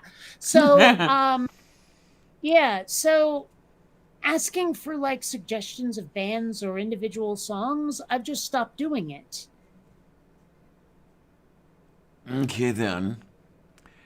Yeah, you really have to listen to Beethoven's first piano concerto. It's really amazing. No, huh? I will find you and light you on fire. Ooh. No, not in that way. Oh. I am literally talking about immolation. I'm so glad I know that word, because it helps me make that distinction. Yes. Mm-hmm. But no, I mean I've tried, but I need my point was I need new books to read, because I've basically been rereading the same stuff over and over lately just because it's such a difficult time. Like, there's a lot of money and a lot of risks involved in buying books, because the sheer number of time I've bought a book, started reading it, and it was garbage. And I'm like, well, now I'm out about, $6.99 for this piece of crap book. Wow, lucky you that you're only out $7. I'm buying paperbacks. So am I. That's the problem. Well, anyway. Oh man, I bought Some books are pretty expensive. a few years ago. I bought The Amazing Colossal Apostle by Robert Price. Never hide it. It's a book on the Apostle Paul and his epistles, and basically looking into the history around them. So you get into Marcion, and you get into Gnosticism and the fight between the Orthodoxy and the heresies and all this other happy stuff. And happily, I liked the damn book because it was a $35 paperback. So, okay, what in hell is an epistle? A letter. Oh. That's really all it is, yeah. Okay. Because, I've never known. There's a lot of churchy terminology that has just passed me by. And it sounds so much like apostle that I figured an epistle must be a person. Oh, okay, good. For half a second there, I had that whole Danny Kaye thing running through my head: the epistle and the apostle, and the flagon with the dragon. And I'm trying to remember. I can't remember the film's name. I'll look it up someday. I barely even know who Danny Kaye is. Okay. But barely. The vessel with the pestle has something with the poison. The flagon with the dragon holds the brew that is true. Yeah, all this other heavy stuff. Man, what rhymes with poison? They had to really force that one in. I have to look it up now. I'm trying to remember. Let's see, flagon with the... Okay, here we go. And then we have to find The Court Jester. That was the film. Okay. The pellet with the poisons and the flagon with the dragon. The vessel with the pestle has the brew that is true. I see. Yep. Was this a musical? I can't remember it being a musical. It was a film. Well, it sounds like the kind of thing. It sounds Mary Poppins-ish from the thing you just said. Yeah, I remember the lines. They were recited. They were not sung. Still. Yeah, but it was very, yeah. Mary Poppins-ish, you've got a point there, yes. Yeah. Well, it's out of 1955. I mean, she's older than I am. Dang, I thought I saw something updating. Something on that webpage seemed to jump, but I don't know what. Oh well, the delegates haven't changed. Biden is doing better in Texas now. He's ahead by like 2.5-ish. Shit. Maine, on the other hand, 0.8%. So I don't know how the Texas delegates are going to divide up. Plus, there's only 67.5% reporting. Man, this is going so damn slow. Oh, hey, there is an update. 356 Biden, 271 Bernie, 653 to be awarded. Now, where was Biden before this last update? It was like 340 something, wasn't it? Let me see if I still have the... Oh, man, I shut the calculator off. It has a... I would have had a record of the calculation I made right there, but no, it doesn't have... Damn it! Yeah, it was 340 something, I think. I remember the difference was like 87 or 86, but that's really the one thing that sticks in my mind, and that's the one thing. That one at least is figure outable. And then, 3, okay. 6 minus 271 equals 85 now. Okay, so Sanders caught up by 1 or 2 delegates. Okay. Running out of delegates, though. Well, there's still 653 to be assigned. Yeah, I have a feeling though that a large number of those are going to Biden, because I have a feeling that I don't know if the called states, Massachusetts, Minnesota, Oklahoma, Arkansas. I don't know if all of the delegates have been divvied out yet or what. It doesn't look like it. Well, California right now only has, 38.5% reporting, and Bernie is still way the hell ahead there. He's more than 10 points ahead of Biden, and Biden is the next closest to him. So, California could still be a game changer. I could hope. Mind you, I'm looking at the Google listing, which actually lists delegates, and that has not changed. Right, that's still 33, 2, and 1. Yeah. Let me see. Amiga Nuts, I'm reading Evolution Slam Dunk as we speak. I've had it set down for a few days, but I'll pick it back up.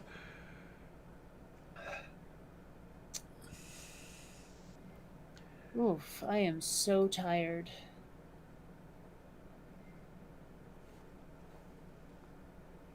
Oh my! But you're just going to slog through in the hope that something will happen here, or how's that going to work? I don't know. The way things are looking, it might be remarkably like Iowa, where we don't get the final for a day. At least. Yeah. But, point being that I don't know. I think waiting up might be a fool's errand, because it may not end. No, I have the feeling that it's not going to end tonight. I honestly, and I'm not trying to be sarcastic here or anything. I don't know that it will be finished before next Tuesday. Perhaps.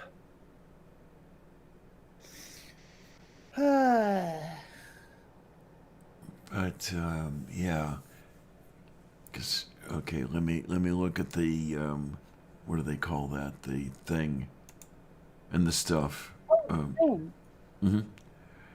Trying to see how much of the thing is stuffed.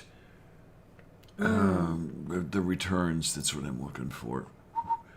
You mean the reporting? Yeah, so let's see. We've got 96.3. We got 100, 97.7, 92.3, 100, 99. Okay, now Colorado is only 65% or so. Utah 72%. Texas 69%. Maine is 81%. California, we know about California. Yeah, that's just getting started. Yeah. So there's a long way to go yet. Isn't it at 30? It's almost 40% in California. Yeah, I'm looking at here at Politico. We're looking at 38.4. I don't remember if it was Politico that had the map of counties that have reported, or if that was the other one, New York Times. Is a mai tu no tu knowing on 428. Right. Whatever it is I just said. I don't know. I think it was something about cheese. Oh, okay. Behold Okay. the power of cheese. It must not have been Politico that had the map. I'll have to try the New York Times, but unfortunately, the New York Times is starting to tell me, oh, you've had your allotted number of articles already, so, suck it, bitch. And I'm like, I don't wanna. What, do they count So- repeat views? They do. Shit, man. You would think that once they let you in, they'd let you in, but no, okay. Oh, here we go. This is the map I was looking for. It looks like Santa Clara. Oh, we've just received more votes from San Mateo County. Sanders leads in 52 counties, while Biden leads in 2 counties. Okay. Well, it doesn't make sense, though. I mean, those would have to be gigantic counties to have the percentage Biden has right now. But anyway, what I was going to say, Santa Clara seems to be a tie right now between Bernie and Biden. Man, that's a lot of, let's see, by size of lead. Whoa, I'm just looking at size of lead here, and Bernie in the Los Angeles County, like, stomped Biden by more than 10 points. 32.3 versus 21.8. Whoa. So, yeah. Let's see. San Diego County, 27.4 for Bernie, 18.3 for Bloomberg, and 16.7 for Joey Jojo. I guess I shouldn't be surprised that it's 13.3% for Buttigieg, because I remember when Pride happened and just the sheer number of gay guys walking around with the boot edge shirts on. Okay. And I get the impression that their single reason for voting for Mayor Pete was that he's gay. Like they didn't care about his positions on anything. They just said, yeah, a gay dude in the White House, totally. Oh, my. Yeah. I mean, that's just a suspicion, but it's still, I think, reasonable. Mm-hmm. I noticed some differences in the numbers between yours and mine. I got Bernie in at 29.7%, Biden at 19.6%, Bloomberg 17.5%. They felt behind your numbers. So I don't know Well, what's my numbers were by county, so Kuntaya. unless you're looking by county, they're gonna be different. This is the difference. That's what I was not doing to making. It was not to seeing to making. Yes. Okay. I have no idea what I was talking about. I don't know. I thought it was about the price of tea in China, but okay. Oh, my. Yeah, that's something I'd been looking at just for the hell of it. I don't know if you've ever stumbled across a YouTube channel. Was it Xiaoma, New York City? I had no idea what you're talking about. Jewish kid running around Chinatown ordering food in all the restaurants in Chinese. Oh. And yeah, he seems to like to record all of this stuff and the looks he gets from the counter staff. I still need to do that series of videos of ordering Starbucks coffee with weird-ass names. Ah, okay. I've told you about that, right? I think so. Well, the Starbucks app for phones lets you put any damn name you like in there. And when you go there and pick up your coffee, they say, like, here's the flavor of coffee for, and the name you gave. That's what I thought you were headed for. Okay, yeah. And unfortunately, there's a character limit So a lot of the names I came up with won't work, but there were a few, like vanilla latte for death or glory, that kind of thing. And they You have to know? read it. Yeah. Uh-huh. Uh-huh. So, vanilla latte for goodness sake. Oh man. So I'm thinking that would be really fun to go out and have someone film it and put it on YouTube because that's the sort of shit that might go viral. Yes, indeed. When I see there's been Although an sure number of times I've come up with something that I think ought to go viral and no one picks it up. It's depressing. and then the stuff that you pass by is the stuff that gets picked up. Like for example, the whole George Lucas's God picture that I created, you know the one? Right? Uh-huh. Yeah, yeah, yeah. Yeah. Well, I mean, I would have thought that'd be the kind of thing that people would go, "Ah, I see what you did there," and it would go everywhere. Kind of like the lasagna Oreos picture. Because I but apparently either I showed it to not the right people or no one thought it was funny or something. All I know is that it wasn't treated as cool as I thought it ought. Oh my. There's one, I'm not even sure if I like published it anywhere, but I was sort of comparing British English to American Oh yeah, English. okay. Yeah. So I've got this picture right here.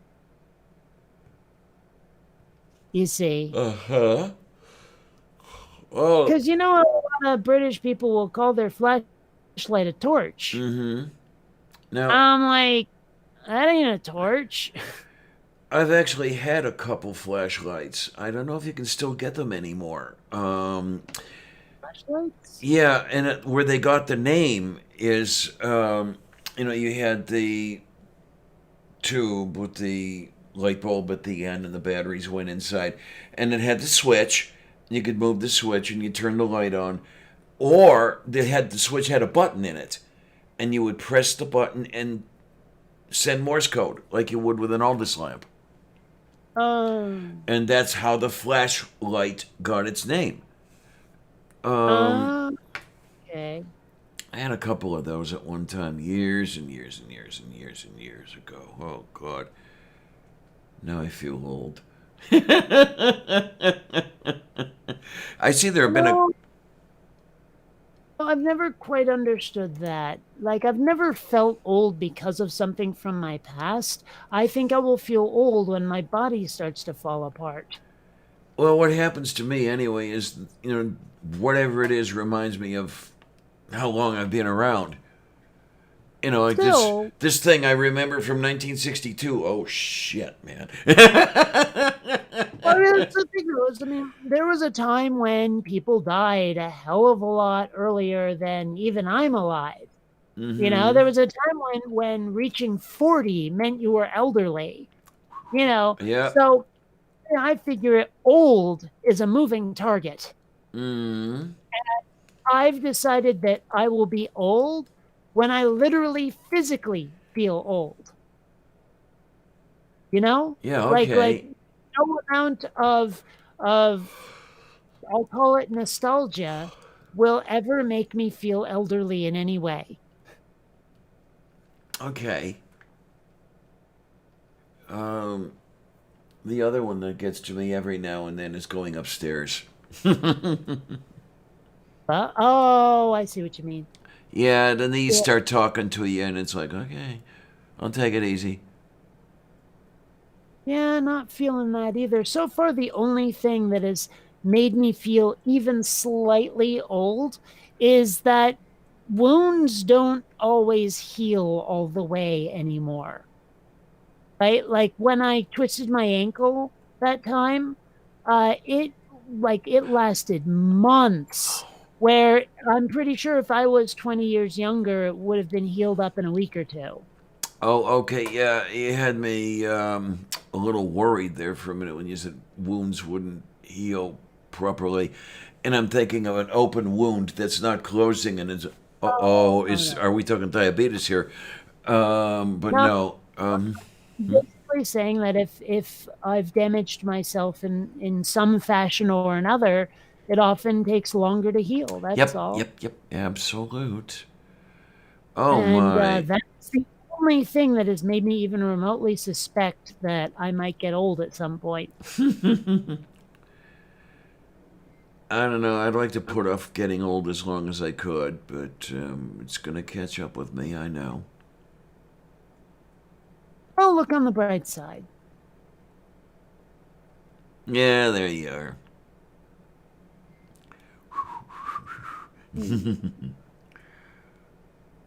Sorry, I'm looking through. Like usually when I post pictures here, they're from my funny folder, and I'm just looking through my regular pictures folder, and yeah. Oh my, this is the entry code for the panel is still here. Well, we're still in the panel, but no big deal there. I don't know that anybody's going to be coming in at nearly 2 a.m. Eastern. Yeah, it's like 10 of 11 here. Okay, that sounds about right. Yep. 2250. Yep. Yeah, we have 0150 here.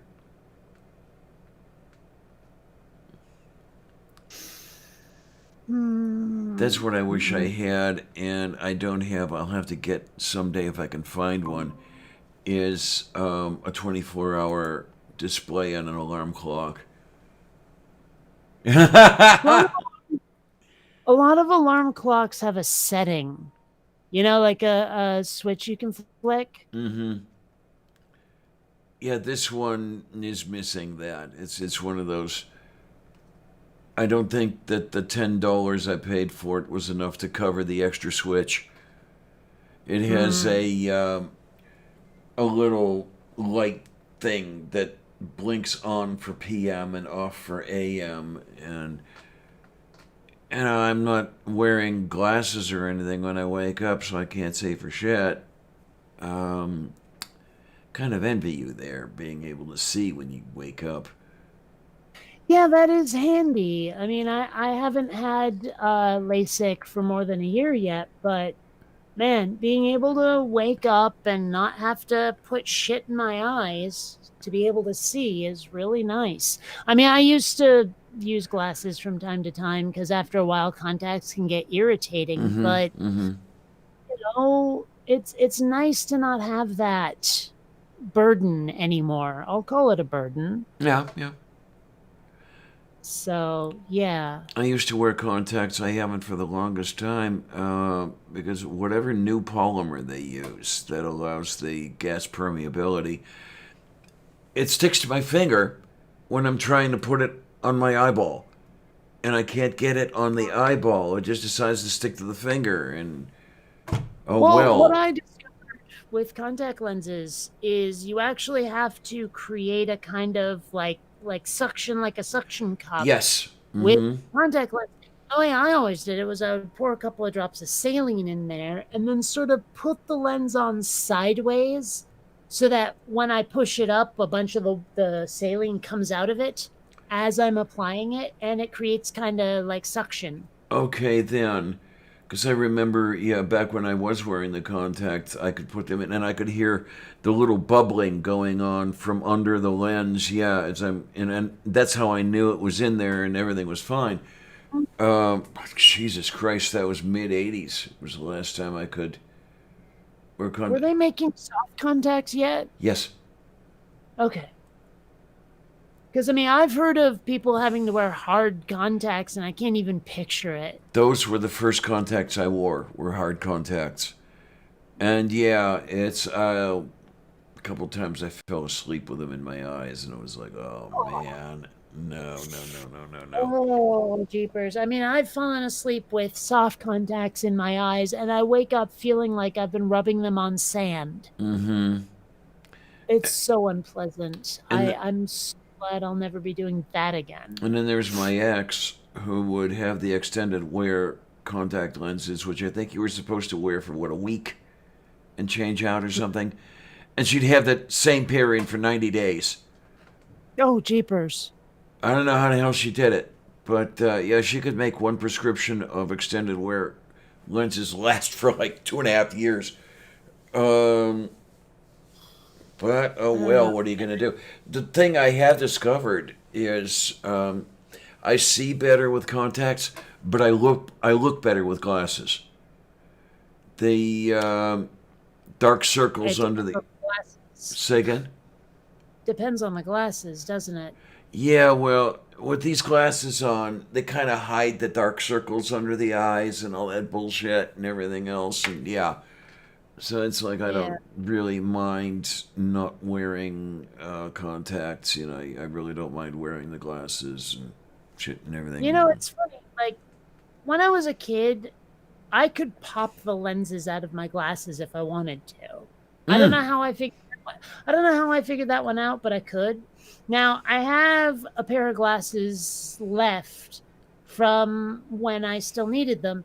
And honestly, I thought they kind of worked on me. You know, like I thought I was rocking the nerd chic, if you know what I mean. Okay. And you've probably seen me wearing them. I've done it in a bunch of my videos and probably on this stream when you would, you know, have it on Sundays way the fuck early. Okay. And, yeah. And, you know, I tried to pop the lenses out of those and they wouldn't go. Now, I don't know if they're glued in or what, but I can't pop them out. If I could pop them out, I might still rock the nerd chic just without lenses in. Oh, okay. Yeah, I don't know how that works. Because the stuff I've been doing, yeah, you have the more or less the plastic frames most of the time, whereas I'm doing. Oh, I didn't. Say again. I didn't use. I used to okay. have more like the wiry frames, but like it was the plastic frames that let me rock the nerd chic. Yeah. The distance glasses I have here, no way I'm gonna try popping anything. These are the half frames where you got the fishing line that'll hold them in at the bottom. Yeah. Yeah, so there's no popping them in or out or anything like that. They, I guess when I'm looking at these, I guess you set the lens up there and then drew the fish line tight to hold it in. So once they're out, they're out. There's no putting anything back in there. And, you know, they don't replace lenses and glasses because they don't make money on the frames. And I don't have the money to get another 2 pairs of glasses or whatever it takes. Do you remember a singer from like the 90s or whatever named Lisa Loeb? Yes. Because she totally did the whole nerd chic thing. Like, you know, I'd almost say she started it, right? And so this sort of look right here is what I thought my last pair of glasses were doing for me. Now, granted, she's probably quite a bit more attractive than me by any objective measure, but I think that the glasses help, and I don't know if I can somehow get those lenses out of the frames. I might still use them, but I don't think I can. They're in there either way too tight or they're glued. Almost wouldn't surprise me to find out they were glued in. Yeah. Because I've had, oh man, I had one thing happen to me at one point. I had the plastic frames and glass lenses. This was a while ago. I'm cutting the lawn, and as I turn the lawnmower around, I'm on the driveway. All of a sudden, it becomes fuzzy, and I realize that the lens is falling toward the concrete and breaks into a million pieces, and it was like forever until I could get another pair of glasses so I couldn't see for shit. Oh man. But now, Well, there's no way I could wear glass lenses anymore. They'd be too freaking heavy. mm-hmm, mm-hmm. I don't know. One, and I may have mentioned this before, I don't know, but one aspect of the whole seizure thing is there was a benefit to it. Believe it or not, it seemed to make my reflexes go into overdrive, right? Like the number of times I've seen a dish about to fall and I just whoosh, got it, right? Or there was this one time I was sitting at the atheism booth and someone asked, hey, can you toss me that over there? And she tossed it to him and I could see it was headed straight for his face. And I just whoosh, and it's like, I don't know what's happened, but like along with the whole seizures and memory loss and all that, all of a sudden I'm a freaking ninja, Oh I'm my. like, this is really cool. So if I was still wearing glasses and if one of the lenses started to fall out, right now there's a very good chance I could just go, oh, gotcha. Okay. Because I have noticed, I mean, there have been times like something has been just precariously sitting on the edge of like a table or a desk, and all of a sudden it starts to go, or the kitten bats at it, and I'm just like, oh, gotcha. And I don't even have that moment of panic where it's like, oh shit, that's gonna break, oh shit, oh shit, oh shit. No, it's just, oh, gotcha, no problem. Okay. It's weird. I mean, seriously weird. It's not quite a superpower, but it does seem to be a result of having had the seizures and the surgery and all of that. I don't know if it's a good thing. It's a good thing. Let's go for that. Yeah, I like that. Yeah. Where are we here? Well, apparently, Oh Megan, my. Robert X, one of yes, here we go. Robert X was here at the beginning of the stream, then went to bed and just woke up. Jeez.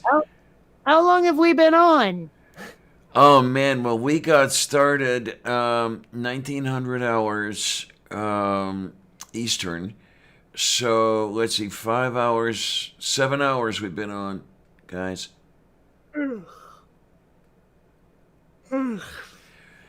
Oh my. Yeah, I have this habit of running never-ending streams. Ending streams. Anyway, sorry. Yeah, when Jeff asked me the one day, after I think I'd had like a 6-hour stream or something, he said, "What are you trying to give movie night a run for its money?" And I miss him. There have been a couple of times I couldn't even finish movie night. Oh man, it got nuts. Absolutely nuts. I haven't been there on a regular basis lately simply because the whole sleep deprivation thing. I just don't have the endurance anymore. It's kind of like stinky that it's on Friday nights because I have the every other week gaming night. And you know how they had to cancel for Friday this week? Yes. Well, I've got game night coming up this coming Friday, and so I'm going to have to miss it. I won't get to do movie night for a whole month. Oh, no. Yeah. Yeah, this is going to be really interesting trying to figure this whole thing out because Jeff didn't have the schedule that Sean and Jess do. They have the retail schedule where they've got the moving shifts and all this other stuff, and sometimes things get too much, if you want to call it that. It's hard to shoehorn movie night in there. So we have to see how it goes, and hopefully it won't get too messed up. Yeah. God. Dasha. The animation I'm working on here, it's on frame 5338 of 7200. Oh, It's going to Jeez. take a long ass time. And you know what? That equals 4 minutes of video, 7,200 frames. 4 whole minutes.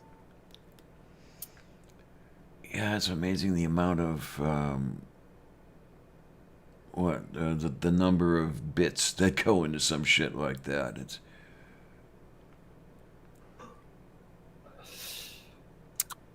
what is to do, or something like that.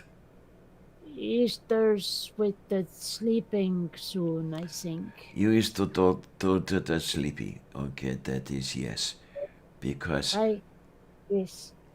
otherwise you do not want it. Very tired. Yes, you do not want it on air. Too sleepy to going to making. That would be, Have people fallen asleep during their own stream? Have they without meaning to just? It's happened. Not to me. I haven't fallen asleep on my own streams, but I have actually fallen asleep on a couple of movie nights.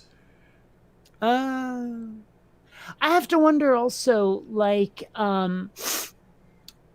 if people watch other people sleeping in streams. Because I'm sure that's got to be a thing. Like, if ASMR is a thing, watching someone sleep on YouTube has to be a thing. I wonder if it is. I haven't seen anything like that. I do remember that there was somebody years ago who made an 8-hour film that consisted of somebody sleeping. Yeah, probably won a buttload of awards at some hoity-toity film festival, too. Might have. I'm trying to remember if it ended up at Cannes or what happened. But yeah, it was one of those film festival type films. And it's like, why would I want to sit there for 8 hours and watch some guy, go, I don't know. See, when I was at film school, my teacher was one of those artsy-fartsy types. Didn't understand if someone wanted to make narrative fiction, it was all supposed to be art, And so we ended up watching this short film called My Name is Una, and it made no sense at all. Because it's just this little girl playing, except sometimes the picture would be overlaid with another picture, and they do all this swirling shit. And the whole time, like all of the dialogue and the whole thing, my name is Una. My name is Una. My name is Una, through the whole fucking thing. And it was like 7-8 minutes long or something. And by the end of it, I was ready to throw desks around. It was so and I'm sitting there going, I kind of like, teach, I kind of want to make Star Wars here. I'm not trying to be whatever. And she's like, yeah, well, that's kind of not what we're going to teach you. Oh, man. I don't know. It sounded almost 1969 is when My Name is Una was made. And it sounded almost familiar, but no, it wasn't what I was thinking of. Okay. It's just really bad.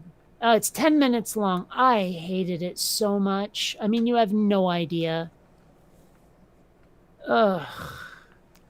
So, yeah. Now, the film I really, really, really, really, really, really loved was Bambi Meets Godzilla. Oh, yeah. Oh, I've seen that many times. I've got a copy of that around here somewhere. It's just... I still want to know why the nails, the claws, folded over at the end. Yeah. I always wondered why they did that. I don't know.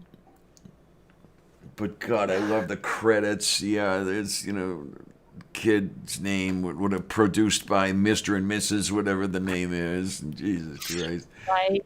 Oh, it's great. So the thing is, did you ever see Hardware Wars? Yes. Well, there was a collection of goofy little things, and Hardware Wars was the first one.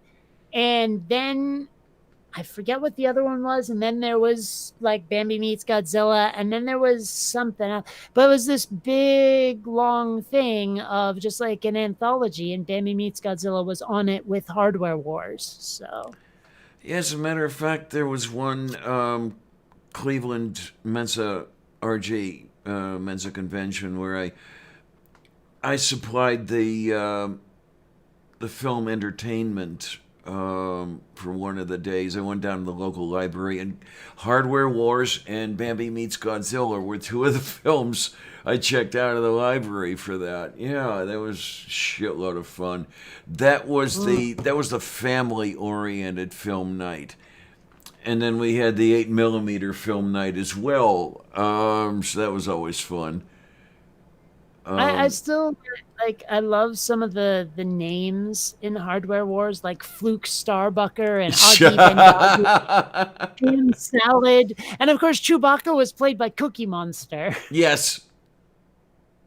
I forget the name of the princess though. So do I. Hang on. Hardware Wars. Hardware Wars cast. Let's see what we've got. It says Princess Android. And I didn't realize that Paul Frees had narrated that. Who's that? The voice of Boris Badenov. Who's that? Rocky and Bullwinkle, the little Russian. Boris and Natasha. Yes. You know, I never have looked at the trivia section for this. Let's see. Oh, you've got to be kidding me. This Paul Frees guy played the voice of Carr in Knight Rider. Oh. Like you know the bad, like the good guy was Kit and the bad guy was Carr. Okay then. Kit, Carr instead. Yeah. Well, he did the voice of Carr. Okay, oh my so, word. Section. This is regarded as the most profitable short of all time. It was made on a budget of $8,000 and has grossed over $1 million. Let's see.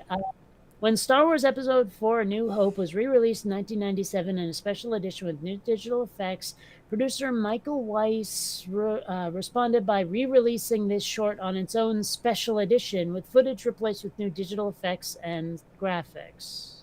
Okay. See, Paul Frees was an obvious choice as the narrator for this short. He had narrated the original advanced teaser for Star Wars. Oh, okay. Here we go. This is what I was talking about. When Hardware Wars was released on home video in the early 80s, it was included on a compilation called Hardware Wars and Other Film Farces, which also featured Closet Cases of the Nerd Kind, Bambi Meets Godzilla, and Pork Lips Now. Okay then. I had not seen Pork Lips Now. I had not seen what was the other one that was not Hardware Wars or Bambi? Closet Cases of the Nerd There Kind. we are. Okay. Yeah, I remember that one. Man, you know what I wonder actually is if any of the Hardware Wars actors ever did anything else. You know, like the guy playing Fluke Starbucker. Has he ever been in anything else? I'm looking. I mean, let's see. Here we go. Nope. One episode of Matlock. That's it. One episode of Matlock. Oh my. Let's see. The guy. No, he was only in Hardware Wars. Artie Deco. Who the hell's Artie Deco? I don't know, but I am looking to see. Okay, so Augie Bendoggy, guy who played him. Oh wow, look at you, you're dead. 25 animation department credits. Let's see. Why is my system going slow all of a sudden? Did you broke it? Well, let's see. 9 director credits. Anything I ever saw? Mostly cartoons, it looks like. Let's see. Actor. Hardware Wars. Okay. I guess he must have animated Hardware Wars. So Princess Android and Bob Knickerbocker played Ham Salad. Now wait That's a minute. What? Did you say something about it or somebody else? And it looks like somebody may have beat you to it. There's Frank Robertson, and it appears that you've got a character 4Q2. Yes. Yes. Okay, so Bob Knickerbocker here was in Hardware Wars and The Life and Times of the Red Dog Saloon, whatever the frig that is. No idea. Oh, but no, he was only on the soundtrack. It looks like he died a little on the young side. Like 44 years old. Doesn't say what killed him, though. Cynthia Freeling, who played Android, was in something called Brothers, whatever the hell that is. And also Love and the Midnight Auto Supply, whatever the hell that is. Okay then. But other than that, just Hardware Wars. So basically a lot of no-name fuckers were in this thing, plus one famous dude. Oh my. Yeah. Let's see. Well, I mean, okay. This Ernie Fossilius guy, who apparently played Miscellaneous, he's got a picture by his name, which usually means that he's done a lot of legit stuff. Oh, hey. Well, okay. Apparently he was part of the sound department for Spaceballs. Oh well. Oh, hey, here we go. Okay, this guy's been in a bit. Only 9 credits, but let's see. Mr. Mike's Mondo Video, whatever the hell that is. He was in Porclips Now. He was actually in Return of the Jedi. He did the voice for one of the Rancor Keepers. He was in Ernest Scared Stupid. Now, I never really watched the Ernest movies, but okay. Oh my gosh, there's something here called Plan 9.1 from Outer Space. Jeez, I want to see this. And there's also The Boys of 2010, whatever the hell that is, but he plays a radio host in it. It says a film about being a teenager in middle-class America. Okay. It's got, like, nobody in it, but okay. Yeah, so that's him. Oh my gosh. I don't know if this is better or worse, but right now I'm looking at Bernie, and let's see, Biden's at 396, Bernie's at 316. So it's now an 80-point difference, where before it was, what, 84, 85? Yeah, in that neighborhood. Yep. And there's still 548 delegates out there. This could still come out. It'll be, neck and neck, but I don't know.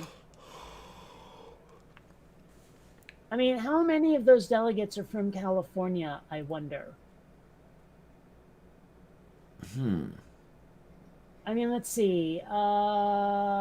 That's not... Where's the New York Times one I was on? Because the New York Times one listed delegates, but I must have closed it.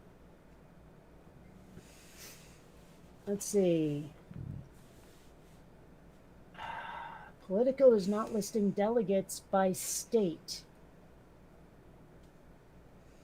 Oh, this is the New York Times. Let's go to California, if I can.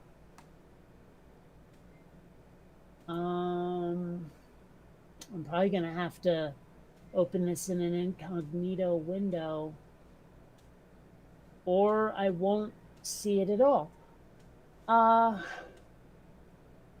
Where did I find those numbers? Because somewhere it was breaking down California by number.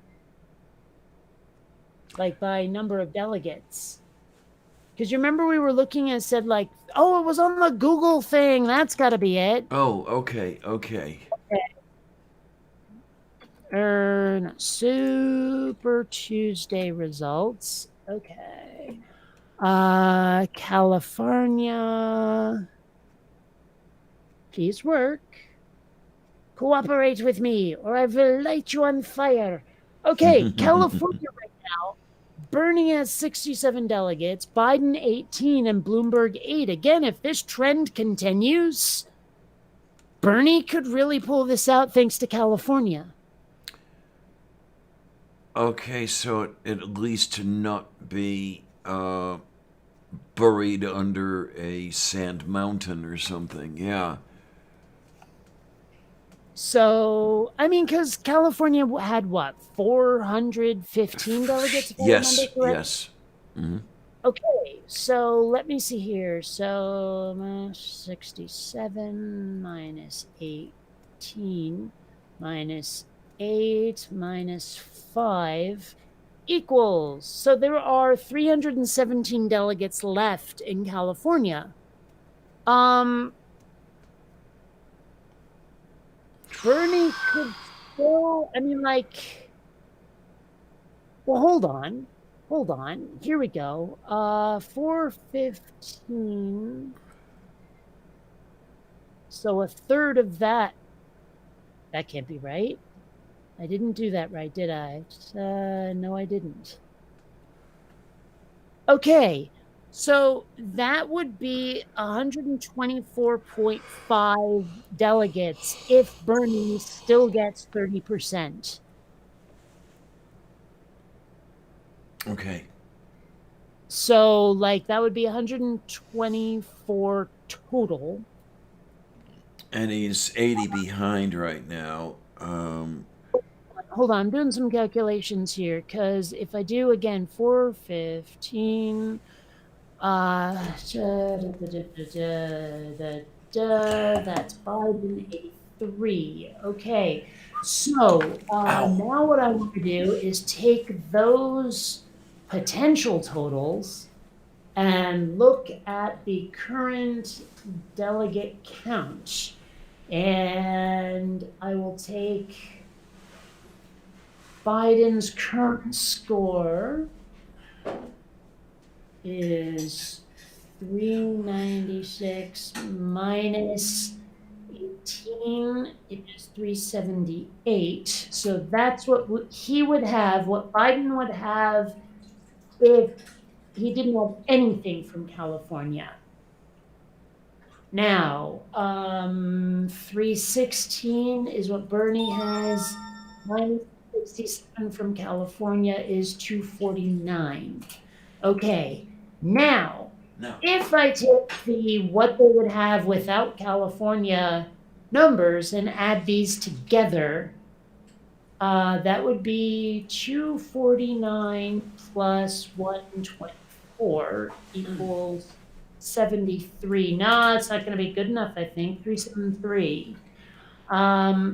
Because then if we add that 83 to 378, we get 461. Oh, that's bad news. So either my math is off, or with California, this will turn out to be 373 for Bernie, 461 for Biden. Now, again, it's possible my math was done poorly. I don't know. Well, that set of numbers sounds like the gap between the two had widened. I mean, it's only, what, 80 now? Yeah, I don't know exactly what I may have done wrong. And maybe it was nothing. But I thought I'd done it properly. I don't know. And I just noticed that Purple's here. Oh, hey, sweetie, hi. Yeah. How are things going there, Purple? Have you moved yet? Yeah, I mean, I seem to remember reading a tweet or something that said you were on the road but got delayed somehow, and Well, I'm just hoping you've arrived and arrived well. He put a note out that he had arrived. My understanding, and I'll see if we can let Purple fill us in here, is that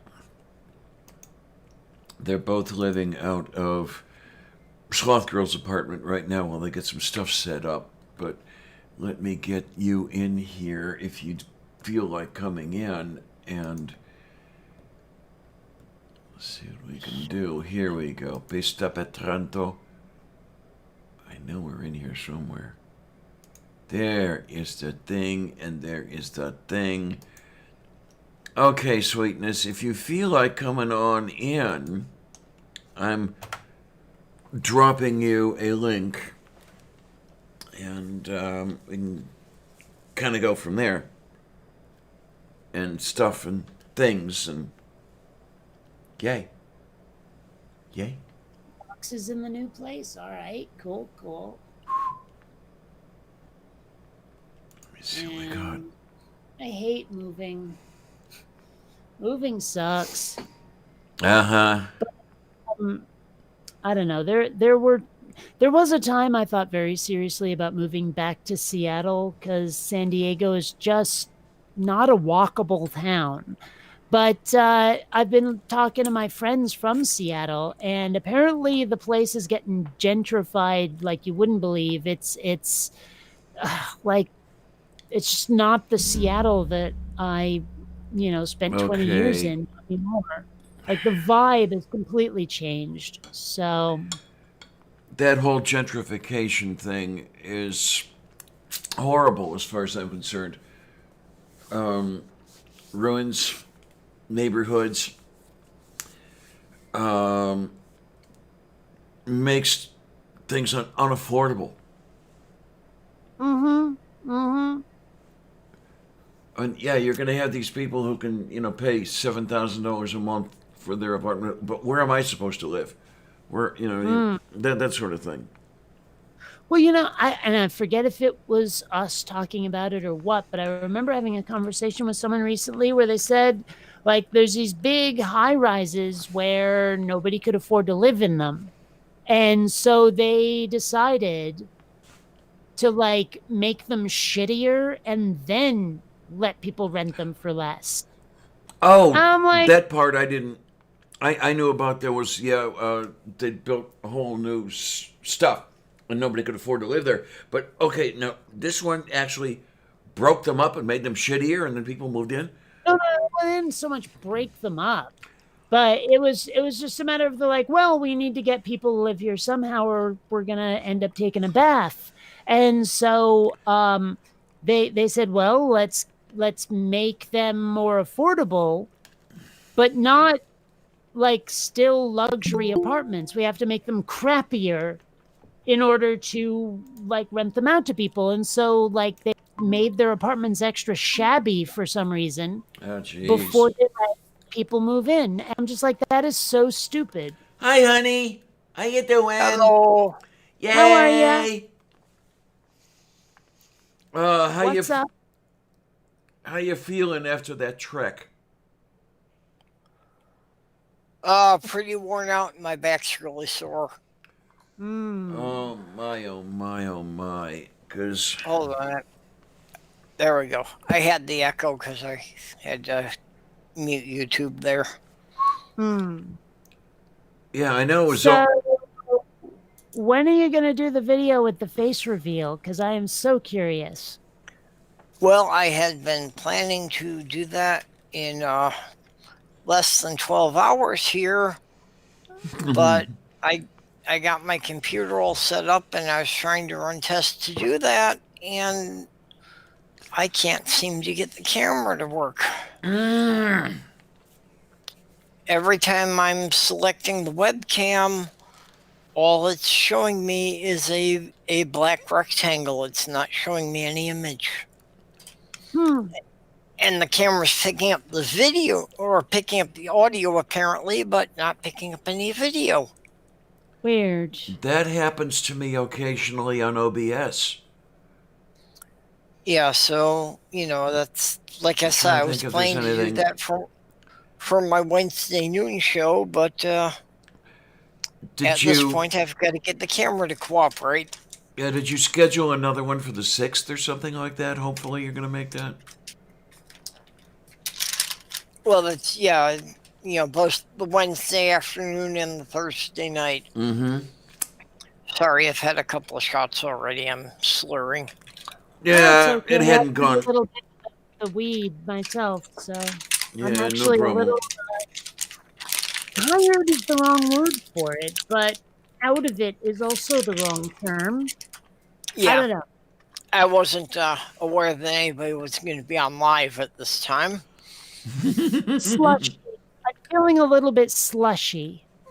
Ah, Yeah, that's a good term for it. yeah, we just sort of Yeah, got started, and Yeah, not quite slouched, but a little bit under there. I don't know. It's Yeah, one of the things I really, really, really, really like is Kate. When you and I get started talking, we can go for hours, and I really love it's it. true. Yeah. Yeah, in fact, we've gone basically until the needs of nature asserted themselves. You know, Yeah.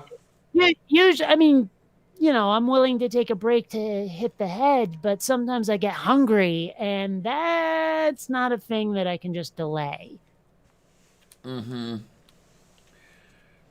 Oh All of a my. sudden, I really want toast, but I don't have any bread. I do, however, have Eggos. Hey. And some decent maple syrup, but honestly, it's hard to get. I mean, after being raised in Vermont, I'm a little particular with my maple syrup. Mm-hmm. Yeah. Food is usually not the issue for me. That doesn't really become a major issue for me until about the third day. I miss the days when I could go most of a week without eating.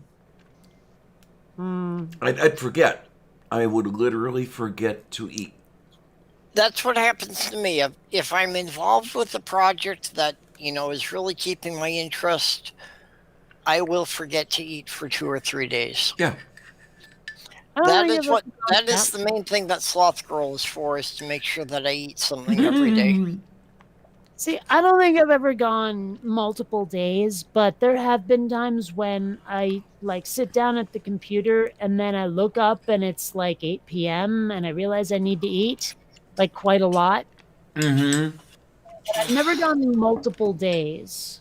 Because I've had it happen more than once where, okay, I'm at the machine and I'm working and doing all, and I'm getting up, getting coffee and everything else, and coming back and still programming away.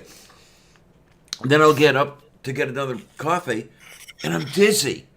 And it's, why are you dizzy? It's, oh, I haven't eaten in 3 days. Okay, so it's off to the kitchen, throw a shitload of stuff into a pot and make a big pot of soup and eat Yeah. 3 or 4 bowls of it in one sitting.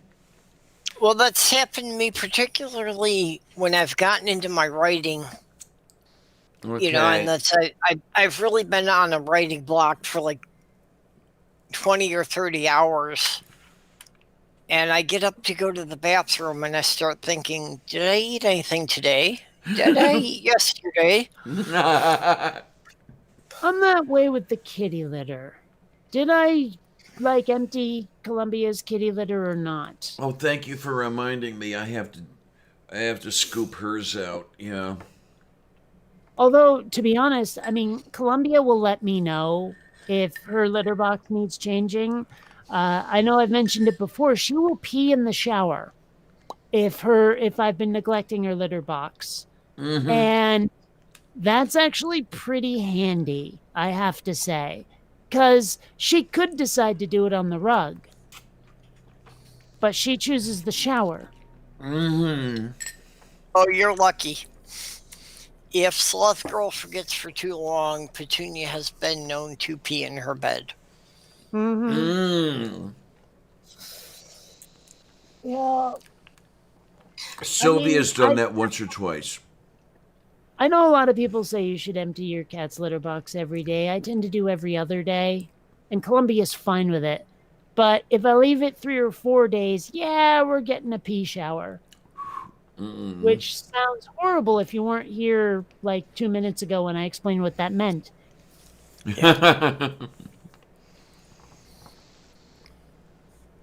Oh my. Yeah, it's speaking of, where is she? Oh, there she is.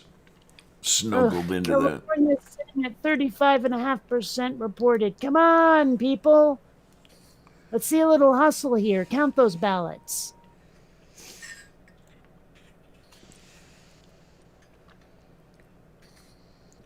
$10 for Bernie, 1 for Joe. 10 for Bernie, 1 for Joe. I don't know. And I hate waiting, especially when I don't know how long I have to wait or why I have to wait. It is so much easier for me to be patient with sufficient information.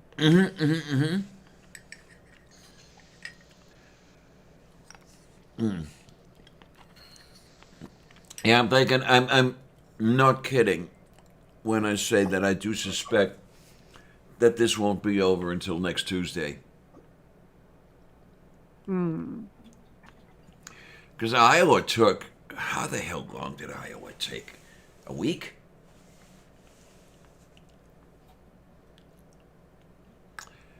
Or was it only, 3 days or some shit like that?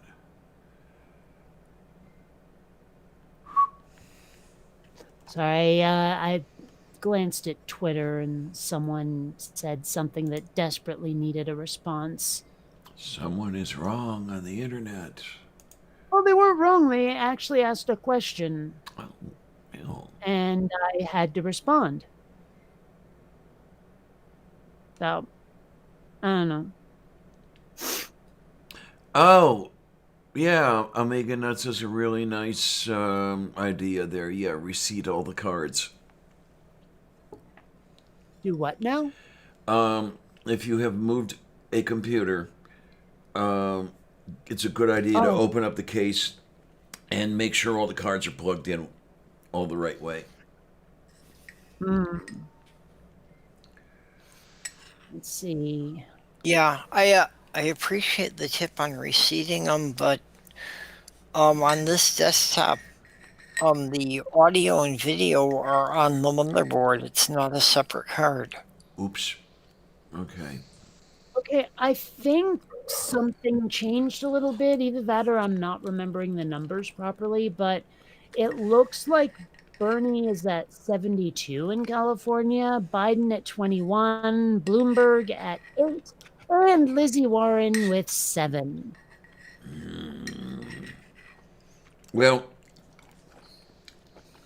it's nice to see that her spoiler role isn't working out. But this is bullshit. She shouldn't have any. I know. She's at 12.1%. She should not have any goddamn delegates right now because you got to hit 15% to get any. This is so much bullshit. I'm trying to remember if she was over 15% at one point and then dropped. But then they won't take the delegates away. I don't know. It's. Oh, you want to talk about that shit? Facebook. Okay, I posted a thing on Facebook, and Facebook got snarky about it. I protested, and they said, "Oh yeah, okay, this does meet our community standards. Sorry. Oh, but you're still blocked for a month." Oh, Jesus Christ. Mm-hmm.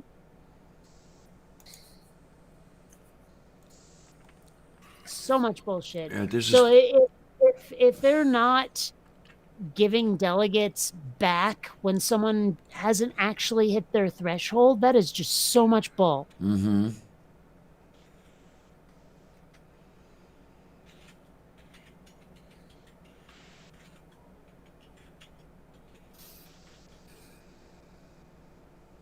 Oh man. Okay, so looking to Politico here. Yeah. Oh, okay. That's an 80 delegate spread.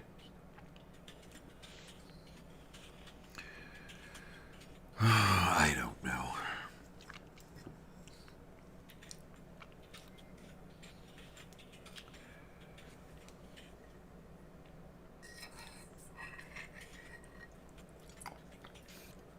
Oh, Why am I even caring? It's all going to fall through anyway, right? Yeah, I'm having a hard time not being very suspicious of the DNC manipulating this. mhm. Because they've been trying to convince us that Biden is popular and that, Bernie is really not a big deal. Yeah, well, the thing is, I think they genuinely discounted Bernie at first. A lot of them had no idea that he was going to be this viable. Like the public was saying, "Yaha," but like the DNC was going, "Nah, Bernie's done. There's no way he'll be popular, not this time around." And well, look how wrong they were. But it took them Yeah. months to realize it. It took them months to get on board with the fact that Sanders was a threat. Well, and that's the same thing they did in 2016. So why didn't they learn that 4 years ago?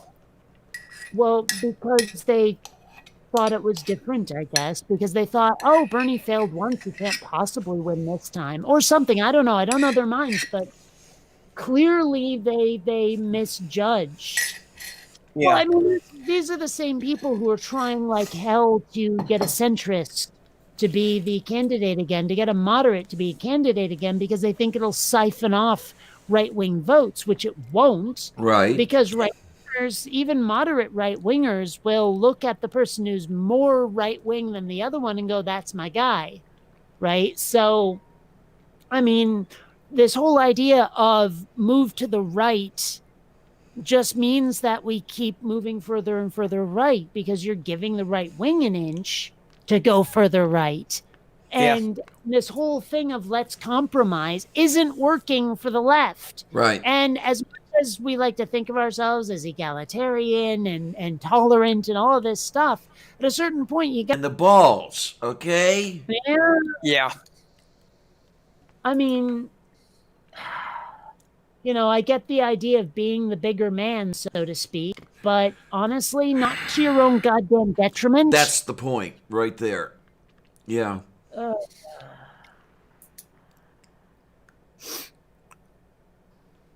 Yeah, I'm just. Because it was alt-right playbook. What was his name? He even mentioned that. It's this is what the alt-right is looking for. They're looking for the opposition who plays by the rules, who tries to be honorable and all this other shit, so they can break the rules with impunity. Mm-hmm. Well, and that worked in the 60s and 70s. It's not going to work today. Mm-hmm. Man, I have I mentioned Phil before? Okay, that's my name for that guy at the back of a room with the meeting going and people throwing ideas around and they start to settle on a really shitty idea, or at least an idea that has a flaw. And Phil at the back of the room goes, guys, what about that? Guys, what about this big flaw I see? And everyone goes, shut up, Phil. And they keep working, right? And there are times I feel like I am Phil. Just at the back of the room going, guys, here's a problem with what you're trying to do, with what you're trying to push. And everyone goes, shut up. Mm-hmm. Well, and that's exactly how I feel about the DNC now. It's like, guys, you tried this 4 years ago and we got Trump. Doing the same thing again isn't going to work. Mm-hmm. Well, I mean, I'm sure part of their mindset is that they're like, well, now everyone knows how much of a threat Trump represents. Oh, Jesus. So they'll go for another Hillary-esque candidate because now they know they have no choice or it's more Trump. They probably figure they can use Trump as a club to get us to submit. Well, but the choice they failed to recognize is that a third of the people just won't bother to vote. Yeah. Mm-hmm. And if a third of the people won't bother to vote, then Trump's 35% base constitutes a majority. Yeah. Mm-hmm. I wish I could remember who it was that was doing the betting lines on, like, for example, the betting line on Bernie getting the nomination, or the betting line on Biden winning against Trump. And it worked out that Biden had something like a 16% chance of winning against Trump. And, these are odds makers. These are pros doing this. So you would think that the DNC would be looking at this and saying, okay, let's listen to the bookies. No. Well, and that's the question. It's like, are they so set on getting Biden that they will give up the candidate who is most likely to beat Trump? Well, I was just saying that a little while ago. Yeah, it's maybe when I wrote the thumbnail. But yeah, it looks like that they want their guy, and even at the cost of the election. Even at the they're not seeing that. Oh Jesus, who was it that I said this to? They spend their time attacking the person who could pull this out. Mm-hmm.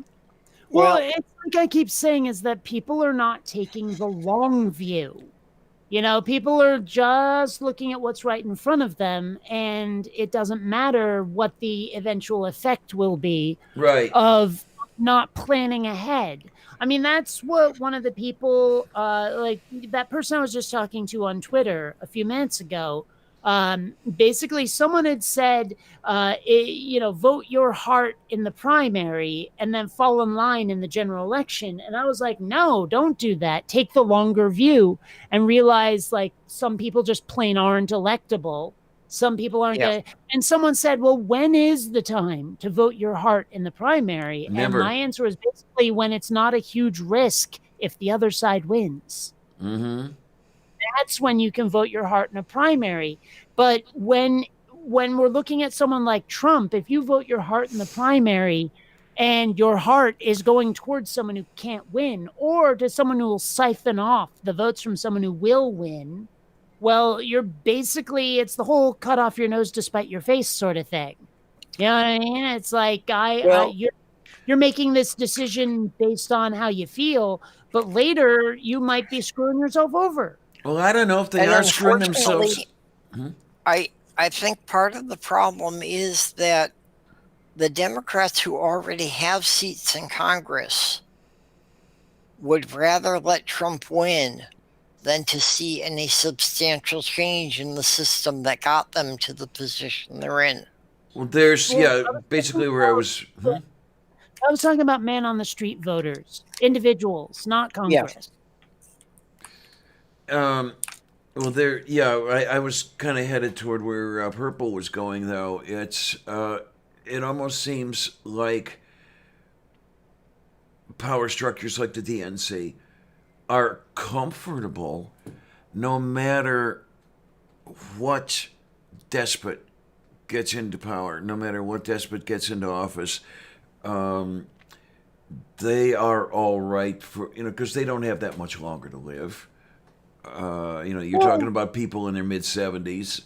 Well, I mean, but that really only describes the potential nominees right now, and even people in Congress. I mean, because there are some young enough people in Congress. I get the impression from everything I've seen and heard is that what they really are thinking about is money. It all comes down to money, to personal wealth. Right. That's why they would rather lose to Trump than win with a progressive, because they don't want their lunch line cut off, basically. Yeah, well, they're afraid of losing the lobbies that give them billions of dollars. Mm-hmm. And so that's why they are basically saying we will cheerfully throw the election to Trump if we don't get the Democrat in that we want, because Trump will at least not take away our gravy train. Yeah, and that's what I've been saying, for the last 5 years, is that the reason the DNC can't support Bernie is because he's not a Democrat, he's an independent. And they are worried that on some important piece of legislature that he will do the right thing rather than toe the party line. Mm-hmm. Well, I remember seeing an interview with AOC at one point, and like she started some congressional meeting or something behind closed doors where she started trying to actually get stuff done. And like one of the long time congressional alumni was like, okay, that's not what you do. That's not how the game is played. You have to schmooze. It's kind of like that scene in Life of Brian where it's like, hey, this guy won't haggle. Well, you're supposed to haggle, that kind of thing. And she was like surprised, blown away basically by how corrupt Congress was in such a stereotypical fashion. It was like watching a TV show of people doing shady backroom deals. Yeah. It's crazy. So, well, and that's kind of what I'm disillusioned with, is that this is showing me more and more about the DNC that I would have rather not believed, but the evidence is stacking up to the point that it's hard to deny. Yeah. And what Matt said, I think they're scared of an FDR-style Democrat. That's exactly what they're scared of. Yeah. I mean, because really, what's the difference these days between establishment Republicans and establishment Democrats? But the only difference I can see is who's willing to tolerate gays. Yeah, okay. Yeah, well, yeah, you've got it pretty much there, that, the Republicans use emotional issues to rally people up against things that, as distractions against what's really important to them personally. Mm-hmm. I mean, but in terms of like spending government money or their own money being truncated in some fashion, their own income being truncated, and they're functionally the same, the Democrats and the Republicans, when it comes to like money for Congress and business and screw the man on the street. Mm-hmm. Well, and that's why like military contracts usually get approved, because they're usually widely dispersed, that many different congressional districts will each get a part of the development or the production cost. Well, and if we could at least limit our military spending to what we need, with maybe a reasonable safety cushion, sure. But at the moment, I mean, wasn't there something where it's like the United States all by itself could destroy the world over 5 times or some shit like that? And I'm sitting here thinking, we don't need a military that's that strong. We just fucking don't. And I mean, even if, I don't know, is whatever. Yeah, well, right now we have a military that's something like the size of the next 10 or 12 largest militaries behind us, and 5 of those 10 are our allies anyway. Mm-hmm. And I mean, it's time we stopped thinking of the United States, especially the United States military, as the world's policeman. I mean, I know traditionally it's great to go, America, fuck yeah, we're the best country in the world, yada, yada, yada. And maybe that was even justifiable 50, 60, 70 years ago, but not now. We're not the people who fought the Nazis anymore. Yeah. That's not who we are. And even then, you can find all these documentaries about how the United States did some pretty scummy shit during World War II also. Yeah. Mm-hmm. I mean, not as bad as the Holocaust, but apparently we weren't the white knights that people would have us think we were in World War II. Well, And and even our economic system has been shown that it is not sustainable. That if every country in the world copies our system of capitalism and excessive consumerism, that it just leads to this huge amount of environmental disasters that we can't deal with.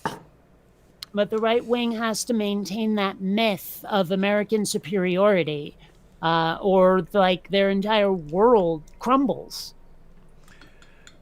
And at the Because, same that's part of the right wing identity is we are the greatest country in the world. and at the same Yeah. time, the right wing is kicking that superiority out from under themselves with the whole religious thing, destroying education. We are being Well, you're not supposed to be educated. You're just supposed to follow. yeah, indeed. Yeah. It's like, because I seem to remember there was a time, like hundreds of years ago, where the only people who maybe even were literate were part of the church, where like all of the like scholars had to go into the church to be scholars. Yep. And so like the idea of a populace that has access to information is so not something the church is prepared to accept even now, I think. Because they would probably be a lot happier if everyone was uneducated except for the clergy. They'd probably love that. Well, yeah, because if people can't read the Bible for themselves, they can't tell that it's got contradictions. Well, there is that too, yeah. Oh, I love watching theists try to justify the contradictions. Like you point them at a site like BibViz and ask them, okay, get debunking. Explain to us why these aren't contradictions. Yeah. I was watching a video yesterday that I pull it up every now and then. Bart Ehrman debating Mike Licona. And I don't know that second one. Licona is a friend of S.J. Thomason's. Oh, jeepers. Oh, go on. Big guy on the resurrection, on proving it, that whole thing. S.J.'s had him on a few times. And he could not form a coherent argument. All he could do was repeat his assertions over and over as Ehrman destroyed them over and over. And this is his scholarship. He probably declared victory too. Like I have never seen a right winger or a religious nut who didn't try to take a victory lap after they just got totally stomped. Yeah. I mean, like that conversation. I say conversation. In quotes, that I had with S.J. Thomason and G-Man just a few days ago. G-Man was taking victory laps left and right, even though pretty much everyone in the chat, granted, they were people that knew me, but we're basically telling him, dude, you got shellacked. But no, as far as he was concerned, he killed me, cooked me, and ate me, and that was that. Yeah, oh my. And what was amazing was all the cheerleading moves he was making all over the place while he was doing that. And I was like, what the fuck is wrong with you, Gary? I mean, really. G-Man is... See, the thing is, like, I can't even necessarily hate him. I can pity him a little, but I can't really hate him. He's just a douche. You know, where there are other people out there where it's a lot easier to just flat out despise their very existence. G-Man is just a jester who does not help his own side, and he doesn't realize it. It amazes me how he defends biblical slavery. He defends what now? Oh, biblical slavery. Got it. I have not seen him do that. The truth is I've been ignoring him for years. But, you know. good thing to do. Yeah, and it's like, you basically tell them, look, Gary, you know the history of your people. You know the whole Yeah. thing with the slavery that they had to endure. And you're saying that your God doing this is a good thing. He said, yeah, of course. Okay. Have it done to you. Okay, one of these days I need to actually sit a theist down and ask them, like, would you be okay if so and so did this, if so and so did that, and have them all be like slight rewordings of shit God pulled on other people. I'm like, if you saw the latest version, like Hitler 2.0 was out there somewhere, some horrible dictator who was doing this, this, this, and this, and this, would you be for it or against it? And if they said against it, and I'm like, okay, but in this chapter of the Bible, God does that. Are you okay with it now? And the sheer number of them would probably say yes. Why, yes, I am, because God, because Bible Yes, reasons. there's a large number that will do Yeah. that. And I have been in arguments with others who have said it doesn't say that. Especially when you're dealing with Numbers 5. That whole abortion thing where God directs how this is how you perform an abortion. Yeah, we just had some change. Yeah, it's Yeah. $3.99 to $3.22 now. And that's only a 77-point difference. 27. So it is, Bernie is closing on Biden. Mm-hmm. Slowly, but he's closing. Because I do have the old, excuse me, it has changed. It was 356 270. No, that's 356 271 is what I was looking at, but that doesn't look right when I'm looking at that. So let me see, have the Google results. Well, that's for California. So right now it says 722187. I think that's where it was before. Okay. So I mean, like the Google results are not the same as, say, New York Times or Politico. Yeah, this is what I'm wondering, because it seemed for the longest time that Google was following Politico, but the numbers were not necessarily changing at the same time. I mean, okay, because, well, then again, I'm looking at the New York Times site hold on, it's not done loading. I've noticed that one of these sites, I forget which one, like the results update after the page is finished loading. Okay. Which is really weird, but still. Although I'm looking at the Google results, where they claim Joe Biden has 21 delegates, but here they're claiming 27, and they haven't given any to Bloomberg. Or Warren, for that matter. But Warren should not have any I don't know. The results I'm seeing posted are inconsistent. That's all I'm saying. No, I finally got these numbers figured out. Okay, yeah. Bernie picked up about 50, and Biden picked up about 45 or something like, or 40. Yeah, the difference was 85. It is now 77. Mm-hmm. Yep. So well, I mean, something anyway. Yeah. I don't know. Okay, Politico, where did you go? Load the page again. You know you want to. All the other way pages are doing it.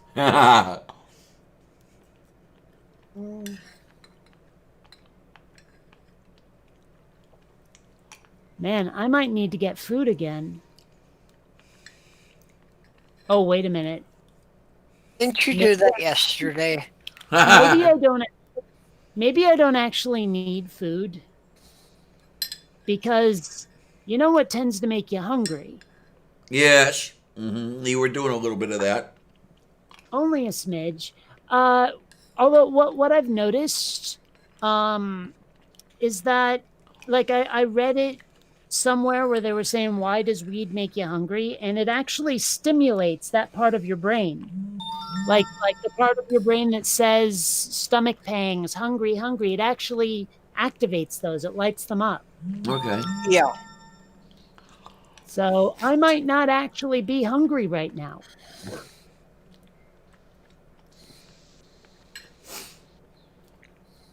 Alternate. There could be something to that, but Alternately, I could just get some frickin' food. Yeah. well, the wise thing to do then would be to eat some relatively healthy food. Oh, you say that like I have any in the house. Actually, no, I take it back. I do have some, but I've never Well, just sat down to a bag of frozen peas and yeah. carrots. Yeah. Well, no, but I was thinking along the lines of having a salad. Yeah, I don't have salad fixins. I don't have lettuce. I don't have really any vegetables that aren't the ones I just listed off, the frozen broccoli Yeah. and the frozen peas and carrots. So I that's it. understand that. Well, you could eat healthy food by making sure that the food maintains appointments with its physician, and keeps those appointments. And yeah, okay. See, no, I mean, I'd roll my eyes if it weren't for the fact that I'm always making that joke about, oh, I'm a big fan. Well, with proper diet and exercise, you can be a regular size fan. I mean, it's basically the same joke. Yeah. And I cannot condemn you for basically another version of a joke that I've made all the time. So, Yeah. See, I gotcha. wait a minute. What the hell? Okay, I'm seeing from Holy Kool-Aid right now that the delegate count currently is 334 Sanders, 414 Biden. So, Huh? I mean, I don't know where I want to ask him. Okay, where are Where are you these getting numbers these? coming from? No two sources have the same damn numbers.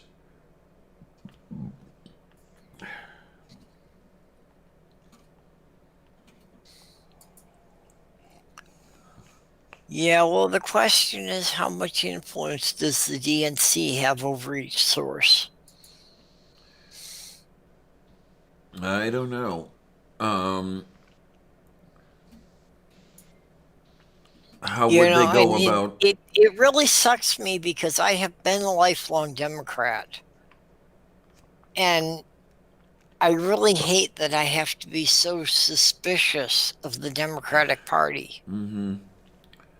Even when it's obviously so critical that, the Republican candidate needs to be just kicked out of there. But the Democrats are still willing to shoot themselves in the foot.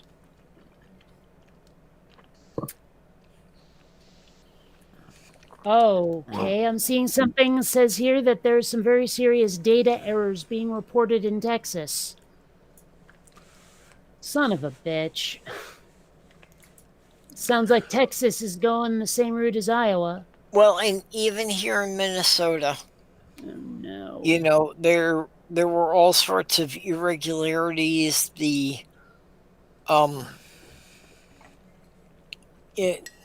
state election site that was supposed to tell people where their polling place is wound up being offline for several hours today. Oops.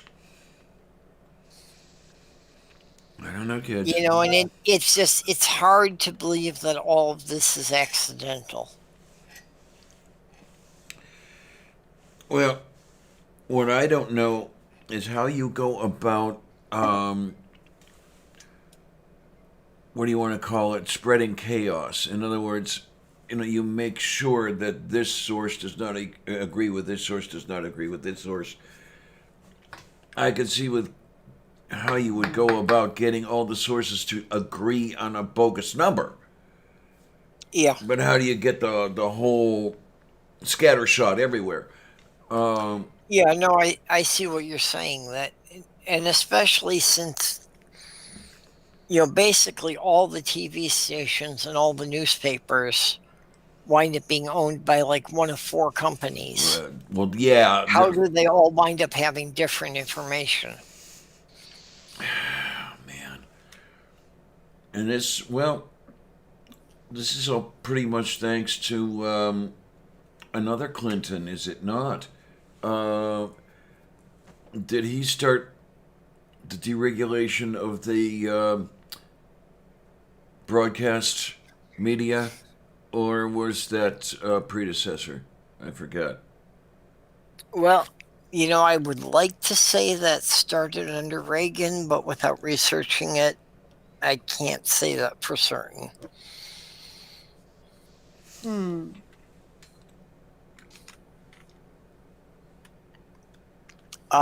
Clinton did do a lot as far as basically watering down the FCC and the regulations that prevented media monopolies. Mm-hmm. So yeah, Clinton certainly did a lot in that regard that, that allowed fewer companies to basically buy entire markets to the point where one company controlled all the news sources for a single city. Yeah. That wasn't allowed before. Do you know who Jen Rice is at all? Not without some context. There we go. I'm seeing something. Well, I was seeing something on Twitter where she was saying a police officer told her that most of the people still waiting to vote got here before 6 p.m. Apparently this is happening in Houston, Texas, but I don't know. Like she's saying it's 11:15 p.m. and there's like this huge line of people trying to vote still in Texas. Yeah. Oh, this is just insane. I mean, tell me they're at least going to let these people vote. Who can tell? So and unfortunately, that's what happened again in 2016 in Ohio. That there were people lined up for hours before the poll closed. Some of them had been standing in line for over 3 hours, but then they closed the polls and they weren't allowed to vote. I got to the polls at 9 a.m. I voted right away. Yeah, as I was saying I'm earlier, not an early riser, but I showed up around noon, 1 o'clock. I thought about waiting until around about that time, but I figured everyone who wasn't on their lunch break anymore was going to be there. Or you know what I mean? Like everyone who had a lunch break then was going to be there. I mean, in this neighborhood, sadly, it doesn't matter when I get there because at any time of the day or night, there are only about 3 people there to do any voting, and the turnout here is horrible. And a lot of the reason that the turnout is so horrible around here, and I hate to sound bad, but I'm going to sound bad when I say this, people either don't have enough time to vote because they're too busy trying to make the money to buy the food to support themselves and their kids, or they don't know how to vote because they never learned. This was the girl upstairs, my friend Nikki. I took her to the polling place last time around because she wanted to go. And she's ending up asking me who she should vote for while she's at the voting machine. And it's like, you can't do that, Nikki. It doesn't work that way. That I can't tell you how to vote. That's illegal. And it's just, Okay. Apparently, I'm having a problem here that I keep ramping up my own volume. Oops. So, at the risk of getting us in trouble in our new building here, I probably should just drop out of this because I've been drinking too much. Tote perrosta palkoroke. I don't know for you. What did I just say? And these numbers are still static. Come on, people, let's see some hustle. Yeah. Yeah, I should probably be getting to bed fairly soon anyway, so. Well, thanks for Alright, coming well, aboard, and yeah, I'm gonna keep everybody in information and stuff like that, and then let's see if we can get you on the air on the 6th, and just get to business as usual. I'll keep trying to run some experiments with my camera here and hopefully get this going. You know, I hope it isn't something that in the move the camera or the computer got jostled too badly for this to work properly. Oh, quick thing, Purple. If you do come into a stream and I see you for the first time on camera, if I go, I'm just kidding.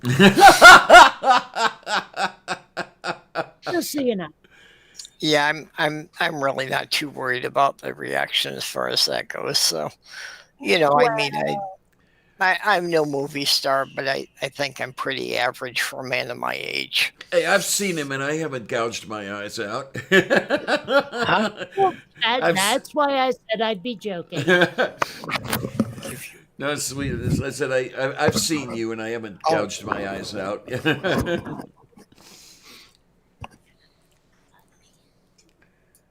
Oh man, but I tell you, you horrible person, you did have to pick that picture from Kentucky. I took a picture of Purple and Jeff together on the green, and yeah, it's yeah. And I did kind of think about that. Yeah, it's okay. It's okay, honey. When I posted, and I was hoping that wouldn't be too rough on you. It's okay, honey. I mean, it's it hit me hard when he died. It really did. Yeah. I'll be right back. Gotta use the John. Well, I know it did, and like I say, I thought about that, but it's fine. Yeah, really, from it what is. I had, it seemed to me the most appropriate picture I had. Now I'm a lot. I'm doing a lot. I do consider that a major thing that I had the opportunity to meet him. Oh yeah, he was You know, an that I absolute know so sweetie. few people in the community actually, you know, got to shake hands with him. Actually, got to meet him face to face. I'm doing a lot better now than I was, you know, say 6 months ago. You know, so it's let's see, 9 6 is 15. Yeah, that's right. So It's not coming out of the TV. oh, okay. I was wondering. Hi, I'm Sloth hearing Girl. it through the headphones, and it says here that it should be coming out through the TV speakers.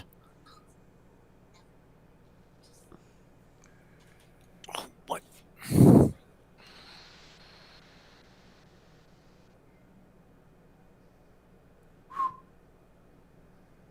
Okay, that's again my computer is being freaking weird. Things not.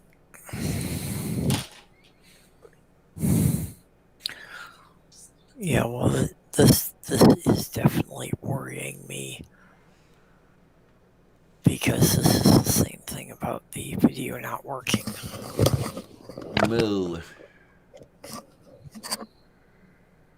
Sorry, I was kind of away for a moment there.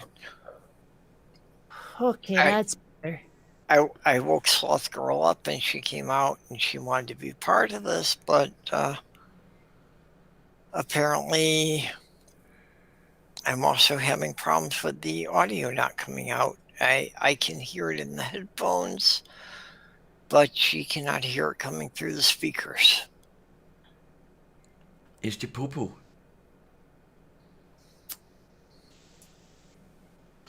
Well, Oh might have man, to. what was that? What was that thing? There was a guy. He was like protesting gays or something, or I don't know what. But he was like from Southern Africa. I don't know, some guy, and he goes, and then they eat the poo poo, Oh which yes, is that one. Yeah, I know the one you're talking about. Yes, yes, yeah. yes, yes. That should not be happening. But Well, you can no, hear it. nobody should be eating the poo poo. No, that's not. No. What? I totally forget what that was from, but I remember there was some documentary or other, and this guy. Yes, it was a cleric of some sort. Wait a Well, minute. it's just crazy to me, like Yeah, that's not just the weird things that religious people come up with for what they think LGBT folk are doing. Like you get those Okay, guys in Saudi Arabia or whatever, one of the Al Qaeda like dudes or whatever, and you get them saying like, "Oh yeah, the babies are turned gay when their mothers have anal sex or whatever," and it's like, dude, really, really? it I it mean, it where are you getting at? What makes you think that's even a thing? it appears the guy's name is Martin Sempa, I think, or Sisempa, or something like that, out of Uganda. What? Where did he say that? What did he say that in? It appears to be a service of some sort because he appears to be a No, but I pastor. mean, it was on film or something. When did he say it on film? Wait a minute. What do I Force have? against homosexuality in Uganda. We are making legislation to make sure that sodomy and homosexuality never sees the light of legality in this land of the. This may or may not. This may or may not be the video here. So we are going to copy the poo poo. Oh God, someone did an auto-tune remix of it. Egad. Oh, and did you find it as well? Okay, yeah. We are to eat the poo poo. Jesus But Christ. I mean, let's see here, because I swear he. Wait a minute. If I have his name, now I can probably go to IMDb and find wherever the hell he. Yeah, that's a did that. possibility. Yeah.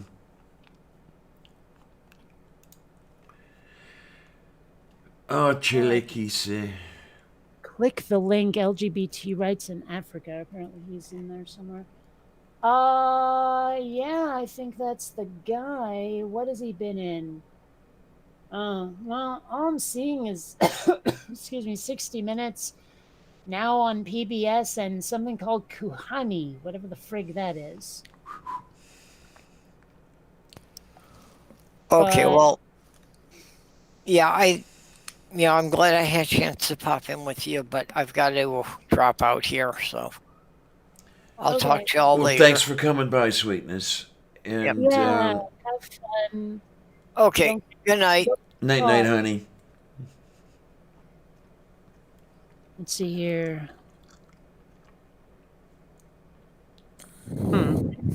Mention him specifically in the LGBT rights in Africa thing. I wonder if it'll be in the description of some of these YouTube clips. Or maybe it'll jog my memory. I don't know. Good morning, everyone. My name is Pastor Dr. Martin Semba. I'm here in the capacity as the chairman of the National Task hello, Force I said Against pause. Homosexuality in Uganda. Pause. We are Merc- making legislation Ugh. to make My- sure that sodomy My web browser has apparently decided that it is not going, like, it's going to have these major delays, apparently. Okay, then.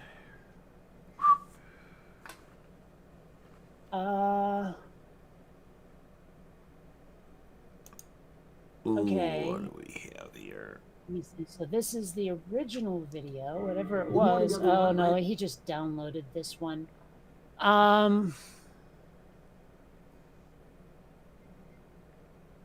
Says here the clips in this video are from the episode Missionaries of Hate.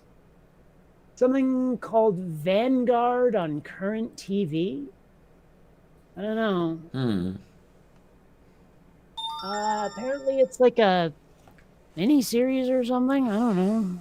Yeah, it's a TV series. I never watched that TV series though. So where did I see this clip? I've seen it once or twice. Either posted a link to Twitter or something.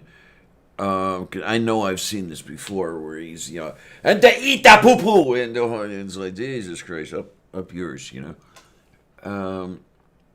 So I'm looking again at Politico versus New York Times. They do not have the same number of delegates listed. Because right now, New York Times says 320 for Biden and 252 for Bernie. But that's not what we're seeing here on. No, we're seeing with that 320 and 250. I don't even have those numbers. Yeah, from any of the things that I've written down here from Politico. I mean, there was a 356 to 271. As close as I can get, unless the 250 was just before that one. This is the crazy. I don't know. Where are they coming up with these numbers? And how are they getting them to where they have to send them? I don't even know anymore. Oh, man. I don't trust anybody for anything.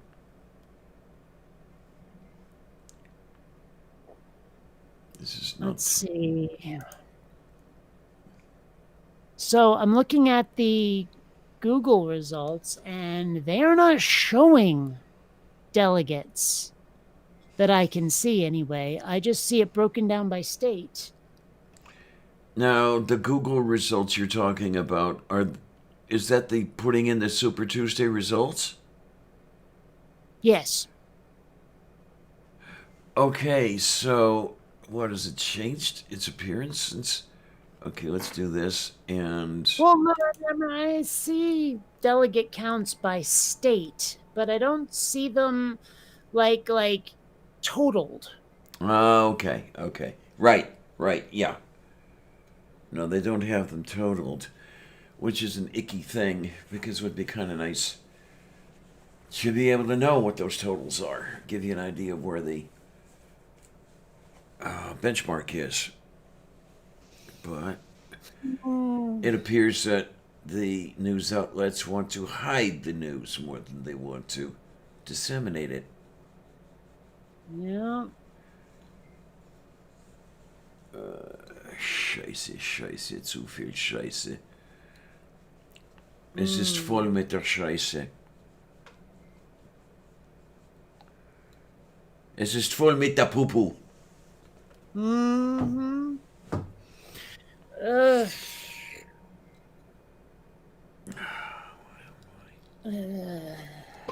That is to that thing on that thing. For to into.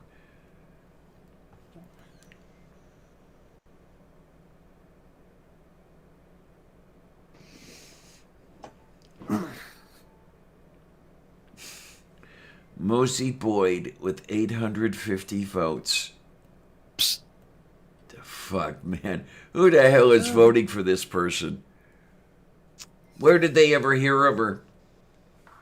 I don't see that as a mystery, because I only learned of her today because of this. Mm-hmm. But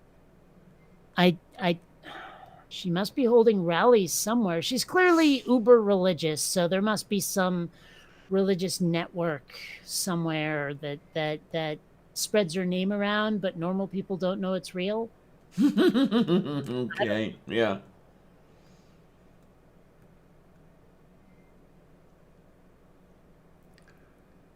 And then we have Roque de la Fuente the third. 2,700 some odd votes. Boy, it's wonderful when you look at the tail end of the presidential voting and everything, and you see the crazies. Which crazies are these then? Well, like Boyd and let's see, Patrick and Ellinger. These crazies. Okay. I was picturing something else meant by crazies. I thought you were talking about voters who were acting like chowderheads. Oh, well, you have those too, believe you. Oh, Joe Sestak. I'm trying to that. remember what he's about. That's understood as well. I've heard that name before. What was the name? Joe Sestak. Oh, yeah, I know that name from somewhere. Oh, I thought he was from around here. He represented Pennsylvania's 7th Congressional District in the U.S. House. Oh, apparently his middle name is Ambrose. Okay, then. I knew that name sounded familiar, but I wasn't sure. So, yeah, and then just to give you an idea of what's happening here, he is west and a tiny bit south of the center of Philadelphia.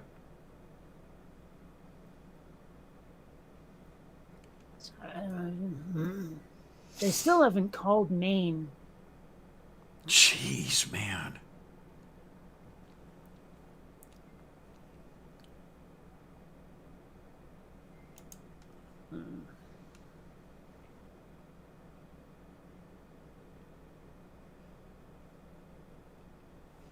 Okay, wait a minute. We have Fox News. Oh, God. Biden surges to victory across Super Tuesday map as Sanders claims delegate prize in California.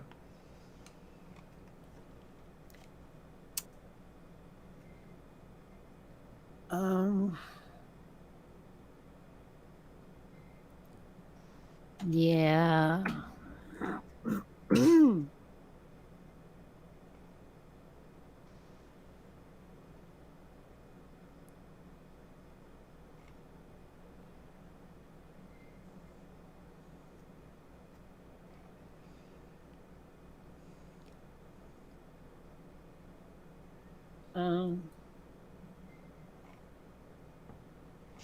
I never should have. There's someone that, like, I talk to a lot, who I gave him access to a custom font I made, and now he's using it everywhere. Yeah. Gonna start charging him?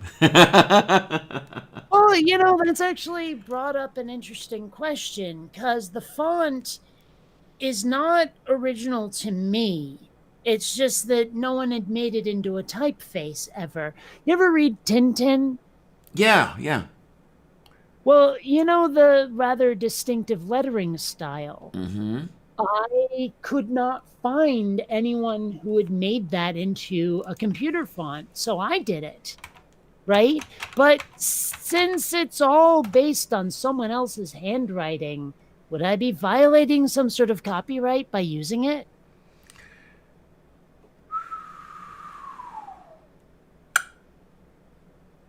The only way to know would be to see if that was incorporated as part of the trademark, if you will. I don't know. I mean, well, one thing is that they reissued a bunch of Tintin a little while ago, a couple of years ago, I guess. And for some reason, they changed the font they were using for the dialogue. And let me tell you, a lot of people were pissed about it because that lettering was a huge part of Tintin. Like it was part of the...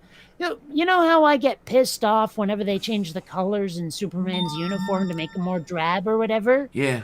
Well, same sort of thing here. That was not my Tintin font. And I was kind of pissed about it. But a lot of other Tintin fans feel the same. So it could be said that handwriting is part of the Tintin brand. But at the same time, can you copyright handwriting?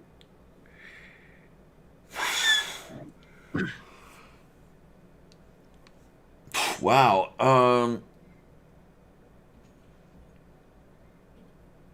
it would seem to me that handwriting would be difficult to keep consistent. And Well, if I that is looked the it up on case, Google. what would they have to say? Well, I found a couple of different like message forums and okay, generally fonts as a typeface are not copyrightable. However, in fact, many fonts are copyrighted because they qualify as software or a program. There are handwriting fonts that are copyrighted, although it's not the visual stylization that is protected, but rather the underlying code and software that creates the handwriting that is protected by copyright. Logos may be covered by both trademark and copyright, but not every logo is covered by both. Copyright does not protect individual letters in the general sense, although a highly stylized or particularly originally designed letter may be sufficiently original and deemed a work of authorship capable of copyright. Titles and phrases are not covered by copyright, although probably trademark, but whatever. A handwritten trademark may enjoy protections under U.S. trademark law for the specific design elements if the registration includes them, and of course, if the application is approved. What I'm taking away from this is that I can use that particular handwriting font with impunity. Okay, yay. I could be freaking wrong about that, but it sure sounds as though. Yeah, to me as well. Then again, I'm seeing on, well, this is just a web board, but I'm seeing someone saying handwriting can be copyrighted, sort of. There's a font called Matt that is based on the handwriting of cartoonist Matt Groening, Life in Hell and The Simpsons. But wait a minute, that's not handwriting that's being copyrighted, right? It's well, it is the font actually, is based though. on.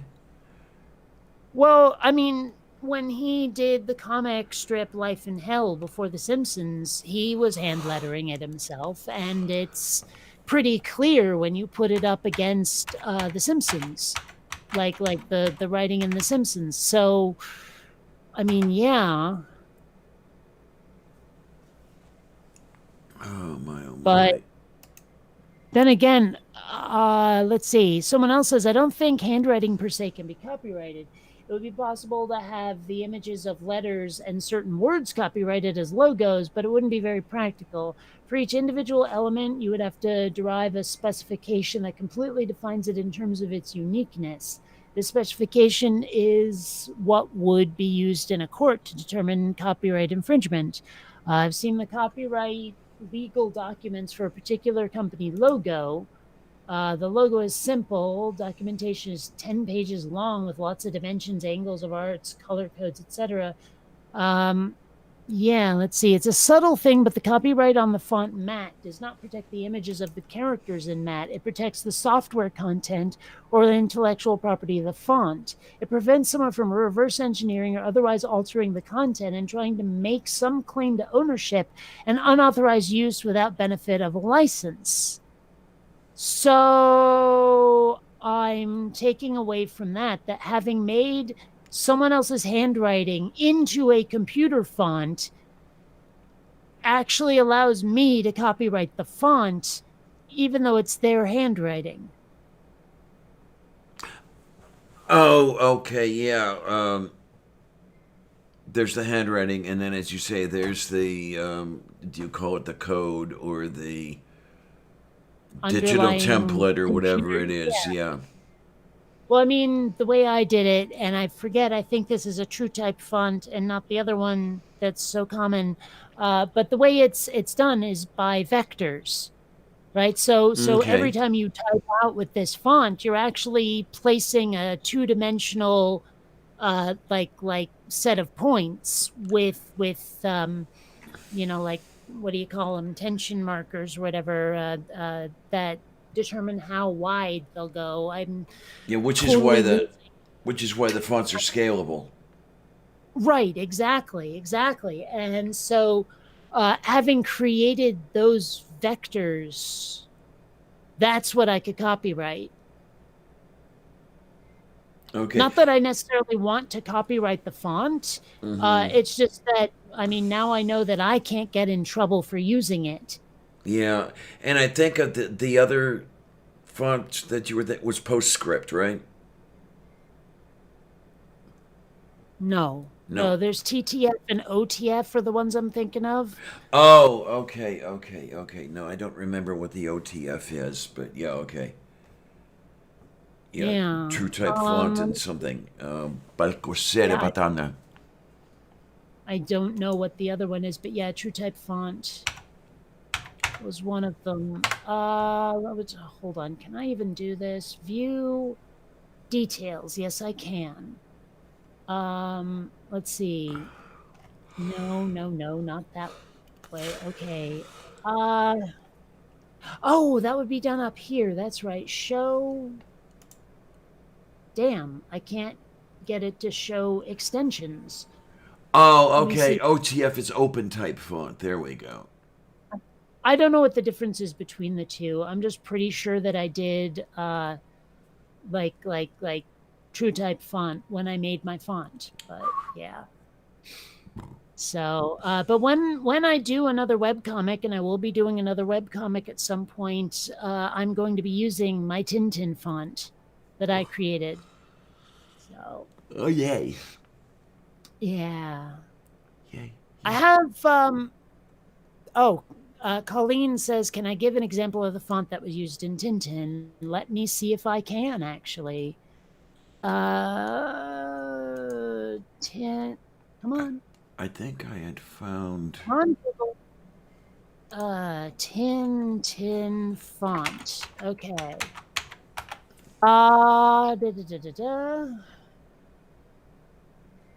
Yes, here we go. So, copy image and put on the... now, it's not perfect, but present now a window here. So, that is the Tintin font.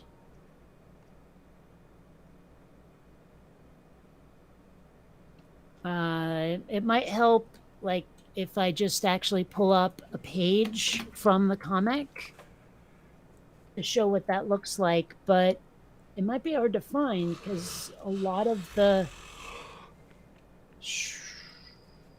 Man, I don't know.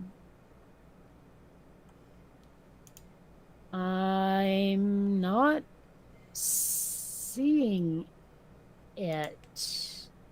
Unless this is it. Come on. Quit being delay-ish. Nope. That's the reworked font. Damn it. I don't see it. Hold on, let's try this. Type in Tintin English. Well, you always have this one over here.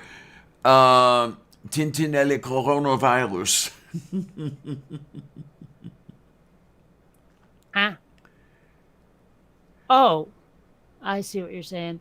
Yeah, there's a cover that's on there. It's beautiful. All right, so I actually did find a panel that uses the original font here. So there. And that one might do it too. Let me see. Yep. Okay, copy image. Bam.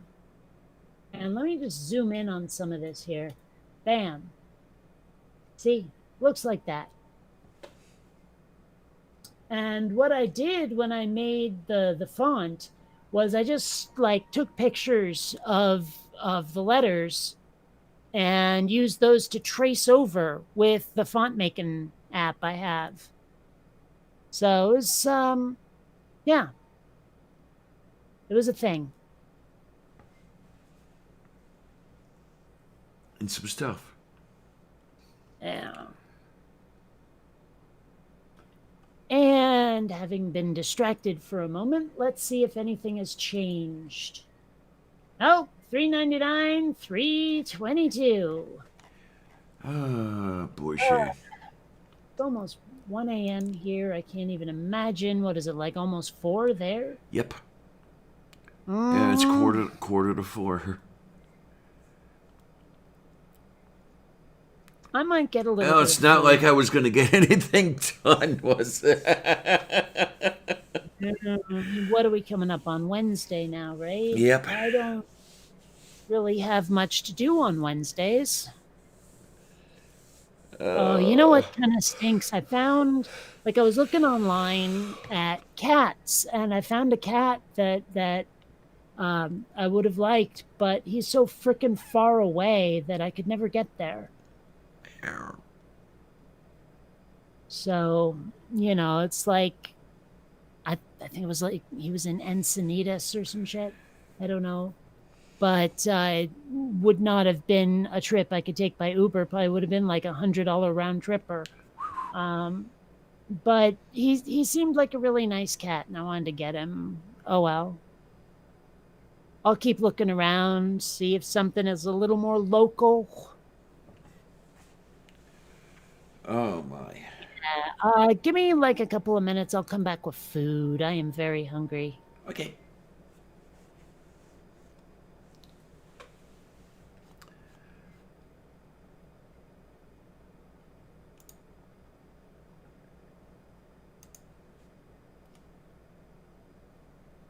Oh my word. Okay.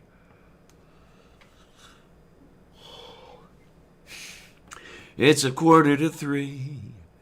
There's no one in the place except you and me.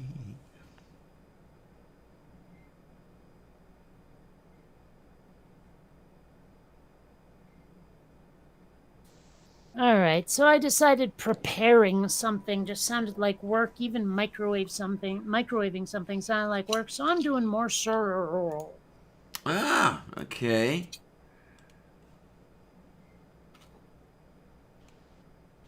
It is very, very moo. Mm-hmm. I've got a plush cat that I named Moo. Oh, Like, okay. last year at Faithless Forum, somebody was just handing out little stuffed animals, and I went through them, and I found this sort of like white and magenta little kitty thing, and I said, okay, I'll take this one, and for whatever reason, Moo sounded like the right name.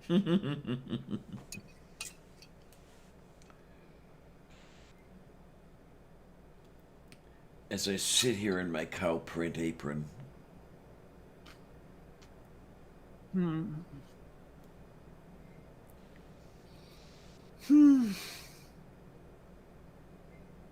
feel like I've been listening to the Final Jeopardy music for 7-8 hours. Ugh and foo and boo and goo. It's really, really full of poo poo. Ugh and foo. I don't know. And then they eat the poo.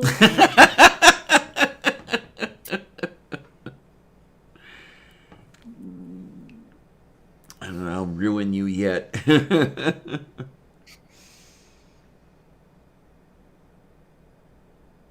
Man,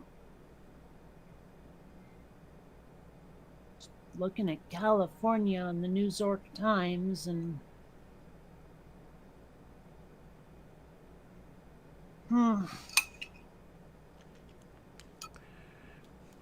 Zork as the adventure game? Mm-hmm. Yeah, I wondered. One of the how I lament the fact that games don't come with swag anymore, right? They did actually once, I think it was Beyond Zork was the sequel, came with a copy of the New York Times. Okay, then. Yeah. I'm trying to remember. I had the original Zork. I may have had the first sequel. I cannot remember. But that was... now, I've got the other games. Yeah, I downloaded them, but doesn't come with the swag. Doesn't come in the box or anything like that. So you miss out on a whole lot of the experience, you know? Mm-hmm. I still love that at least 2 Ultima games came with cloth maps of the world. Ooh. I've still got them hanging on my wall over there.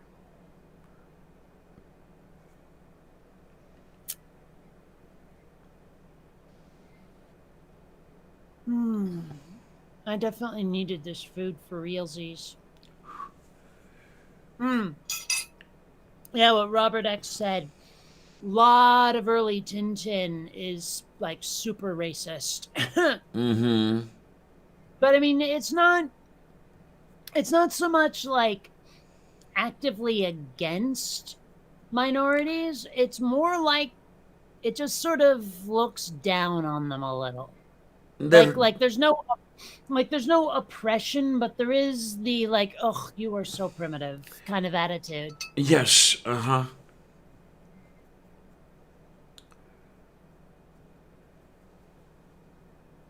And I seem to remember, I can't pronounce the name of the Belgian dude who wrote and drew Tintin. It's like Herge or Herge or some shit. I don't know. But like I seem to remember him reading that he had regretted the racist content in Tintin, but like the publisher or whatever had insisted on the early stuff that he include this racist stuff or something. And like it never happened again after what, issue 8 or something out of, I don't even know, like 20 of them. Like I guess he managed to get more control over it or something. I don't know.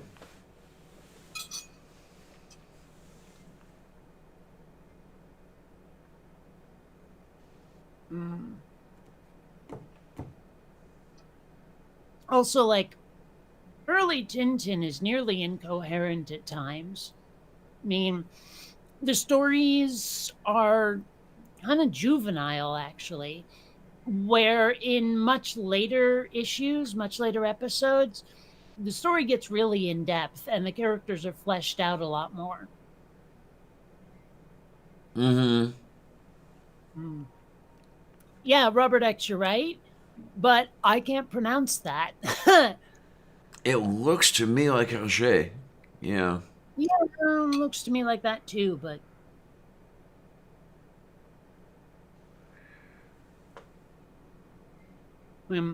for all I know, it could be hair gay. Uh-huh. Uh-huh. Oh. That means you know what I do. I'm going to make on that copy.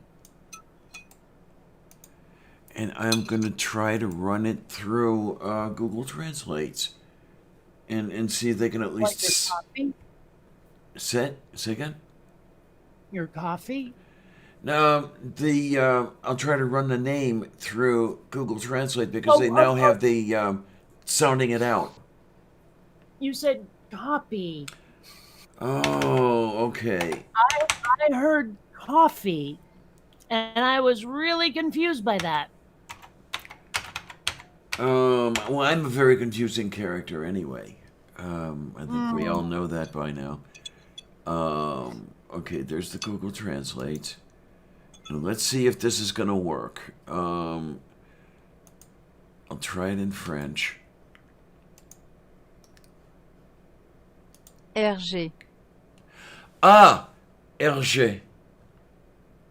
Oh, Hergé.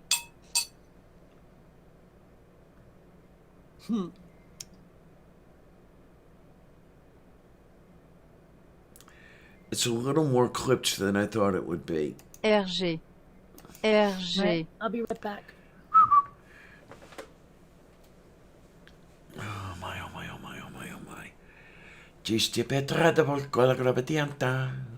Tojete petinta y kinimina.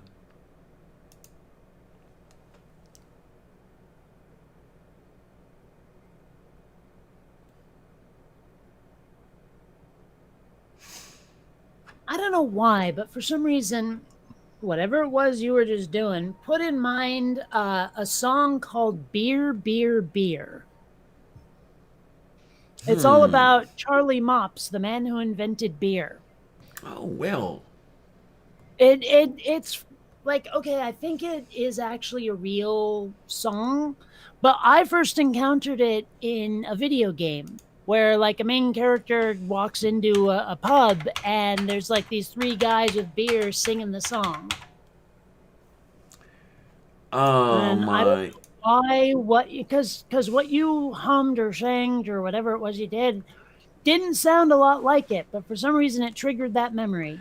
A long time ago, way back in history, when all there was to drink was nothing but cups of tea, along came a man by the That's name the of one. Charlie Mops, and he invented a wonderful drink, and he made it out of hops. So, yeah, okay. He must have been an admiral, a sultan, or a king, and to his praises we shall always sing. Look what he has done for us, he's filled us up with cheer. Lord bless Charlie Mops, the man who invented beer, beer, beer, diddly beer, beer, beer. Yeah, that. Beautiful.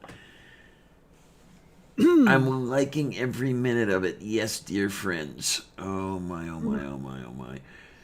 And then, of course, Yeah. there's wait. Whoa, this fall off my faces. We do not want all of the faces like that to fall into making.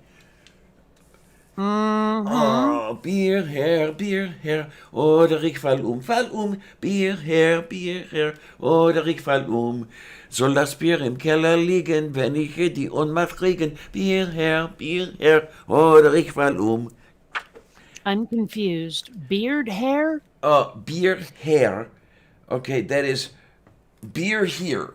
So it's like beer here before I'll fall over. Beer here, or I'll fall over.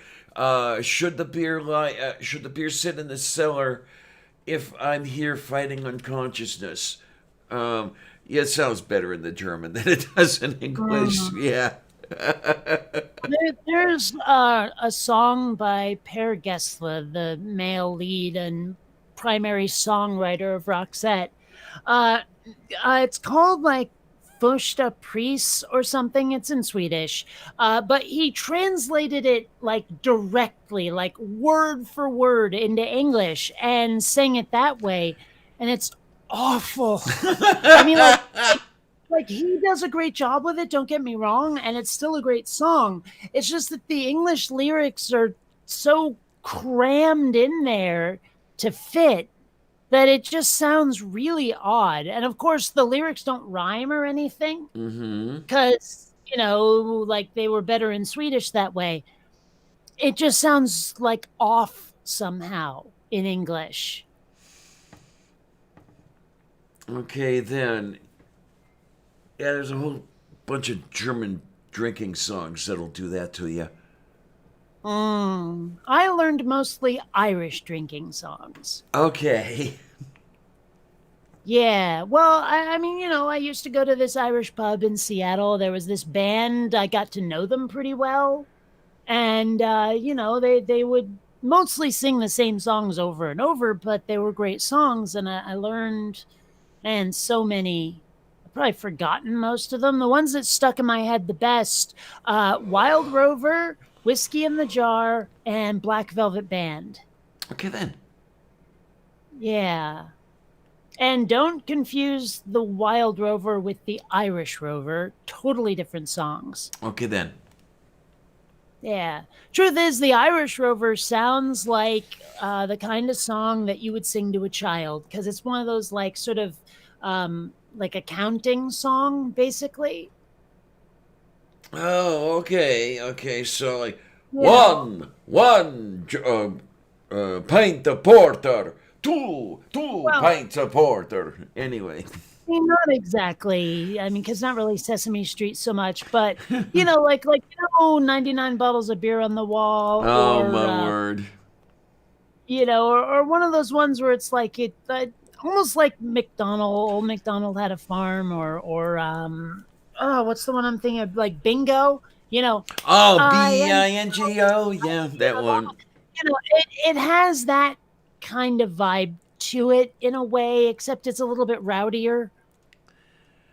Oh man, and there was the bus when we were doing the choir tour in New England. We're going from place to place, that whole thing. And hey, I got a great song, A Million Bottles of Beer on the Wall, and there we go. It's like for the next 6 hours. Okay, here we go. It's like one of the lines from the Irish Rover. It's like, we had 1 million bags of the best Sligo rags. We had 2 million barrels of stones. We had 3 million sides of a blind horse's hides. We had 4 million barrels of bones. We had 5 million hogs, 6 million dogs, 7 million barrels of porter. We had 8 million bales of nanny goat sails in the hold of the Irish Rover. That's what I mean when I say it's like a counting song, you know? Moo. Okay, then. Yeah. So, but it's an okay song. The Wild Rover is more fun. I like the Wild Rover much better. Alrighty then. Yeah. Danke, Robert. Danke. A lot of these songs have been like redone in that sort of metal style by the Dropkick Murphys, and I love them. But yeah. Whiskey in the Jar was covered by Thin Lizzy and Metallica, but their versions really suck. I hate to say. Okay then. So yeah.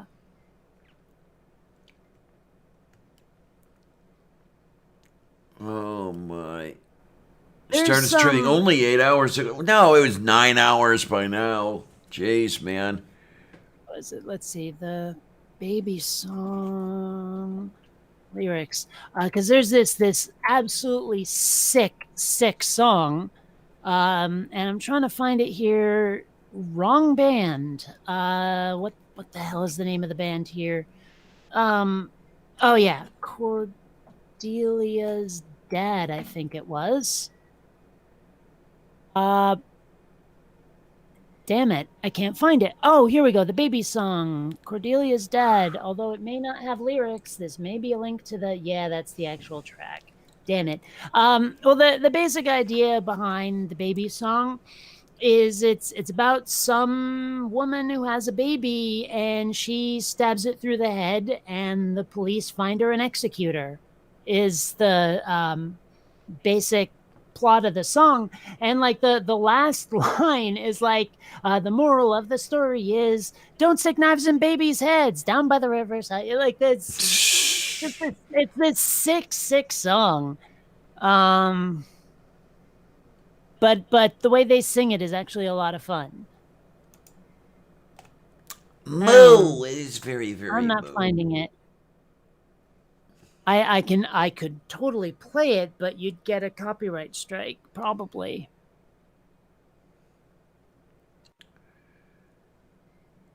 Hour.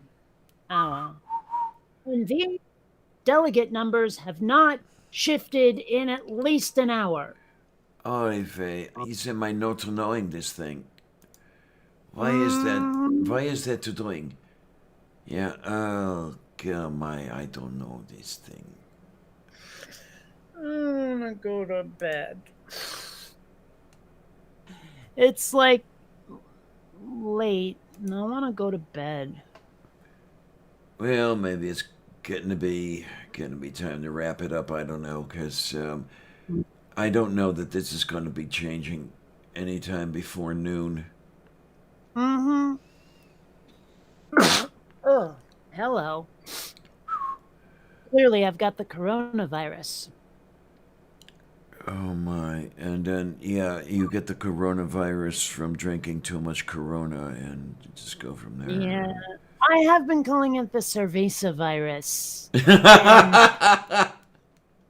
Not many people think it's as funny as I think they ought to find it. Plus, I've discovered on Twitter I'm not the first one to think it up, even though I came up with it on my own. Yeah. Oh my. I have no idea. I saw the horriblest dad joke the other day. Oh boy, dad joke. Yeah, it's like, okay, I'm reading this horror story in Braille, and something terrible is gonna happen. I can feel it.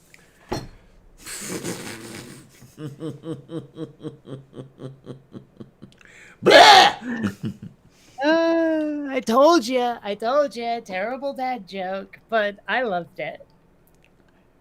Amiga nuts, you are joking, right?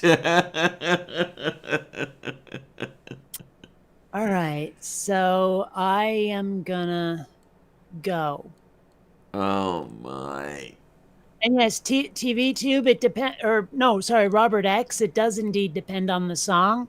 There are some songs I could not sing to save my fucking life.